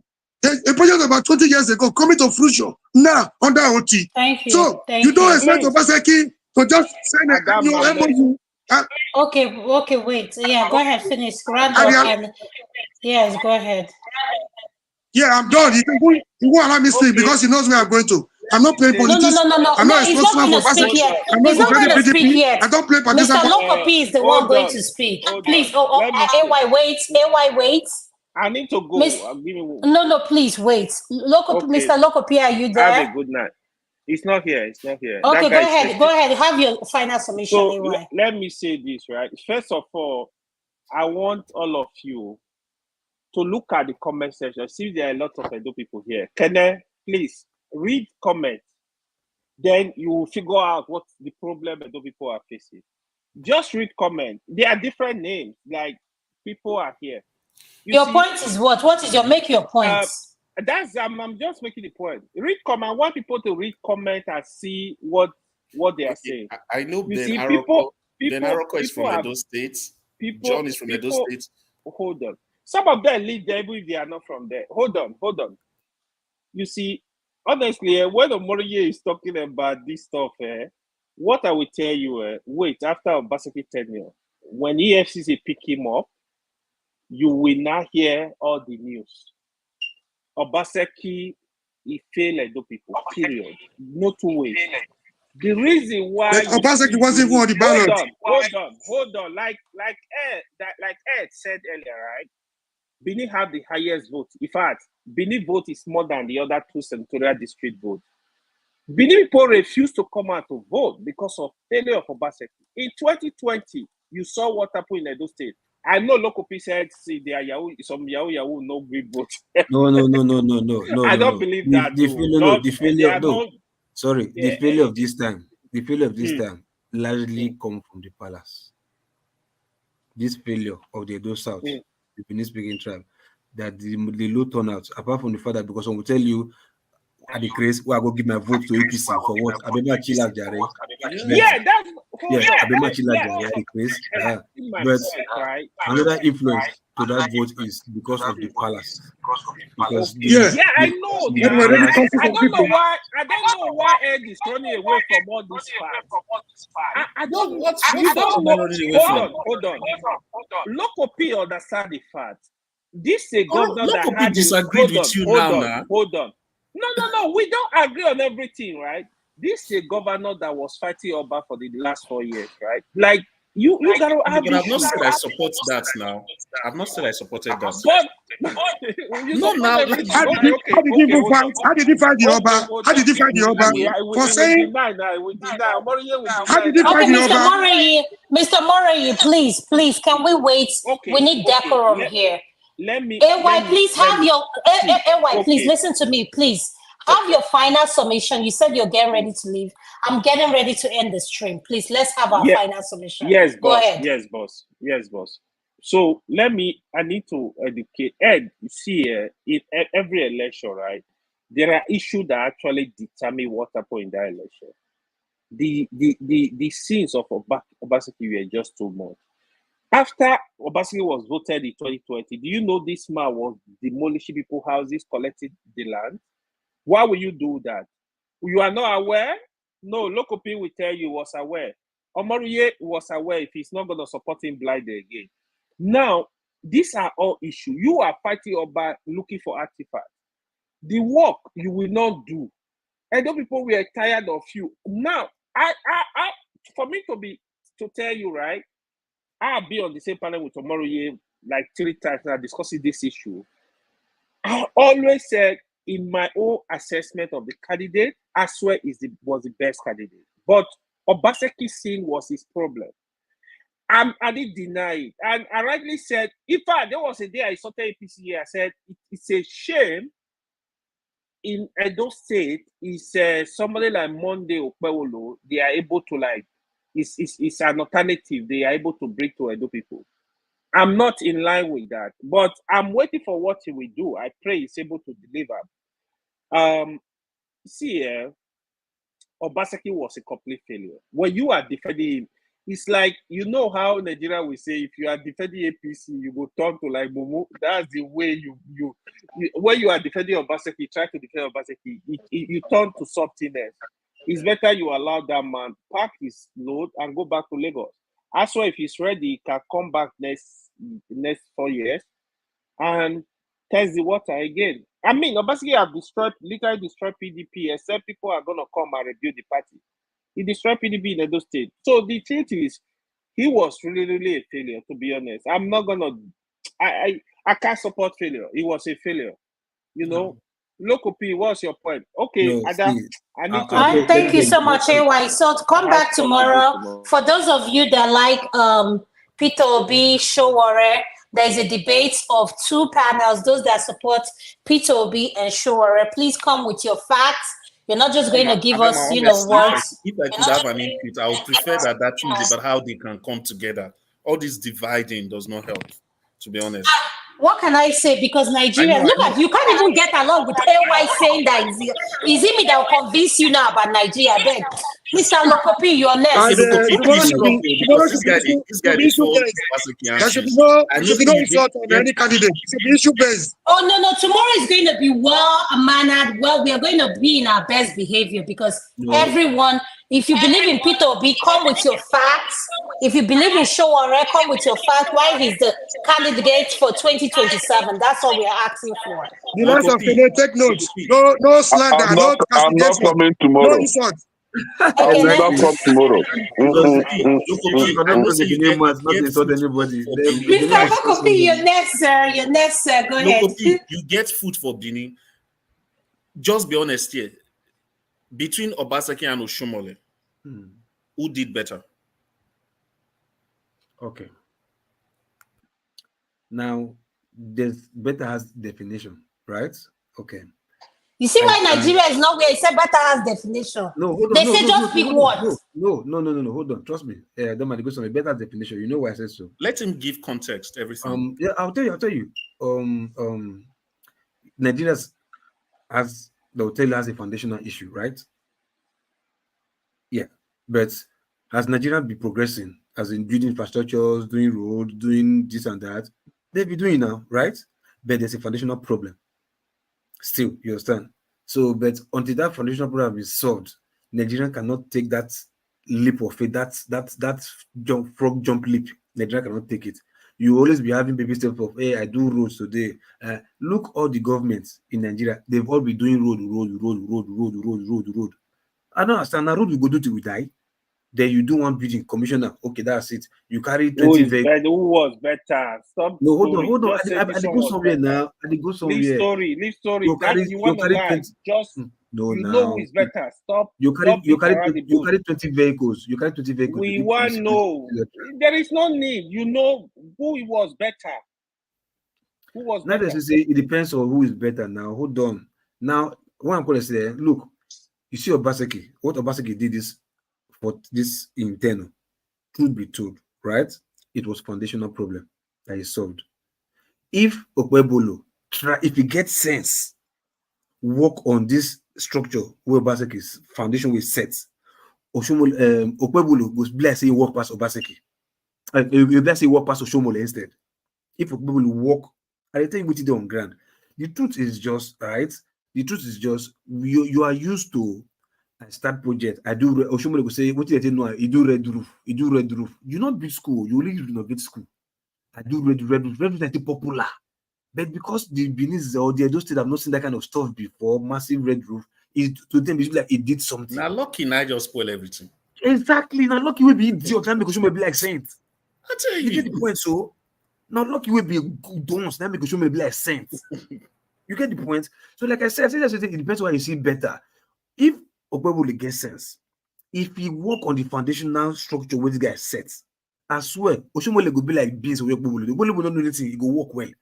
Just like this, the structure where they go say the work today, a template of Tinubu, not be say because say maybe in middle of Nigeria, he put us okay, yes, there's enough money to eat and make money, give it to me, but you can still work shine because the money is there to work. You understand? Not be based that they do blue rail line and red rail line. Now tax play money. I mean, not this money, but the money is enough to chop. Then you do. You understand? But what I'm trying to tell you simply is this, right? Okwebolo, like I say, it depends on what you see better. If you really want to go to like, no, let's repair the states. I would also okay, look, Obaseki, I would call and say they better because now foundation, the next step, the foundation what Obaseki do, nobody will ever see that place as problem again. Then anybody will be because the government continue. It's just stupidity of failure of selfishness. And the people know holding that government accountable. Now the concept say one government could do something. Once he come out on that party, go enter on that government, you go do on that thing else. It go start you because he want to start projects, finish with the That has been the problem of Nigeria. I want to start the project and will finish in my time, then they will hear me. But that project will not make major significant benefit to anybody, citizen, just like River State. Where wicked the flower everywhere. Go to River State, it's still a mess. Despite the flower. But for your men, a wicked walk now, you do all the road, you do all this one, but it's still a mess because it's a foundational problem. What Obaseki do, you see, civil service is sanitize them. It make them digitalize them. All those no sense. Civil service fight the laws, now so contract this and that. You know day again. Ghost workers, you know day. If they pay all the pensioners, they are all in what do you call them? This health insurance. All the civil servants, they health insurance free to all of them.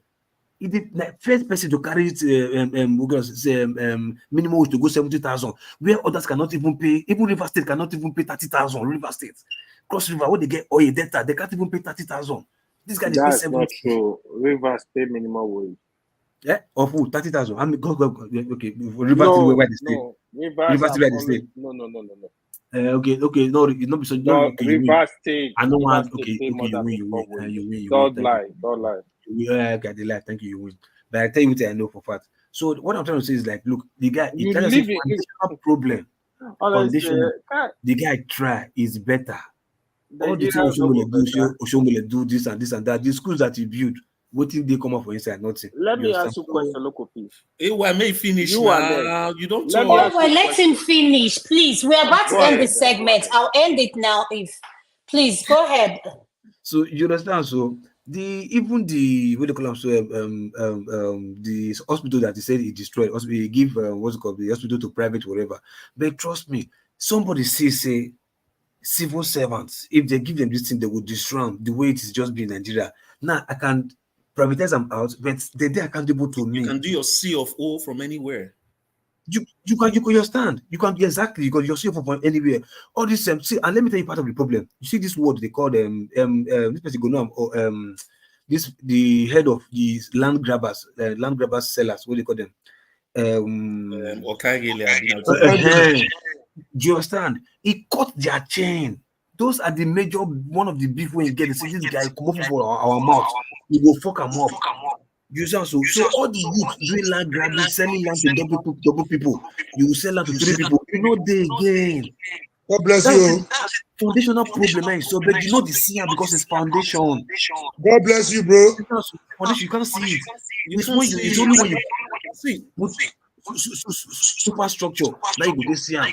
But even if you put superstructure on a bad foundation, the structure will still collapse. So that foundation problem. So he's just doing it now small. If to say the fear of Obebolo and say if he gets sense, and I tell you from APC facts now, what APC they talk. If he gets sense, Oshomole no let him. Exactly. If he gets they want to sense, humiliate Obaseki by all means. Also, if he gets sense, if you do work with what Obaseki do, as well, this person he could be a Messiah, probably be a Messiah, even if he's not talk. And They are already talking of destroying a shop right. That was their campaign. Might not lie to you. The truth that You see, hold on, see, Omori, sorry. You see that shop right matter? Now the same thing Oshomole be wants to do with no work. Now the same thing Oshomole be wants to do with the shop right, but he not see land do all the things when you talk about Oshomole now road and red roof. Now tell me, you know how many things local people don't talk now when they very foundational to the to the working of a state in the 21st century. Even the federal were delicate attempt to humiliate Obaseki. At a time when they were intervene, they didn't allow him. They started playing police with federal roads. The one from Benin to Awuchi, they said they have already completed. They didn't allow him to work on it. So you have a political campaign. Mr. Omori, you might just talk one thing from my see for Twitter. You see, una no Shabana, if una de Benin, local people no Shaba and other lions and tigers invade Oba Hawaii Bus Park. Okay. You know, what is this one mean? Say area boys. As in they don't come back to the market again. You just we never see for Edo State. All those money they collect, they Tony Kabaka they collect before. They never went out. Tony Kabaka will catch you in Benin. They never went out. You see where they go? Hey, why? You see where they go? You see where we are going back to? So see, hold on. You guys don't understand. No. Listen, first of all, Edo State need to clean up Obaseki. No, Ewa, you to can't the talk. government. No, wait. Okay, boss. Ed Okay, needs to okay, give ma. his final submission. Sorry, Then Kenneth, sorry, then ma. you can come, The please. truth is, I want to end the segment. Obaseki, No, that's Obaseki fine. was far from perfect. For example, I didn't really support him, the rift between him and what was his deputy's name, Tribal, You and are the way he so dealt with that. genius on this issue, man. No, let me I land don't know now. you speaking from both sides of your No, mouth. because the truth is that Just come Obaseki is out not a with perfect your person. full I have to chest. give a rounded opinion. And if you just come the praise Obaseki, then I'll just like say the guy is a From perfect what person. I heard, that's No, not really from what I you, heard now. I'm not You're on supposed to ground. be a lawyer. You are dangerous. But it's the truth now. Do you want me to be heard? You don't say I take Go ahead, Lokopi say Lokopi talk because you did on ground. Now what I Go hear now ahead. they talk. You know, I've not. Lokopi is not on ground though. Lokopi is in UK. No, Oh. Lokopi He just lie here. Lokopi know people for Now let Benin. Yahoo boys when he talk now you know. I beg, I'm not so good at that. But the truth is, there are a lot of things Now when Lokopi now Zaman. there are a lot of things when at least the one where I know. Okay, this one I have to say I know him. Surely all these land issues for Benin, we know how they did before. C of O. Now it's very easy for you to get your C of O in Edo State. We know how that you're the builders. You don't need your ass don't need decking. Someone will just come tell you say now their lands now you did for Benin. That guy come out at him. You did muted Lokopi. You did muted Lokopi. Okay, yeah. Somebody go tell you say Nailand. I know many They go people. tell you Nailand a day. See, one person will sell land to 3 people. Nothing they have. Why did you say diaspora people support Obaseki the last election? Because of that land issue, that the not to talk about the Aberu issue, then the cleaning of the civil service, the investment in the educational sector, industrialization. These are things that are very foundational. We know say most Edo people, they be farmers and civil service people. Then you go bring people when you go convert their agricultural output to industrial products. What do you want from a governor? You know, the only problem. What about the IGRO? He moved the IGRO he doubled the IGRO. No, he tripled the IGRO. Those industry, you just he moved those states from about 26 positions to first and second position. John put list them for comment section. Go comment section. You'll see John. No, say it. Let people. No, now may you go. Like say I talk somebody. Okay, may I read them for you? I can't say it. There are a lot of people listening. You need to say the industry. I know. You see, he's scared. Might finish my own. The most important thing. The truth. No, but hold on. Let's stop. AY, same thing you did when your submission started. You said everybody should go to the comment section. He's referring you to the comment section now. You have a problem with it. You can dish it, but you can't take it. So just like you said him, refer him to the comment section. AY, go and read the comment section. Just like he said. Keep going, Ed. Please keep going. You know. You and men will go the same school and not Sabi read. I can't.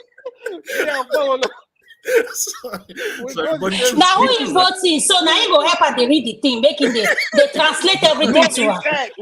Even when you say about not your family when I say give us. You don't need to be a school monitor, class prefect. You know if you handle them. Anyway, I got to finish. Thank you, Lokopi. Thank you, Omori. These people, they're not be from the same place, so for Edo State. Now they talk the same thing. So thank you so much. Thank you. Kenneth, you're next. Rounding up, right? Okay, the thing is, you know, it always good that let me go. We have enlightened and educated people discuss politics. Unlike having people that can speak good English lying to us all the time. The thing is, we're talking about the performance of Obaseki. I'm not from Edo. I don't live in Edo, but I always track a governor's performance with 3 key things. 1, the economy of the state, education, and healthcare. So when it comes to Edo State, the healthcare, I may not say more about much about the healthcare because I could not track his performance in healthcare. But when it comes to education and economy, he tried a lot, like tremendously. he was able to bring Edo State to number 3 when it comes to education in Nigeria. And when Oshiomhole was there, it was in number 20s, but he brought it up to number 3. So I give 35, we it are to him. 35th on the list. We are not second. Exactly. The only state leading us is Anambra, your state. Exactly. So now, and that is why when Jagun was talking, telling us, he started off by telling us that he was watching the politics in Ondo State since 1970s. He even made mention here that he is the oldest here. And because he is the oldest, he has been watching the politics in Ondo State since 1970s. Now, please help us to fact check. Ondo State was created in 1976.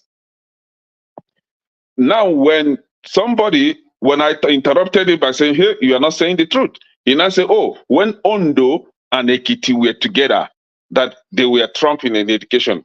Ekiti State was created out of Ondo State in 1996. Now, of all this, Ondo State, together with Ekiti State from 1976, and when they separated in 1996, Ondo has never come to top 10 educationally in the advantaged state in Nigeria. Has never top 10. It has never make the list of top 10. So when people come here to lie, please allow us sometimes to ask them to prove, like show us proof. Let's check them. Can I interrupt you? No. I'm sorry. I think where he's coming from is in terms of intellectual output of the state. When it comes to like professor per capita of most states, Ondo and Ekiti actually has a lot. No, you go to Ekiti then. I think that's where he's coming from. You now go to Ekiti and Igbo State. Professor. I will give it to Ekiti and Imo State. What I'm trying to say in essence is the election of Edo has come and gone. Like I said it earlier, we're here giving ourselves headache. People like AY will never, they would never agree with the facts. It is only their way or highway. But what you're saying is we'll continue to educate them, though they are not receptive of that education. But we'll continue to try our best. One day, maybe Holy Spirit will befall on them. Just the same way the Holy Spirit is getting into one man. One man has been pedaling down with his ethnic bigotry, and we hope he will continue to be a changed man and until he regains himself completely. Thank you. I just want to thank everybody for coming to this segment. Like I said, tomorrow, let me go get some rest tomorrow. Those that believe in Showore and those that believe in Peter Obi, please come with your facts. We're going to have those two sides of debates. So keep an open mind. Mr. Moyori, thank you, sir. I enjoyed you. Mr. Lokopi, thank you, sir. And I love you. It's the one love. Kene, behave yourself when you come tomorrow, please. Thank you, man. Thank you. I'm sorry, Ed and Mori. You know this format that Lagos State government is even doing, asking workers to come 2 days or 3 days of the week, whatever. I think that it was Obaseki said they started this. Yeah, that was the template. The template they got that template from Edo. That Lagos is even using. Now. Even some African countries are coming to Edo to borrow the template. Ibinedion have used us too much. That's why Oshiomhole has that high value in the sector. Exactly.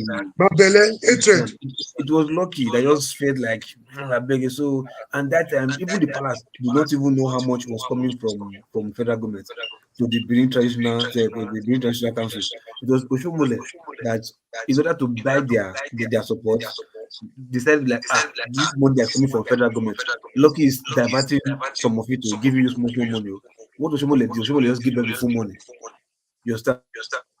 And the palace said, not even the king now, the palace like, boy, this kind of money they come for federal. Now you keep up, man. So know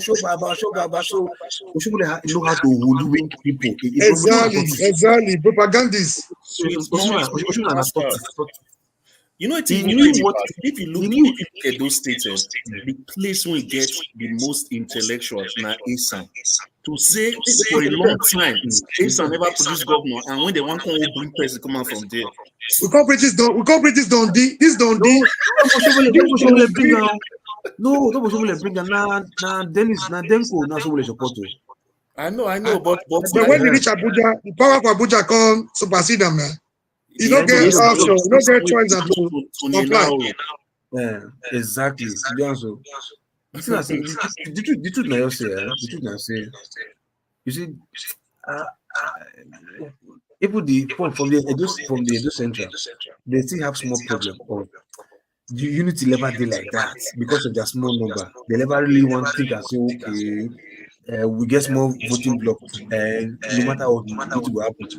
But now when the people don't say, okay, now turn, they would have sat among themselves to like, okay, look, we want to bring who be the best when it will fail us. But they didn't do that. They were still following the PDP APC pattern. No, a lot of them settled for Aswen Godalo. That was the popular candidate among the Esan people. I saw the riot. I saw the fight in burning tires and that, like, no, that they their money. Not just about you, all to Esan West, everywhere. Even the Esan Central, when the Bible comes from. So the popular candidate was Aswen, but there was nothing he could do, no matter, even if everybody from north to south go for them. They will still read what they want to do. They were on a mission to kill, to destroy, and to consume. So people are not getting that's what I was telling you earlier. No, bringing weakest cousin to Edo was for a purpose. Bringing the commissioner to Edo from Rivers, former classmate and former staff of Wike, they were on a mission. The police commissioner, they were on a mission. He cahoot with her neck. So I mean, there was nothing Aswe could do. There was nothing Edo people could do. So anybody that is saying we are not like Lagos, not because Buhari did not give them that support. If Buhari had given them that support in 2020, we will vote our vote and they will have their way. That is my submission. No. That Togba crusade was big. No, the Togba crusade was big. It was big, but it was still cast, brother. So if see, look, brother, Benin politics is different from Nigeria politics. I know what I tell you. So bro, Benin not be. We're not different anyway. I go to election when my opponent get ballot paper 3 days to election. You know what they call a federal might? At their election, my opponent have ballot paper as material as sensitive as ballot paper. They had it on Thursday. Election was supposed to be on Saturday. They are telling me they for do this, they for do. Not the way Benin people for do. We are not special. Because that tactical support did not come from Abuja. If you look at it, but we are not special. Exactly. We are aware. Politically, we are aware. But when federal might say, when the federal might comes calling, there's nothing or nothing you can do. My brother, take this or leave it. That is the true position. Thank you. Let me thank our viewers. Thank you for tuning in. The people in the comment section. Tomorrow we'll be back again. You all have a good evening, a good night. Kene, Mr. Oromeyi. I don't know if I pronounce his name there. No, the people that do them donation also, please. Oh yeah, that's true. Thank you, sir. You see, I'm so tired. This baby solar guy will just deal on my case. Tamak, Dr. Alexandra Gomez, Tamak again, Oscar Blackstone. He's very sick. He's what? He's a very what? He's sick. No, man. Okay. Maybe he needs love. He needs all the love. All right, thank you guys. Please, I'll see you guys tomorrow. Have a good one. Have a good night. Thank you. Thank you, madam. Thank you, sir. Good night. See you tomorrow.